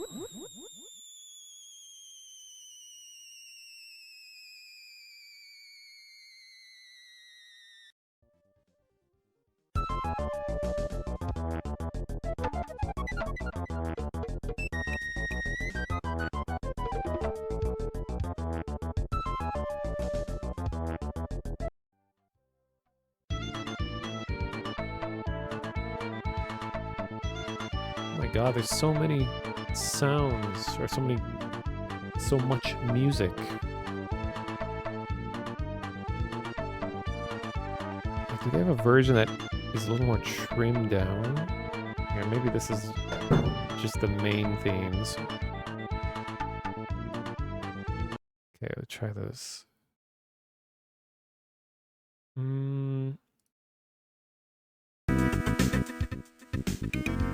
Oh yeah, this is one of the ones that reminded me of the ringtones.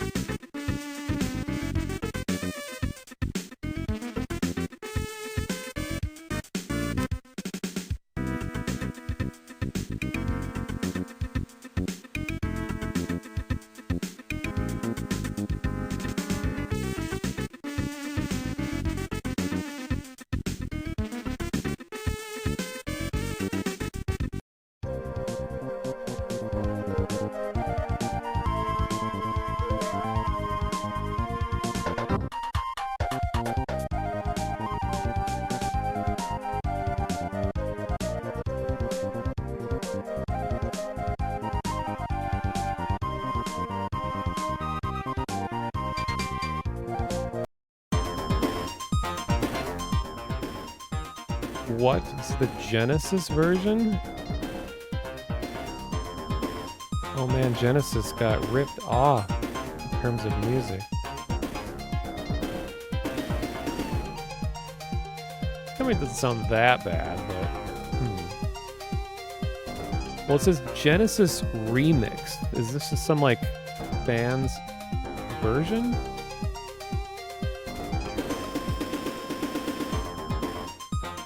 Cover art? Huh. Playlist is suddenly all Genesis versions. How come there's only a couple of the SNES ones?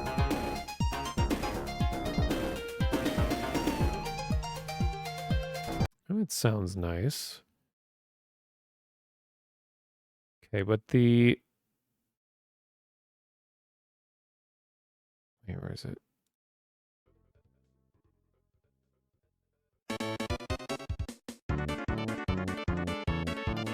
Here's their, like, American music.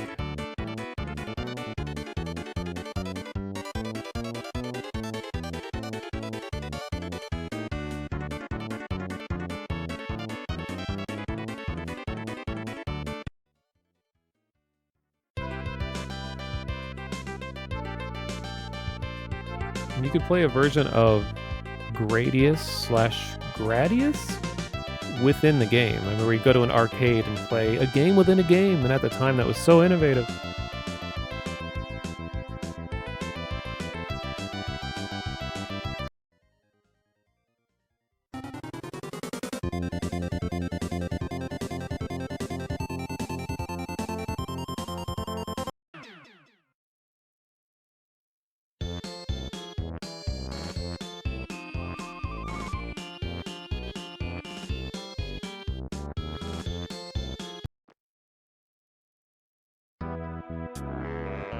Oh yeah, this is the sex music.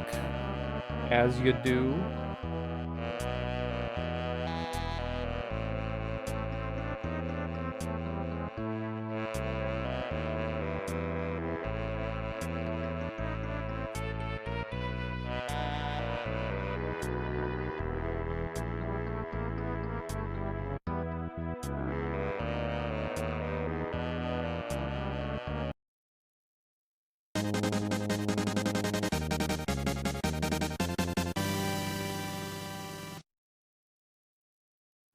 But the main theme, not the main, but the probably the most memorable track for me anyway was the last level. What is it called?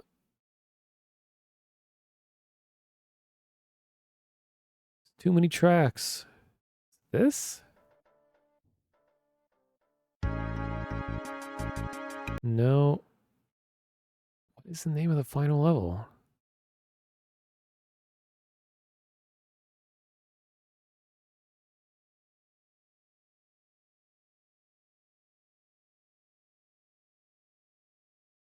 Hmm.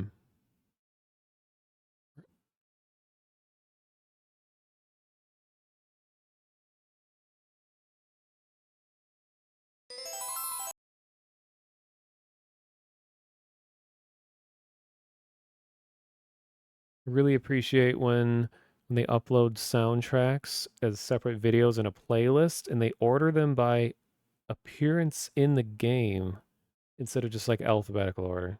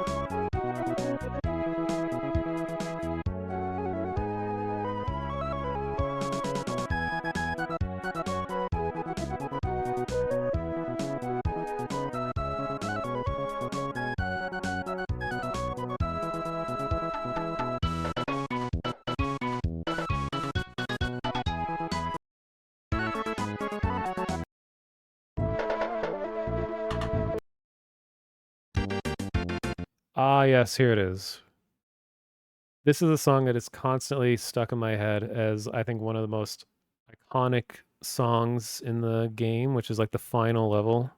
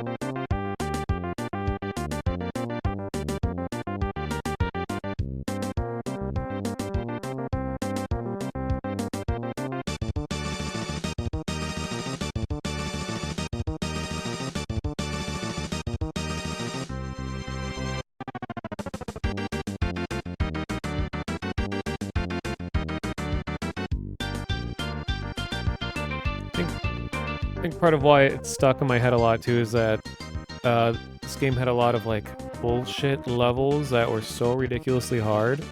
So I end up hearing the music a lot.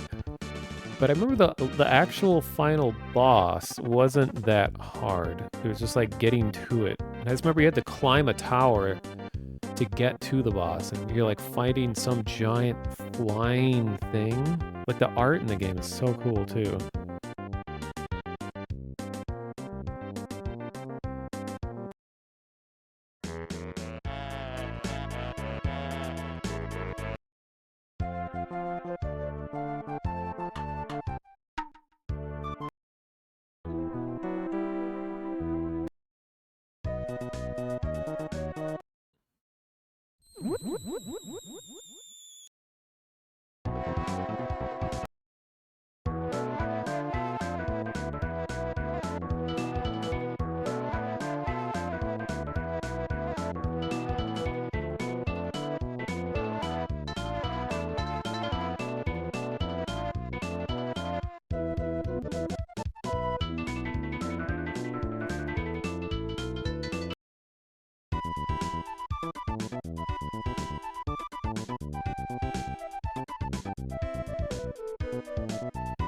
there's a spiritual successor to Goemon recently.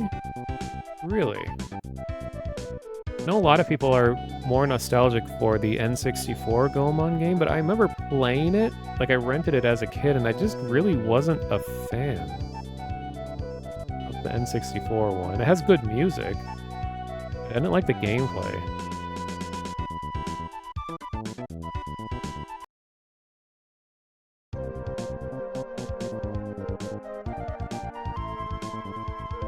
Is it also called Goemon? Goemon or whatever? Or is it like a totally different game? Because I know all of like the imagery associated with this series is just like a general iconic like aesthetic in Japan, I've heard. Like my brother said that this series is like a kind of like a, I don't know, love letter to a lot of like childhood characters and just common visual aesthetics seen all throughout Japanese history.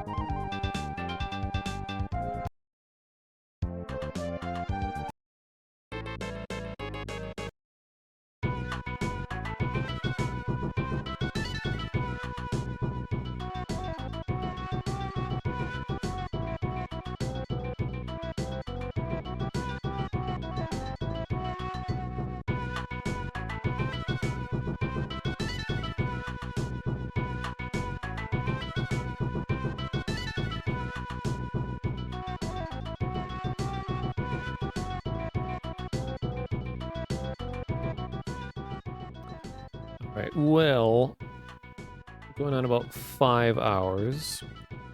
Strangely, I'm still like widely awake. Like I could easily keep going, but like I should probably end this weird tangent stream. Pretty much all my streams are weird tangent streams. And I'm just looking at who I should raid. And this is very weird, because I'm like never ending a stream at this time. Usually there's just nobody streaming. I'm like, I don't know, I guess I'll host Ducks. Yeah, I do really like tangent streams. I guess that's kind of the thing.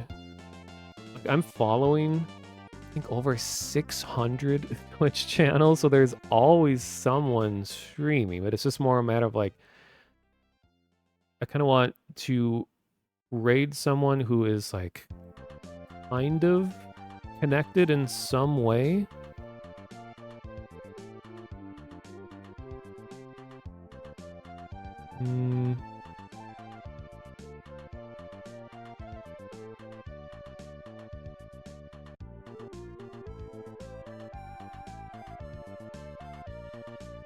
It's kind of my thing with Twitch. It's like I'm just such a variety person that I jump around to tons of different streams all the time, and I keep getting random gifted subscriptions of channels that I maybe watch for like 30 seconds.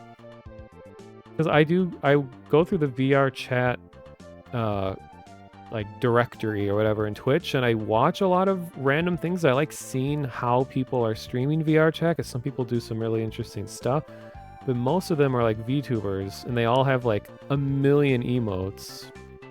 And they have people that watch them that donate, or they buy, or what do we call it? Like they gift huge amounts of subs. And if you're in a channel for even a few seconds, you're included in that list. So like I get gift subscriptions to channels that like I have no idea who they are. I guess that's just kind of a side effect of just jumping around streams so much. Poor Tommy Wiseau has 2 viewers because he just has like a 24/7 stream. Been live for 24.7 hours currently.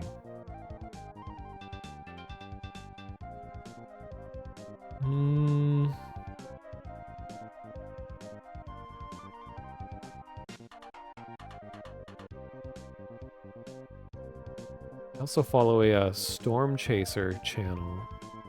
Those are pretty fun to watch. But really only, believe it or not, when there is a big interesting storm going on that they're watching.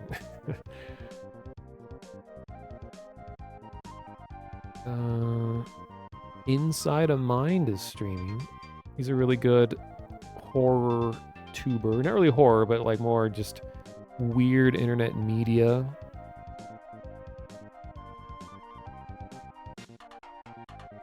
That's something that when I do some of these VR chat streams in the future, is VR chat is a good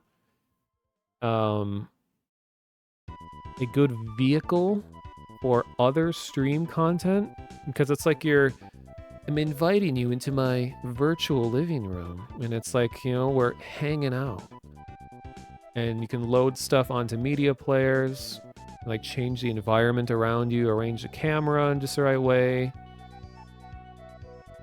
And I can do weird stuff on stream that isn't just a camera in my room, because it's all virtual. So I can be anything, do anything. And I think that makes it more interesting than just, I don't know, just filling the screen with a video. Or it can detract from it. I don't know, because some people don't like that. Sometimes I don't like that. I don't know. I'm just going to try to experiment with stuff, because I think something that's really fun to do in VR, when you're in VR, I don't know if it will be as entertaining when you're watching a stream of being in VR, is going to a spooky world and watching spooky videos in the spooky world, because you get really paranoid feeling. It's like the atmosphere around you is just right. Because it no longer feels like I'm sitting in front of a computer with a microphone. I'm just like sitting on my real life couch or like on the floor in VR in an all-encompassing spooky environment with like the screen in front of me. So it's like you can get the feeling just right. And some of the best stuff that I like on the internet are things that really make you feel, especially scared or uneasy. So I could be reaction streamer, except it would be in a spooky environment, or maybe like by a campfire or something. But also considering doing like, I know this is a whole contentious subject, but with AI stuff, that something that a stream I did a few years ago was like AI story writing stuff, where I would just give it a paragraph, it would give me a paragraph, I'd give it a paragraph, and just go back and forth creating this big story. And I would like have like ambient sound and things like that are all going along with the story as this thing is generated in real time. But I don't know, I'd have to think a little bit more about how to present something like that. It's a cool thing with VR too, is like you can also be walking around, like physically walking around and doing stuff, but then you can have elements of your computer overlaid in front of you as you move. Like I like to set it up so chat is just always a floating transparent window that's in front of my face, like a piece of glass. Some people set it up where like chat is on their arm, so it's like a watch you're looking at, but I like chat to just be visible all the time, but kind of transparent. So you're not like obscuring things that I'm doing. And a video that I'm going to make in the nearish future, that because I've been playing a lot of Synth Riders, which is a really fun, probably one of the most fun VR rhythm games I've played in a while. For a lot of reasons. Like Beat Saber is all well and good, and I like that a lot, but this allows you to do a lot more just dancing and moving along to the music. You're not as like constrained to moving in the specific way to, you know, swipe your sabers in a certain direction. Synth Riders is really cool because it's more about just moving your body freely. No, moving your body in a way that feels more musical. It's less like you're trying to destroy things and more like you're just moving in waves. Hard to describe, but a lot of the music is kind of synthy, like 80s and 90s inspired stuff. Kind of like Carpenter Brute-like stuff is mixed in. It's just a really nice music. Um, and then combined with the way that you move makes it fun. But what I want to do is that it also works with software called Live, L-I-V, that allows you to overlay VR avatars into the world. So when I finish my my monotonous kind of synth character, I'm going to import it into a few different games, and I want to do a video of me playing Synth Riders, where I'm already playing it on like the hardest difficulty, so it's kind of insane. But it's just like the way you can perform this game makes it entertaining to watch. Like I've been watching a bunch of other people play it and how they do it.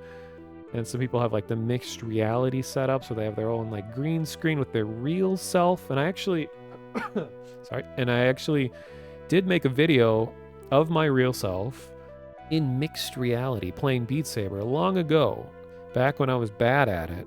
And then I made a one where I was a lot better later, where it was like a virtual avatar. But then now Synth Riders, this is like a whole different level of craziness.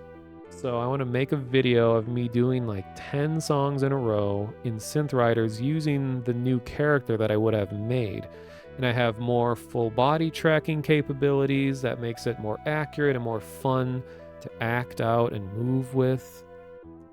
And to top it all off, that the game does have mod capabilities, and I found a really nice electro swing playlist. And electro swing, or just swing dancing and all that in general, is a lot of fun. So it's like as the genre of music changes, the game can be structured in a way that makes it fun to like move differently too as you play. So you go from like kind of more consistent synth wave, kind of upbeat, going into swing. So I want to do like a swing dancing in VR kind of thing as well. So those would be fun to make.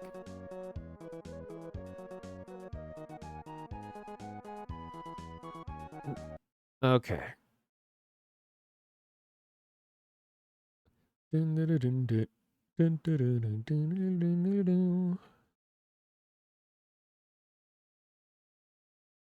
They're just talking about getting a gift sub from random channels that you barely remember.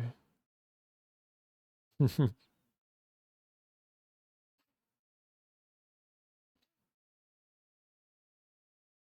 let me check. How many gift subs do I have right now?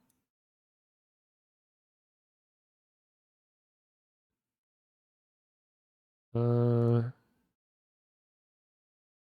have 1, 2, 3,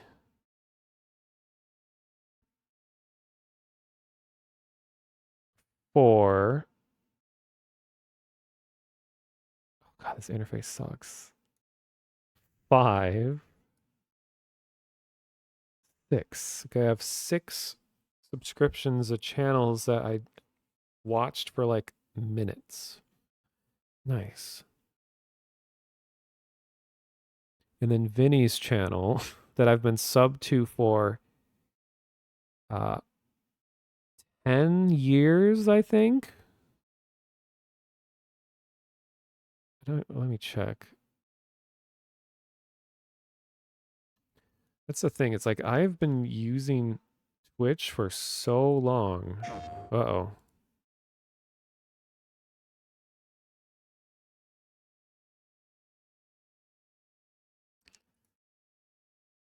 Oh no, I have to type in Vinny's chat in order for me to check sub length. What should I type as in his moderator? Because I can type anything, but I don't want to lead people to think something's going to happen. Oh yeah, I forgot I have my it's 3 o'clock in the morning. Why on earth are you making chocolate pudding emote? I'll post that. I would put Dancing Kermit, but actually I'll do both. We got Stu and Kermit. Okay, so oh, 6 years. Okay, 100-month subscription. But I've been in the community, the Vine Sauce community, for like about 10 years, I think. 9. But my Twitch account was made in 2011. Been using it since before it was Twitch.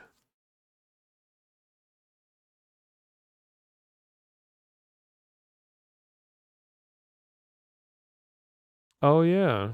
You do have 69-month resubscription. Very much thanks.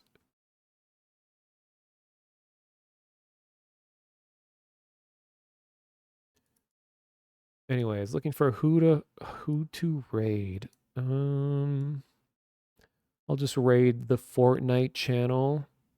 That'll definitely not be a drop in the ocean.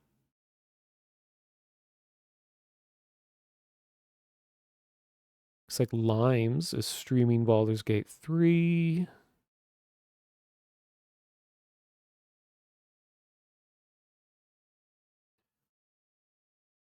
Didn't the Vinesauce channel used to be on the website? Yeah, that was so it has like a long weird history. It was Chatango, which was a chat thing. So the streams were on livestream.com, I think. Like the video feed was, but then there wasn't a chat in that service for a while. So they used Chatango, and those are kind of known as like the dark years of chat because Chatango was completely unhinged and it was such a ugly app. It's because it allowed people to change, like to put an image in the background of their posts. So people would have like the most like gaudy, ugly things in the background of their posts. And then it would just like images would show in chat. Like if they put a link to an image, it would just show it. So trying to moderate that shit is like out of hand. So everyone kind of likes to forget Chatango. I mean, it's like a important part of the history, but it's just like, ooh. Yeah, and there was a long time where none of the streamers would read, like when they moved the Twitch, none of the streamers would read the Twitch chat. So that was kind of the joke is that no one reads the Twitch chat because Chatango is where everything else is happening.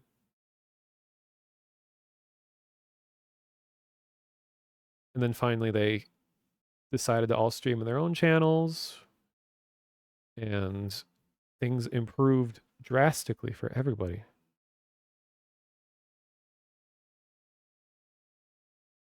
See, so yeah, Lime's is streaming Baldur's Gate 3. If you guys like horror, Bach Basoup, he's a great horror streamer and also speedrunner. He's doing Dead by Daylight.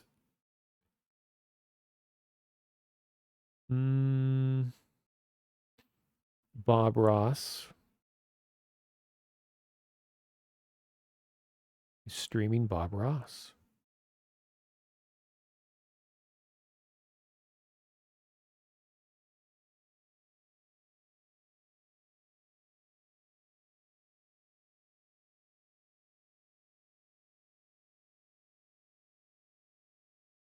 Yeah, it was strange times because I know the whole Vinesauce group is all connected from that one original channel. And that was really innovative for its time to have multiple people streaming on one channel and like taking turns using it. Like that was before like Teams streams or whatever, any of those things were a thing. So that was really ahead of the game. The first streams I ever watched was the 4-player podcast streams, and that's what got me into to watching streams. And that was like 2008. I remember being in college, and I was like, there was something really addicting about watching 4-player podcasts.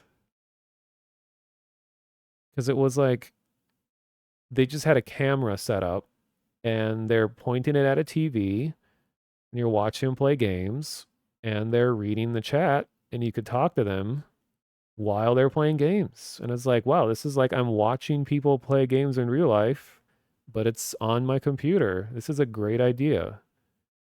And then, I mean, Four Player Podcast really, I think, like birthed the idea of video game streams. They still stream, but they have a very small audience now. I don't think they've really kept up with the momentum that they had for a long time, being on top for so long. Yeah, that was in Justin TV. I remember when they changed the name to Twitch. It's like, that is a stupid name. I hate that. But, I mean, it's still okay. I guess I don't think as bad about it anymore. But, like, what does Justin TV even mean? I know it was for the guy named Justin, and he's playing with this concept of streaming his life. And they eventually thought, like, hey, well, how about we let other people use this service? And then people started playing video games on it instead of their life, because video games are their lives. And then thus, Twitch was born.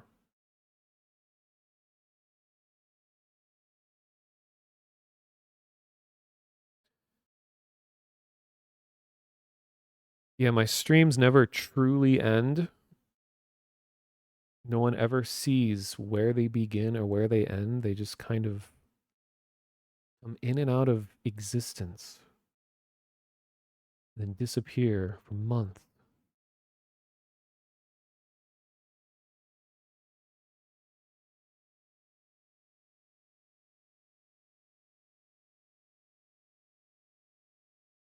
Yeah, four player podcast. There was oh yeah, Lugnuto.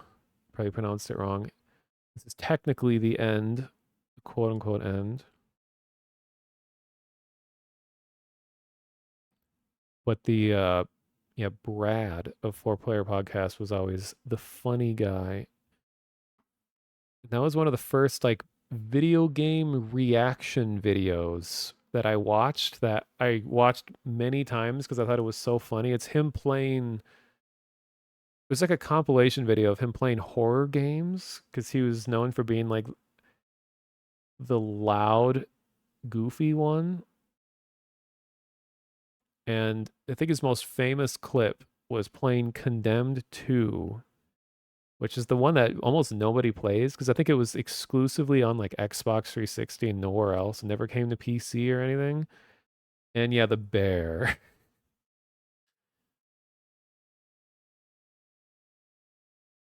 Condemned series as a whole has a lot of iconic moments, and I think especially the bear is, I think, still one of the best like horror game moments because it was very unexpected.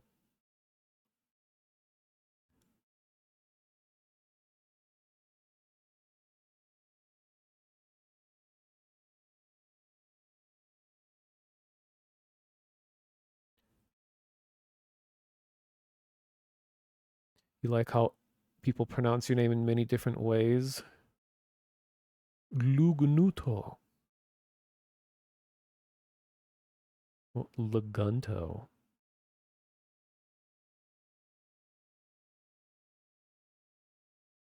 Twitch plays Pokemon is still going?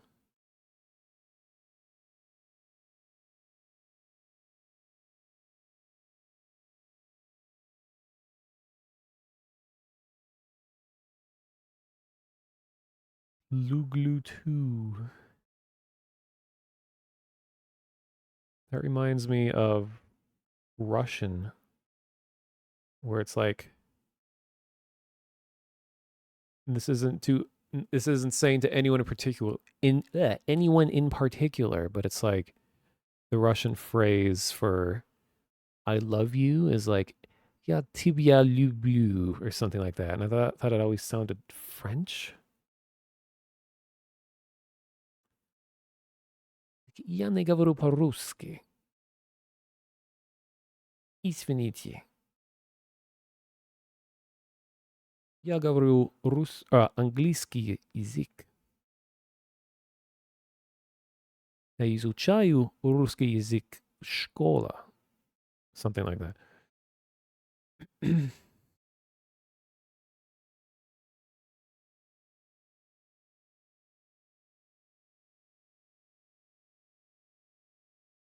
Old-timey computer show streaming. Nice.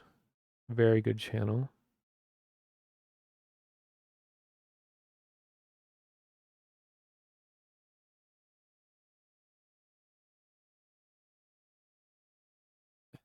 Sounded like cursive Italian. Yeah, I took a year of Russian and I enjoyed it a lot. And it was like I took 4 years of Spanish in high school and I barely remember any of it because when I was in high school, I really didn't want to be learning. I had just so much going on in my head that was like stopping me from learning, which sucks because I would have loved to have had, free 4 years of a language. But when I took a year of a year of Russian in college, I felt like I remember a lot more and realized that Russian is very hard to learn as an English speaker. But I really enjoyed learning to write it as well. I just love the way Cyrillic looks, sounds nice. I can at least read any Russian word, but I might not, or I probably won't know what any of it says. Yeah, and I remember I was, my Russian professor, um, I had spent so much time trying to get my handwriting in Russian to look really good, but I was doing it more of a printing way. And then I showed my professor, I was saying, like, is this how people would write in Russian? He's like, no, nobody writes like that. And then he showed me how they normally write, and it just looks like cursive English, but illegible. And I've seen people say that if you think doctor handwriting is hard to read, that you should look at Russian handwriting. And even if you speak the language, it is like the most incomprehensible thing. And I think a lot of it is because there's like four different common characters that all look nearly identical in Russian. And you just like kind of have to know by context what it's supposed to be. And I remember in our Discord, we found because there's someone in the Discord that is a native Russian speaker, and he found a photo of Russian doctor handwriting, and it was like a prehistoric relic found carved into a cave. Levels of unable to know what you're looking at.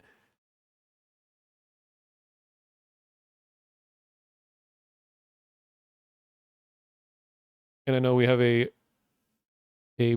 Polish expert in chat, and my city every year has a Polish heritage festival that I go to.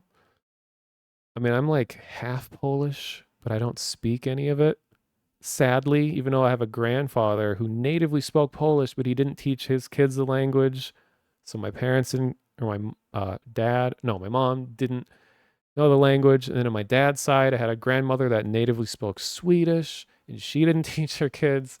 Just that wave of U.S. immigrants, just like of European immigrants, just didn't want to teach their kids their home languages. They like, I just want them to be citizens of America. I don't want them to have to be held down by their roots. They're like, no, please don't throw away all the traditions and language.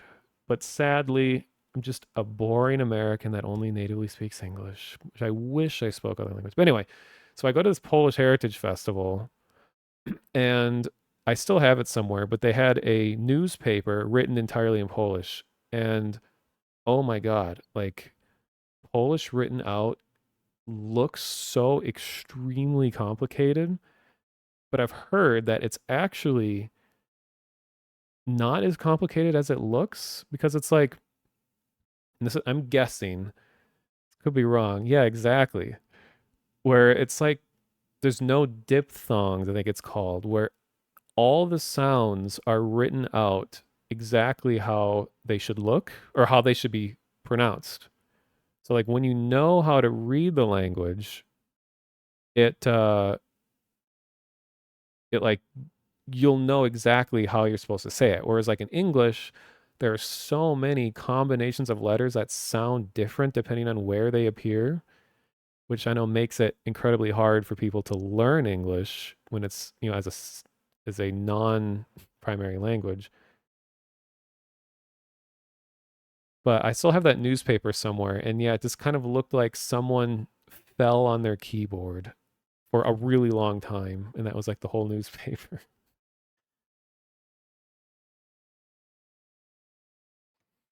The only word of Polish that I remember is tak.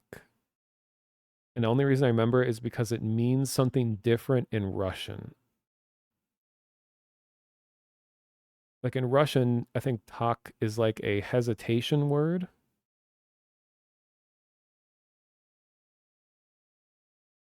Kind of like being like, hmm.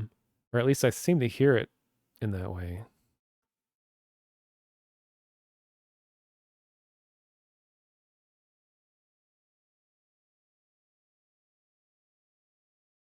And I thought it was interesting that like in the Russian alphabet is that they read the letters. I think most languages are this. I think English is just the weird one where when you read letters of the alphabet, the sound that they make is the sound that they make in how they sound in a word. Because like in English we're like A B C D, but then A can sound like ah or ah. B is just like buh, but we're adding a vowel sound to it to make it pronounceable. And then like C makes a k sound. A C by itself almost never sounds like C. It's very confusing. Whereas like in Russian, it's like, well, their version of like A, B, C, D, E is like A, B, V, G, D, Ye, Yo, Je, Se, I. Like A, B, V, wait. A, B, V, G, D, Ye, Yo, Je, Se, I. Kratkaya? K, L, M, N, O, P, R, S, T, U, F, H, C, Č, Š, Ša, Vjoriznak, Mekiznak, E, U, Ya, or something like that. They have like 34 letters or something compared to 26. So you think it's like so or like that? Yeah, because usually when I'm hearing Russian speakers, they're kind of like saying something, and they're like, tak, and then hesitate and then say something else. Like, so you should do this so that this can happen. English is just like an abomination of like three different languages with different rules all smashing together.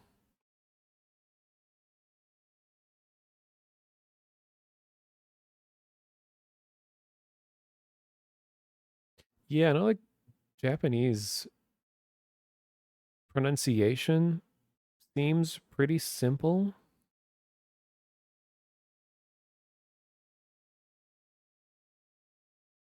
Did I study in college? I studied graphic design. It actually did end up being useful, and I did use it, and I still use it. So I'm not one of the people that's like college was a waste of money. I mean, it's a whole other subject, but it's like, yeah, it was incredibly expensive, and I'm still paying it off, even though I've been out of college for 13 years. I'm still paying off my loans. But anyway, there was no like web design at the time. It wasn't really a thing taught in school, so I learned like traditional graphic design, doing like print making and stuff. And I worked at a magazine publisher for 5 years, so it actually came in really useful. One of the last remaining printed magazines in the state.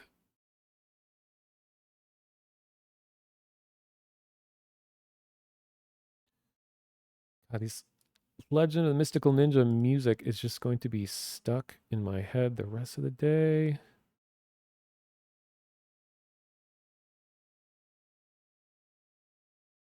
You've been studying animation. I think I'm not like an expert, but animation as a whole, I feel like is still within like video games and computer graphics and stuff is still very, very, what's the word like, sought after skill because there are so many different forms of animation. Like when I've been applying to a lot of different game industry or computer graphics industry related jobs, I'm constantly coming across them hiring, they just say animators. And it usually, depends on like, was it 3D? Is it 2D? And a lot of digital skills, digital art types of skills, they, if you have a base understanding of the skill that it can like having that strong foundation is often enough for someone to want to bring you in to help you specialize in what they need you for. Like I've been noticing that like the more I learn about 3D modeling and all that kind of stuff, like my specialty these days is a lot more about 3D modeling and that kind of stuff. Like the job that I've had for the last year is doing 3D renders of different kinds of eyewear, like glasses and sunglasses and stuff. And I've made so many models I've lost track. But I really enjoy 3D modeling stuff. But um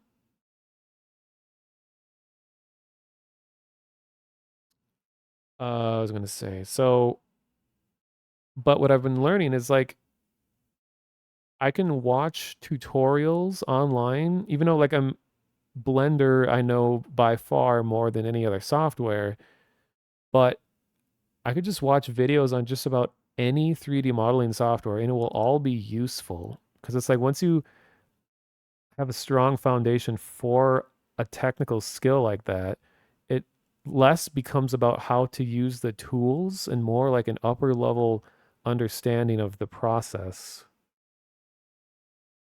and like different methods. Like I've been watching like Maya videos on 3D modeling and sculpting and things, and it still applies to Blender. It might be you using different shortcuts and different things, but they're all still trying to do the same thing.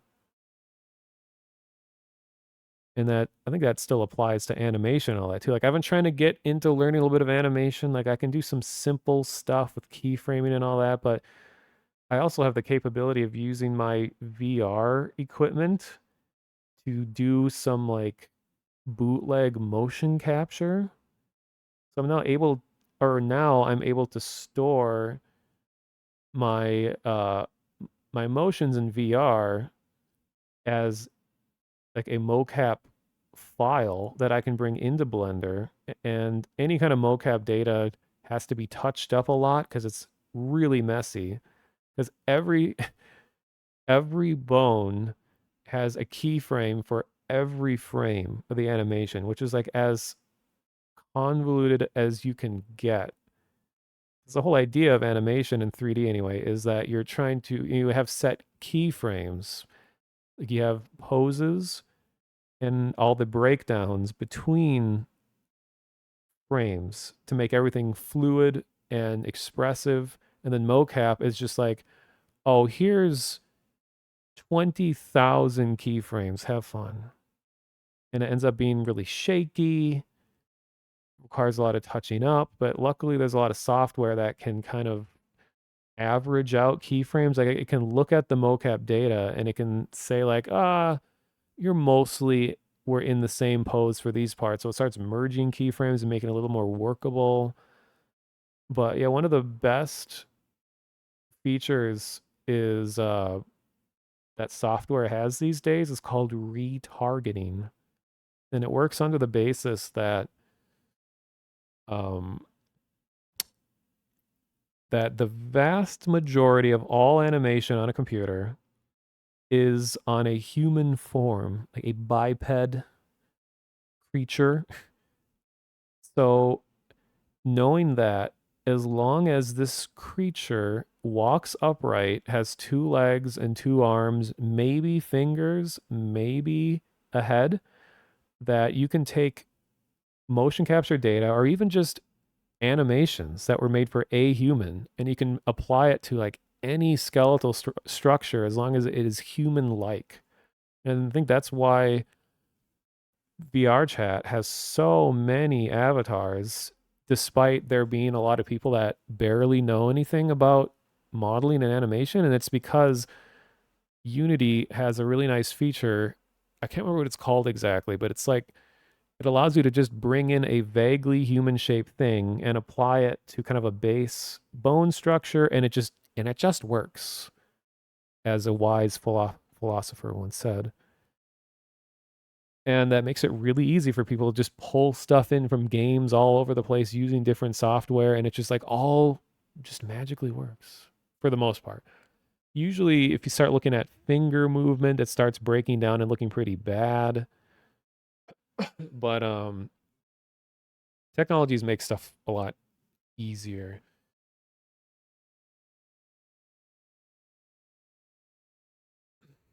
Um yeah, and finding motivation to keep working on stuff, I think is always a huge factor for just about any discipline that you get yourself into. And I know what you mean, Hobo, like about where it's like you put a whole lot of effort into something and it just doesn't even get like looked at all. And that's kind of the tricky thing with digital art, is that there are more people doing digital art than ever before, and it's like drastically increasing as more people grow up learning this. There's just more people, and demand is increasing too, but not at nearly the same rate as the supply is. So there's always just going to be tons of, starving artists out there, and it's really hard to compete when you have that much, especially with remote work, because you're now competing with like the whole world for certain jobs. Instead of just like, who lives in this area and is willing to show up to the office, like that narrows things down a lot. But now it's like the job that I'm doing currently, there's people in like every time zone around the world on this team, and we all still make it work. But what has been a huge motivation for me is, I hate to bring it back to this again, but honestly, VR chat has been a huge motivator because it is a platform where you can put like any kind of digital work that you can come up with. Like if it's 3D modeling or texturing or world creation or animation or some kind of like music visualizer or shader development. There's just like practically any discipline in the digital arts can be brought into VR chat, and it has an easy platform to share it with people. Total strangers will check out your work. Though people will be in virtual reality, like walking around in your work, holding it in their hands, maybe turning into this character that you design, and knowing that I have a place where I could just unleash whatever I make and tons of people can see it in an easy, convenient way. That has been a huge motivation, rather than being like, okay, I'm going to put 1,000 hours into this like crazy detailed video that like I'll put on my channel. Some people might watch, some might not, and then it just kind of fades away because it's like, well, I don't have a million subscribers on YouTube, so it's going to be seen by some people, and then it's just going to no one's going to watch anymore because it's just not didn't get picked up by the algorithm, as they say. So having it in an interactive medium like VR chat or a video game of some kind, where it's something that can be passed around and played and seen on streams or on like itch.io or all these sites. This is like making something for a game has so much more, I think, longevity. And plus, it can be reapplied in a lot of different ways too. It's like if you make a really impressive 3D model, you can make two-dimensional renders with it. You can optimize it and bring it into a game. It can like exist anywhere.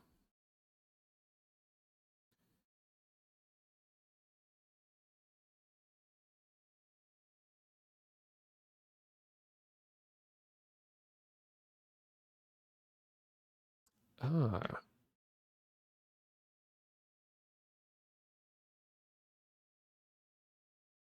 nearing the 6 hour mark. Nice. I really should have changed my category to not be opposing force.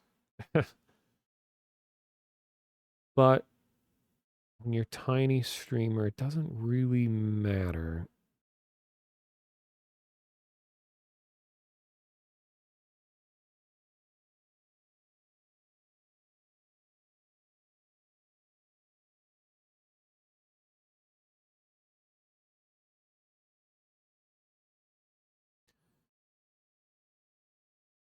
Yeah, VR chat. I mean I do know people that play it, but I don't really have people that I regularly play with all the time. Like some people they have their group of friends that they just like they get on like every day or multiple times a week and they're always hanging out and stuff. Like I don't really do that, but I still just love seeing what people are making. Like that is a big motivator for me is to just find some random world that someone put a lot of time into and just walk around in it and just like appreciate what other people are creating and be like, wonder how they made this. So then I'll like go online and figure out like, oh, these are some ways that you can make something like this. And then like I'll make my own thing like that and then throw it on VR chat and people will walk around in it. Like when I made a world that was based on EverQuest because I made like a skeleton avatar from the game. And it was so weird sitting in that world and I put a mirror on the wall and I just jumped into random instances of public ones, just see how people are using the world. And there was like within a day of it going on there was like e-girl avatars that were just laying around in front of the mirror for like hours on end. It's like cool. I mean, if that's how you want to use my world, nice.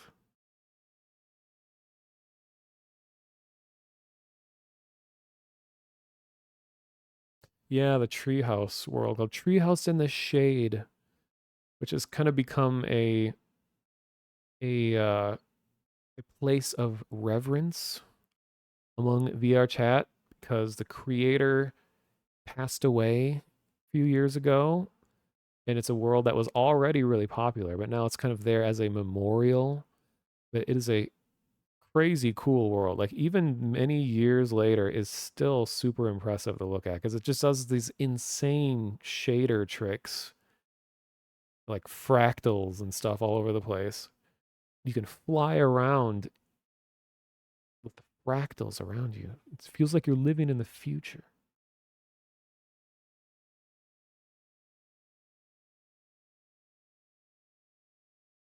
Yeah, the whole mirror thing, like there's a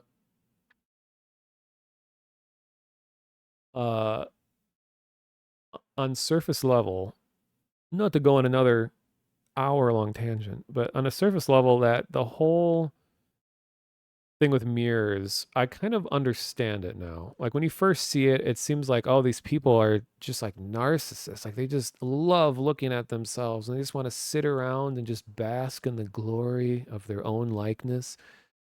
When really, I don't think that's the case. Like, I mean, maybe for some people, but for a lot of it, it's that the feeling of presence in VR is so important to some people, especially when they're around others. Like, it made me cringe at first. I started hearing it, but people love cuddling in VR, and it sounds absurd, but when you look at a mirror, it gives you the best sense of touch because you can't actually feel anyone around you.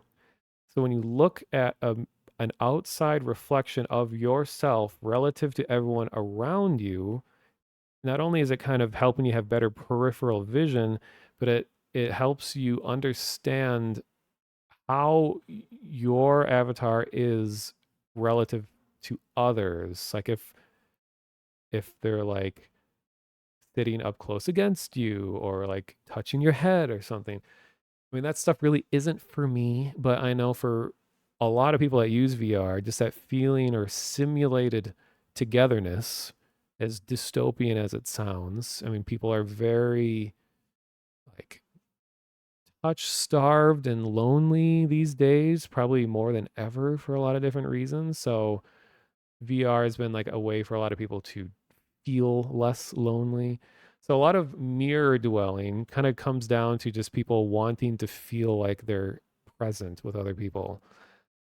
Uh, so there's that, and I mean, when you haven't used VR a lot, just staring at a mirror is such a like mind-boggling experience because it's like I know this isn't me, but it's moving a lot like me, and it just it's like an experience that you kind of get used to after a while, but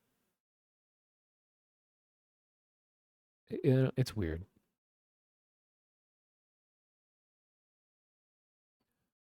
Um, and there's like a whole generational thing too. Like I know, like I feel like I'm so old that I'll never really understand is the the kids these days. Not all of them. There are people that will never disconnect from their friends, where they will always, like all hours of the day, even at night, will be in a voice call with friends. Like they have sleep calls and then they wake up in the morning, or if they're out and about, they'll have their phone on to be in that Discord call. So whether they're at home, whether they're asleep, whether they're anywhere, they're constantly in group calls with people at all times. And I can't even comprehend having that level of social commitment. Yeah, it's really exhausting to me. Like there was a girl that I was I was really interested in for a while, and she did actually live in the same state, which is very rare that I find anyone that I'm interested in online and they live here. Like what?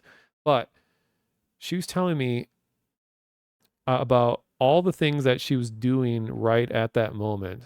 So we were in VR chat together. She was on desktop, so it kind of easier to multitask, but she was talking to me in VR chat while she had music playing and she was playing Dark Souls on her like PlayStation and was watching a movie at the same time. So talking to me, listening to music, playing a game, and watching a movie, and was in a voice call with friends all at the same time.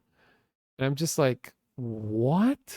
Like my mind, like if I'm in a voice call with someone, like my mind cannot do anything else. Like I gotta like concentrate fully on what's being said. I don't know how people can just casually be in a call with like 20 people at all times. Yeah, if we're all playing the same game together, sure, I can do that. But if everyone's doing something different at different times and they're all talking about different things at different times, like I can't concentrate on my thing because they're just doing so much.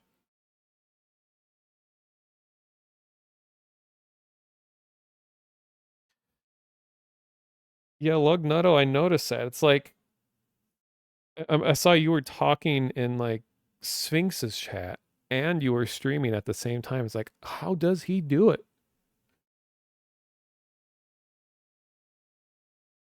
But you have some really interesting stuff that I've seen on the streams. I should stop by more often. Yeah, that TikTok Subway Surfers multi-stream. Yeah. Like even people that call themselves like introverts and things are also the ones doing like 10 different things at a time. Like people will say like, "Oh yeah, I have like crazy ADHD and I can't concentrate at any one thing at a time." but they're doing 6 things at the same time. Like maybe it's just something that I don't understand about what it means to have ADHD or something, but I was under the impression that it would be like easily overwhelmed with like too much visual stimulus, uh but maybe it's not that. Maybe it's just like you just need as much as you can around you so that your mind can jump between things when you want to. Like I feel like I mean I do have a hard time concentrating on things at times for sure. I kind of feel like I have like the opposite of ADHD where I can just take one thing and kind of as exhibited by the stream, I can just do one thing and I can focus on that one thing for like an absurd amount of time. Like if I get really into a game, I can just play that game for like 8 hours, like no problem. And then I'll go like days not playing it at all, and I'll come back and be like 8 hours again. Like the longest stream I ever did, I don't know if this is anything to be proud of, but I did a 14-hour VR stream with no breaks. And I was standing the whole time. And I remember I was at a local VR meetup. This was before the pandemic. And I was talking about like a lot of people were just really new to VR and all that. And I think they weren't ready for me to just like kick the doors down and be like, okay, let me tell you guys about VR. Because I have easily over 1,500 hours in VR as a whole, in a lot of different professionally and as a hobby. Because I used to work at a huge VR venue, which is a whole other story. But so I have a shit ton of experience in VR, and these people are all kind of new to it and all that. And they're talking about like someone was giving a presentation about like with VR, it's recommended that you don't spend any more than like an hour. You like take frequent breaks and blah blah blah. Then I said, so I've been in VR for 14 hours straight at one time, and it was entertaining the whole time. And yeah, I didn't take any breaks or anything. And people are like, how did you survive? Like, whoa, what happened? And I think that's just kind of the power of VR is that it is so good at making you escape.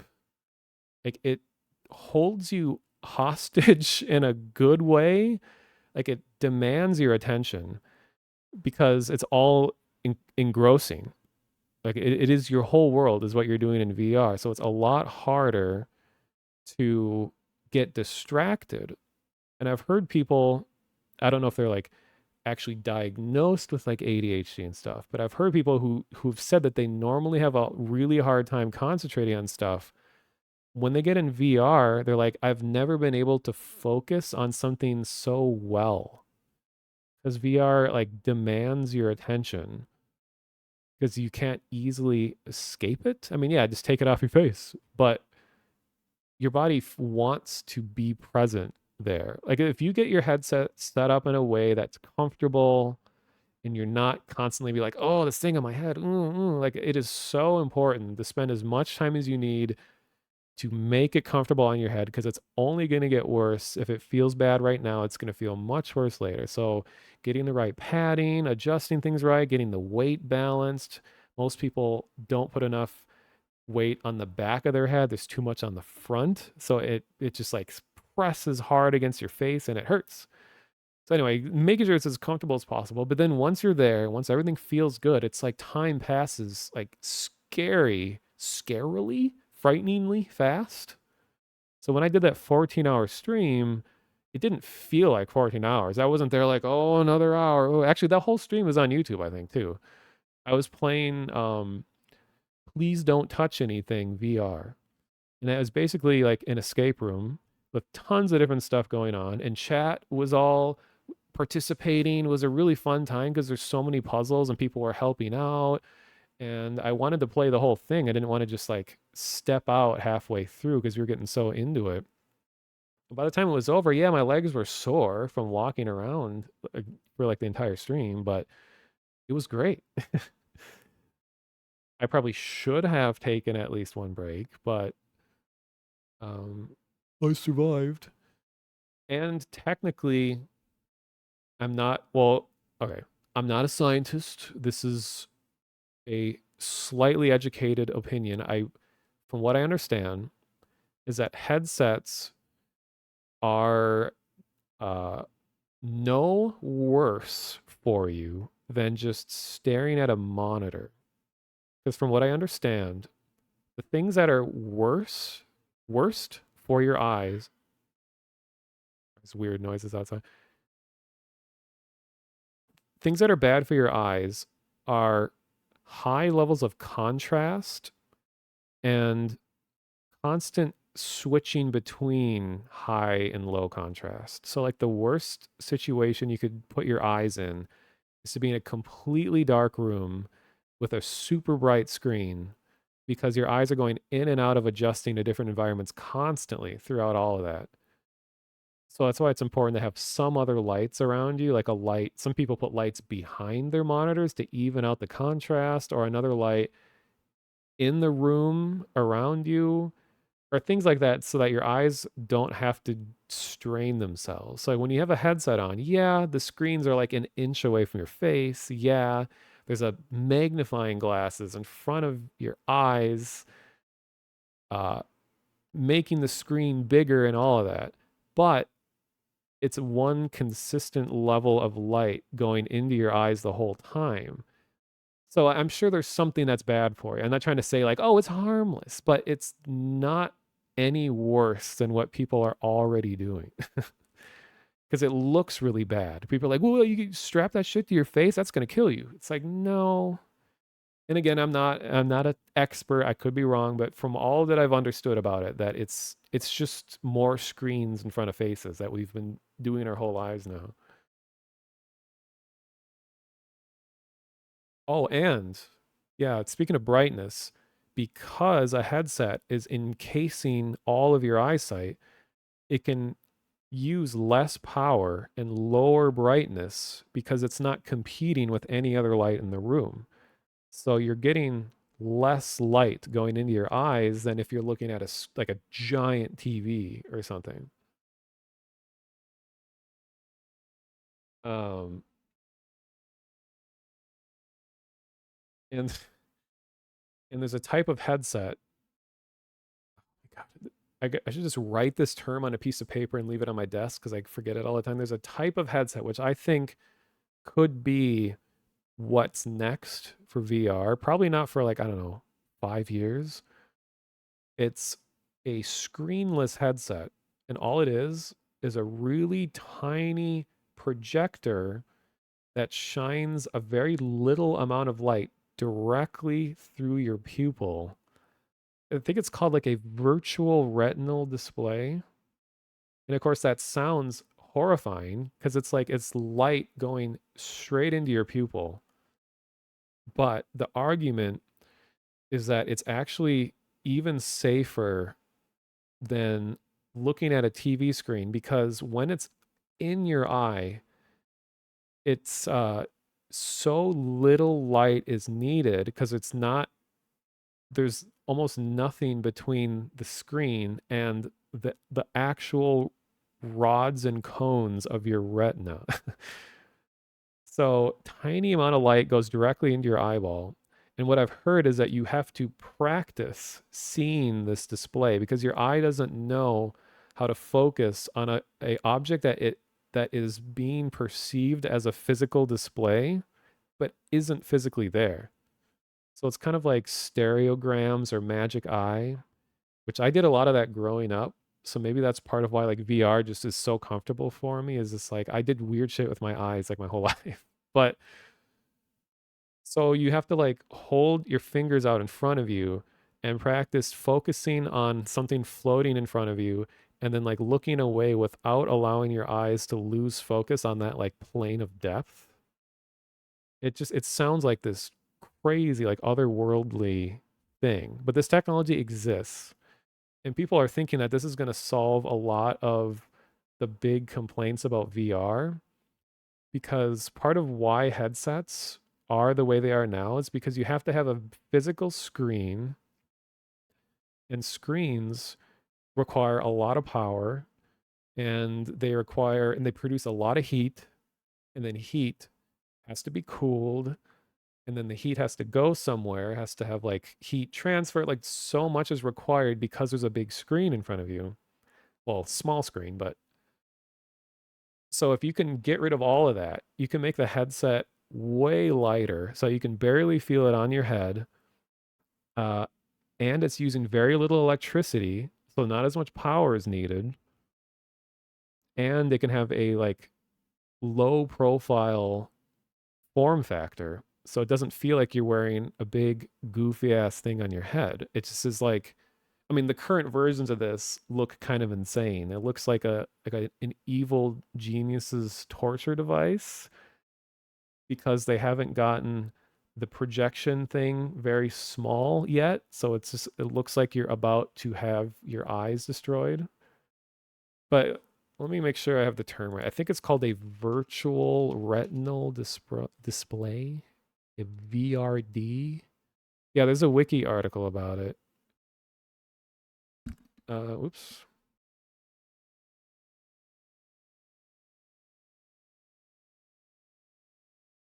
Just looking at pictures. Yeah, it's like right now it just kind of looks like you're wearing like a steampunk glasses or something.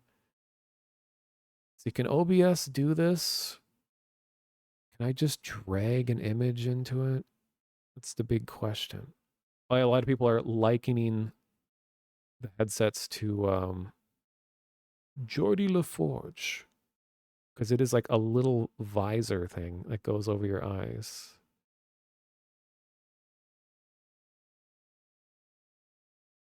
Okay, can I just drag this in? Is it going to work? Are you sure you want to link this item? Whoa. Okay, I did it. So this is like a prototype with like all the circuitry and stuff on here. It doesn't look out of the ordinary, but let me see if I can get one that more shows what's happening.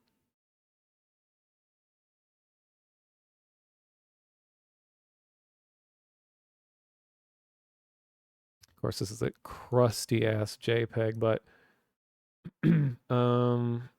what happened to that image? It's not. Oh my God, is this a WebP? Is this the dreaded WebP? Okay, that's not going to show. What if I screenshot it? WebP defeated by a simple screenshot. The WebPers out there hate him. And I can't find where I put the image. Here we go. Anyway, and it's tiny. So this is a prototype on the left, but the idea is that it's going to be this like low profile thing that sits away from your eyes and it projects light directly into your eyeball. And it has to have trackers inside that can follow the movement of your eyes so it knows how to adjust.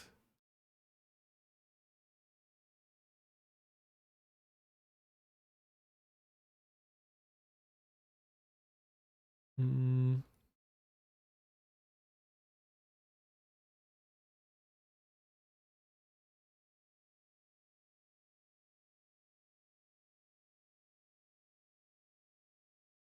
Oh my God, now I have like 5 sources of broken links. Delete, delete, delete. Link can only take so much punishment. Okay. Is it like an AR headset? I think that's kind of the weird question because like the terms AR and VR, I think eventually will fade away. It's just more out of convenience right now because VR is all encompassing 100% digital experience, whereas AR is supposed to be real life with digital elements overlaid on top of it, augmented reality. And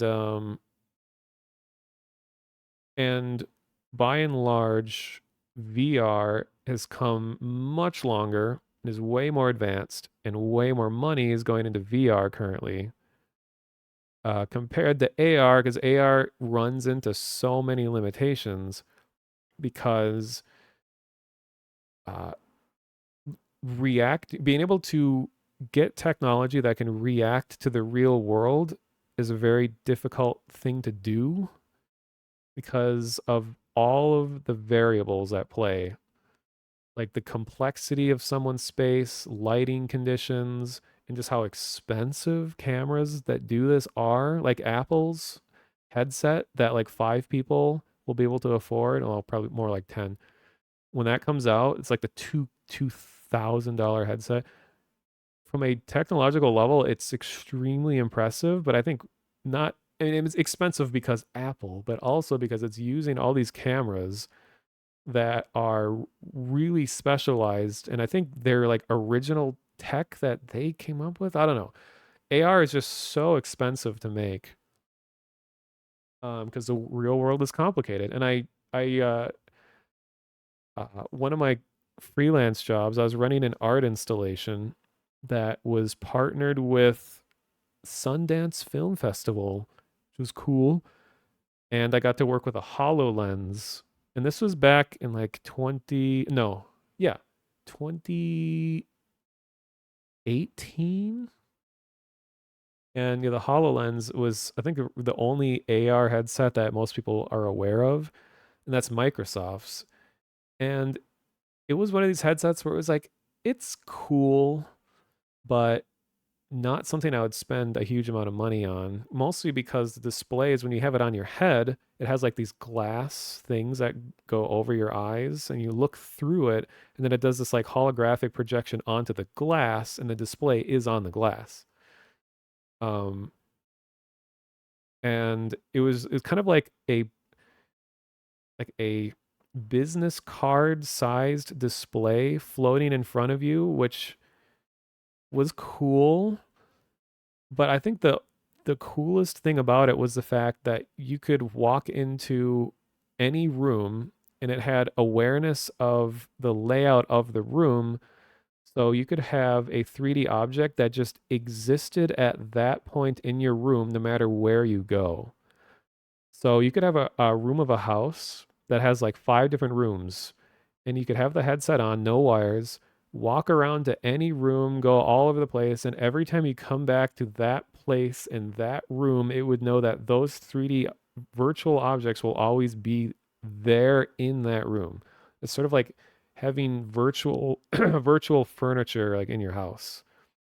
I mean, it's not perfect, got a lot of problems. Sometimes stuff would move around and everything, but just that idea that you could just have this layer of a digital existence in your day-to-day life that remembers where it is at all times, and you can come back to it and you're like interacting with it like this extra layer of life in front of you. It was a really cool concept. It's just like super expensive, and it's not ready yet. Kind of like uh, Mario and a weird worm larva. You got to put him back. He's not ready. But they're thinking, because of the way technology is going, that eventually AR and VR will merge, and it will be like we'll just have a virtual headset that can just do it all.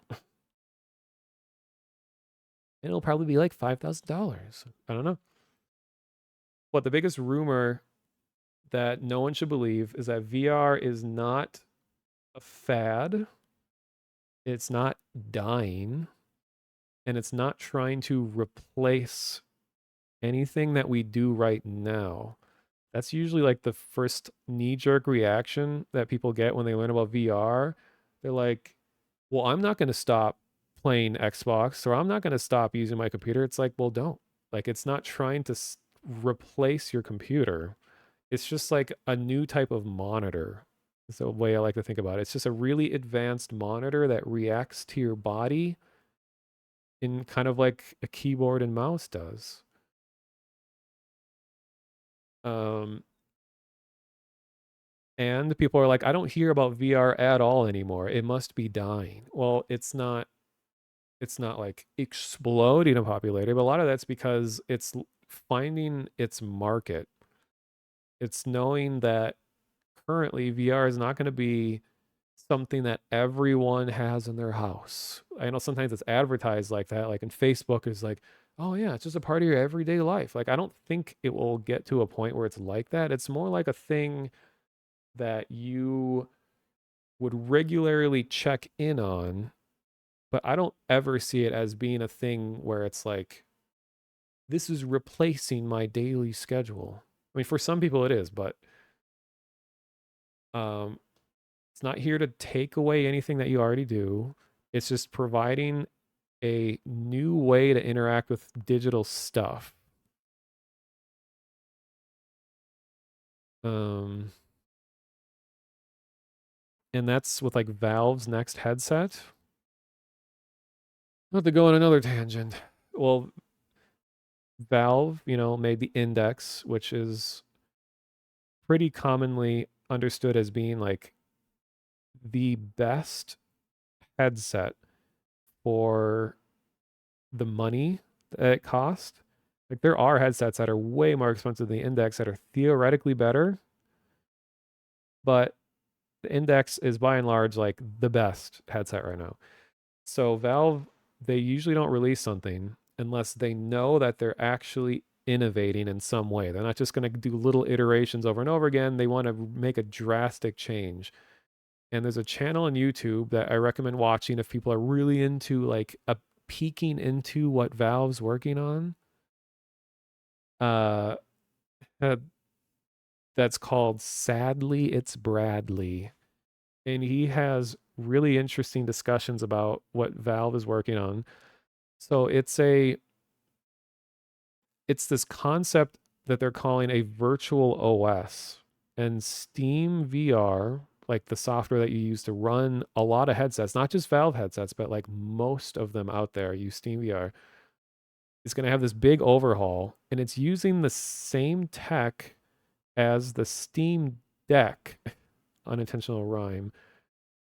So Valve's next headset is using Steam Deck software and operating system stuff. And they've actually been testing VR stuff on the Steam Deck, but not to use VR. They're like prototyping this operating system, like a portable operating system on the Steam Deck so that they can use it for their headsets. And it's supposedly going to be a way that you can just access all of your stuff on Steam, whether it's VR or not.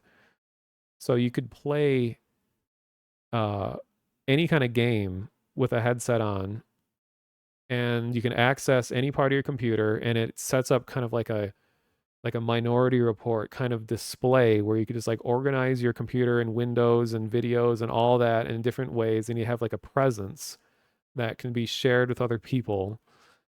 And if you boot up a VR game, like you just stand up and experience that, and then you can, if you boot up just a regular desktop game, you can adjust the TV, quote unquote, like that's floating in your space to be in any position. Like you can just be laying down in your bed, looking straight up and have the screen floating above you, have a controller in your hand or sitting somewhere, or it can be daytime, nighttime, doesn't matter. It's just meant to be like this whole, like all encompassing, just virtual environment. And it's backwards compatible with older VR tech. It has multiple forms of controller tracking. It can use Steam's base stations, or it can do inside out tracking, meaning that you don't use boxes you set up in your room. You just point your headset towards your hands and it tracks it that way. So it's gonna be huge. A lot of weird stuff going on when that comes out. I think it's gonna be divisive because the initial reaction, I'm sure people are gonna be like, well, I don't want to use any of these features. Well, it's like, well, then don't use them. It's just a really good headset then if you don't want to use the whole virtual OS aspect of it. But yeah, it's gonna be interesting. We thought we were gonna get an announcement this year, but Valve likes to make announcements very shortly before they release something, like they did with Alex. So you never know. Ugh. VR is cool, is the moral of the story. Oh, and if anyone has like like off stream, if anyone has any questions or recommendations or anything about VR and all that, I'm always down to like answer questions for people and stuff. Totally cool. I do have a Discord. It's linked below my stream called Ludo Crypto. Has nothing to do with cryptocurrency. It's just unfortunate timing that I wanted to use that word right when crypto was doing weird shit. Um,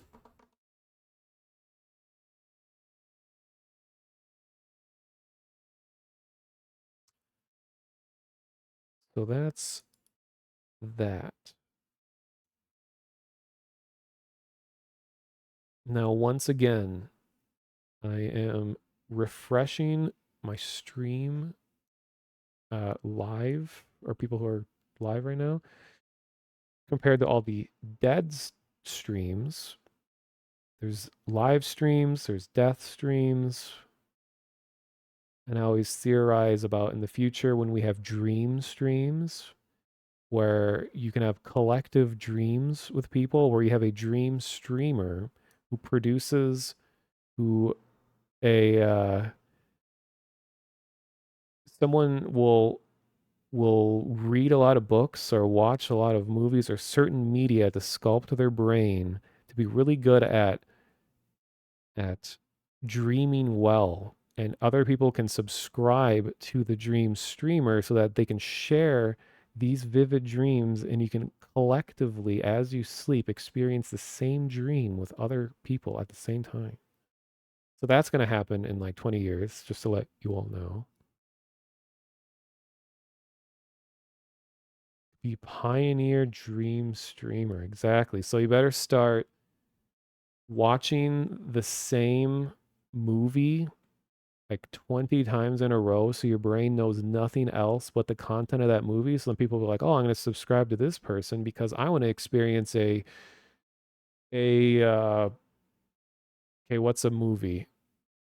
I want to have an Oppenheimer dream." I don't know. But that'd be kind of fucked if you like want to exist in that situation, but people have done and desired worse things.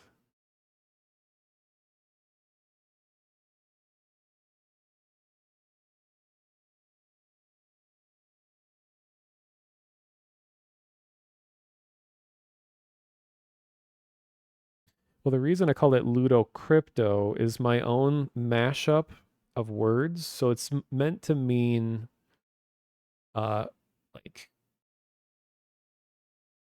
like entertainment in secrecy or like obscure game. It's just supposed to kind of have this air of like gaming and mystery. I don't know. It's not a real phrase, but because like, well, Ludo is like game, and crypto, if I understand, is like unknown or uncertainty or kind of deviates from expectations. Because like my biggest interests are like alternate reality games, or just really unconventional, just strange things. So I felt like it kind of encompassed what I enjoy out of games.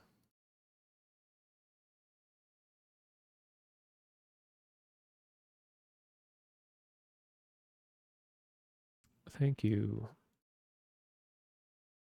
And people still haven't figured out the secret that's hidden in the logo of my Discord. Because I really enjoy uh cryptology and like methods of hiding text, hiding messages. Phasmophobia 2.0. Oh my god.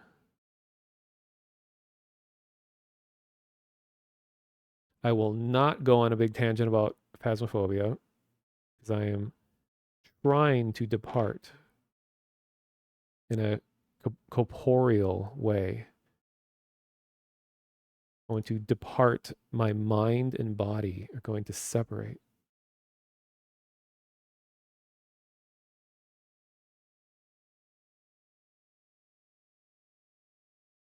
Oh yeah, and the logo is not Morse code. That would be way too easy.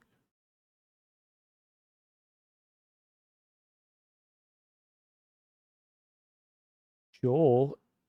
Ooh, Joel is going to be playing Voices of the Void. He's currently doing Mario 64 only up.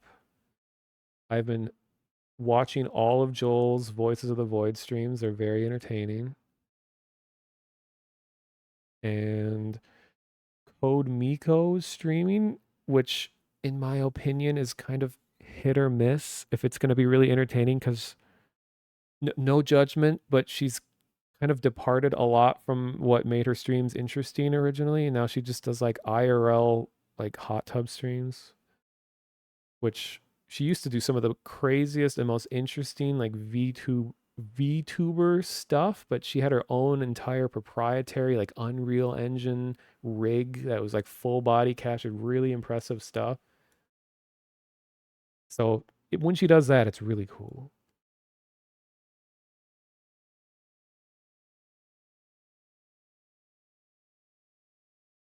Well, she does still work with her technical stuff, so she hasn't like abandoned it completely. But I think she realized that uh she gets way bigger viewership when she's doing like IRL things. You just watch Hassan Abi, boring.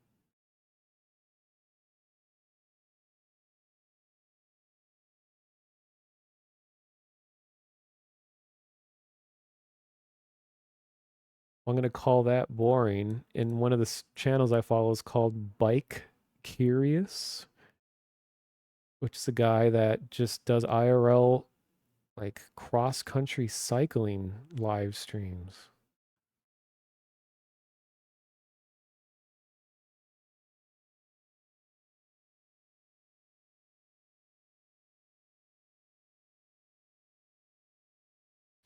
Yeah, Voice of the Void. It's been like tailored towards terrifying specifically Joel as much as possible.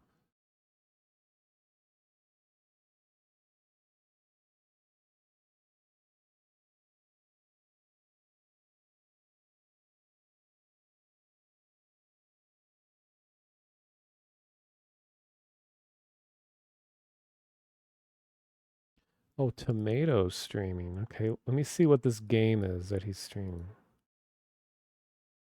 Hey, and one more. Advertisement first. Oh, this game is actually really interesting. It's called Hidden Deep. I think I'll raid Tomato, but careful not to say anything in his chat because he might get banned. Because he's really particular about how his chat behaves, and people get banned all the time. But he's really entertaining to watch.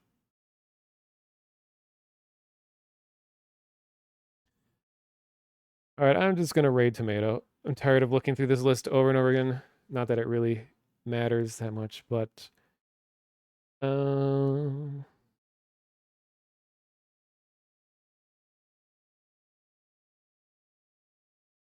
okay, going over here. How do I do any of this? Okay, I think I just type /raid Tomato.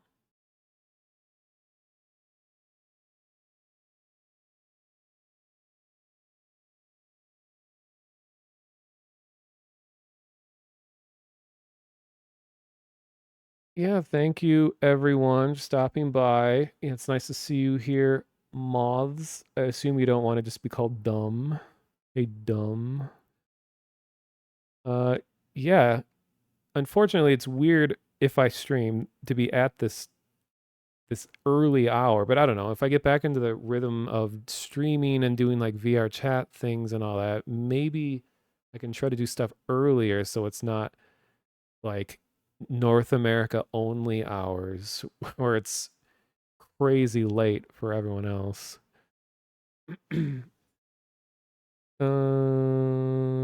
Okay, so yes, starting raid on Tomato.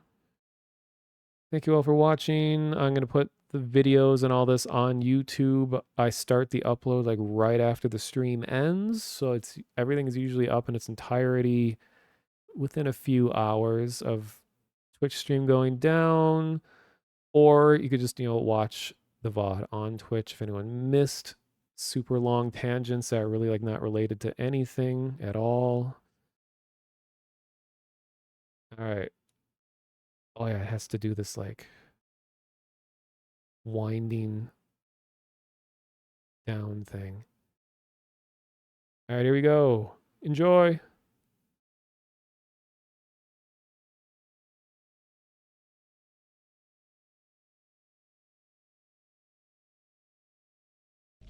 Dude, if I hit the other wall, I can squeeze.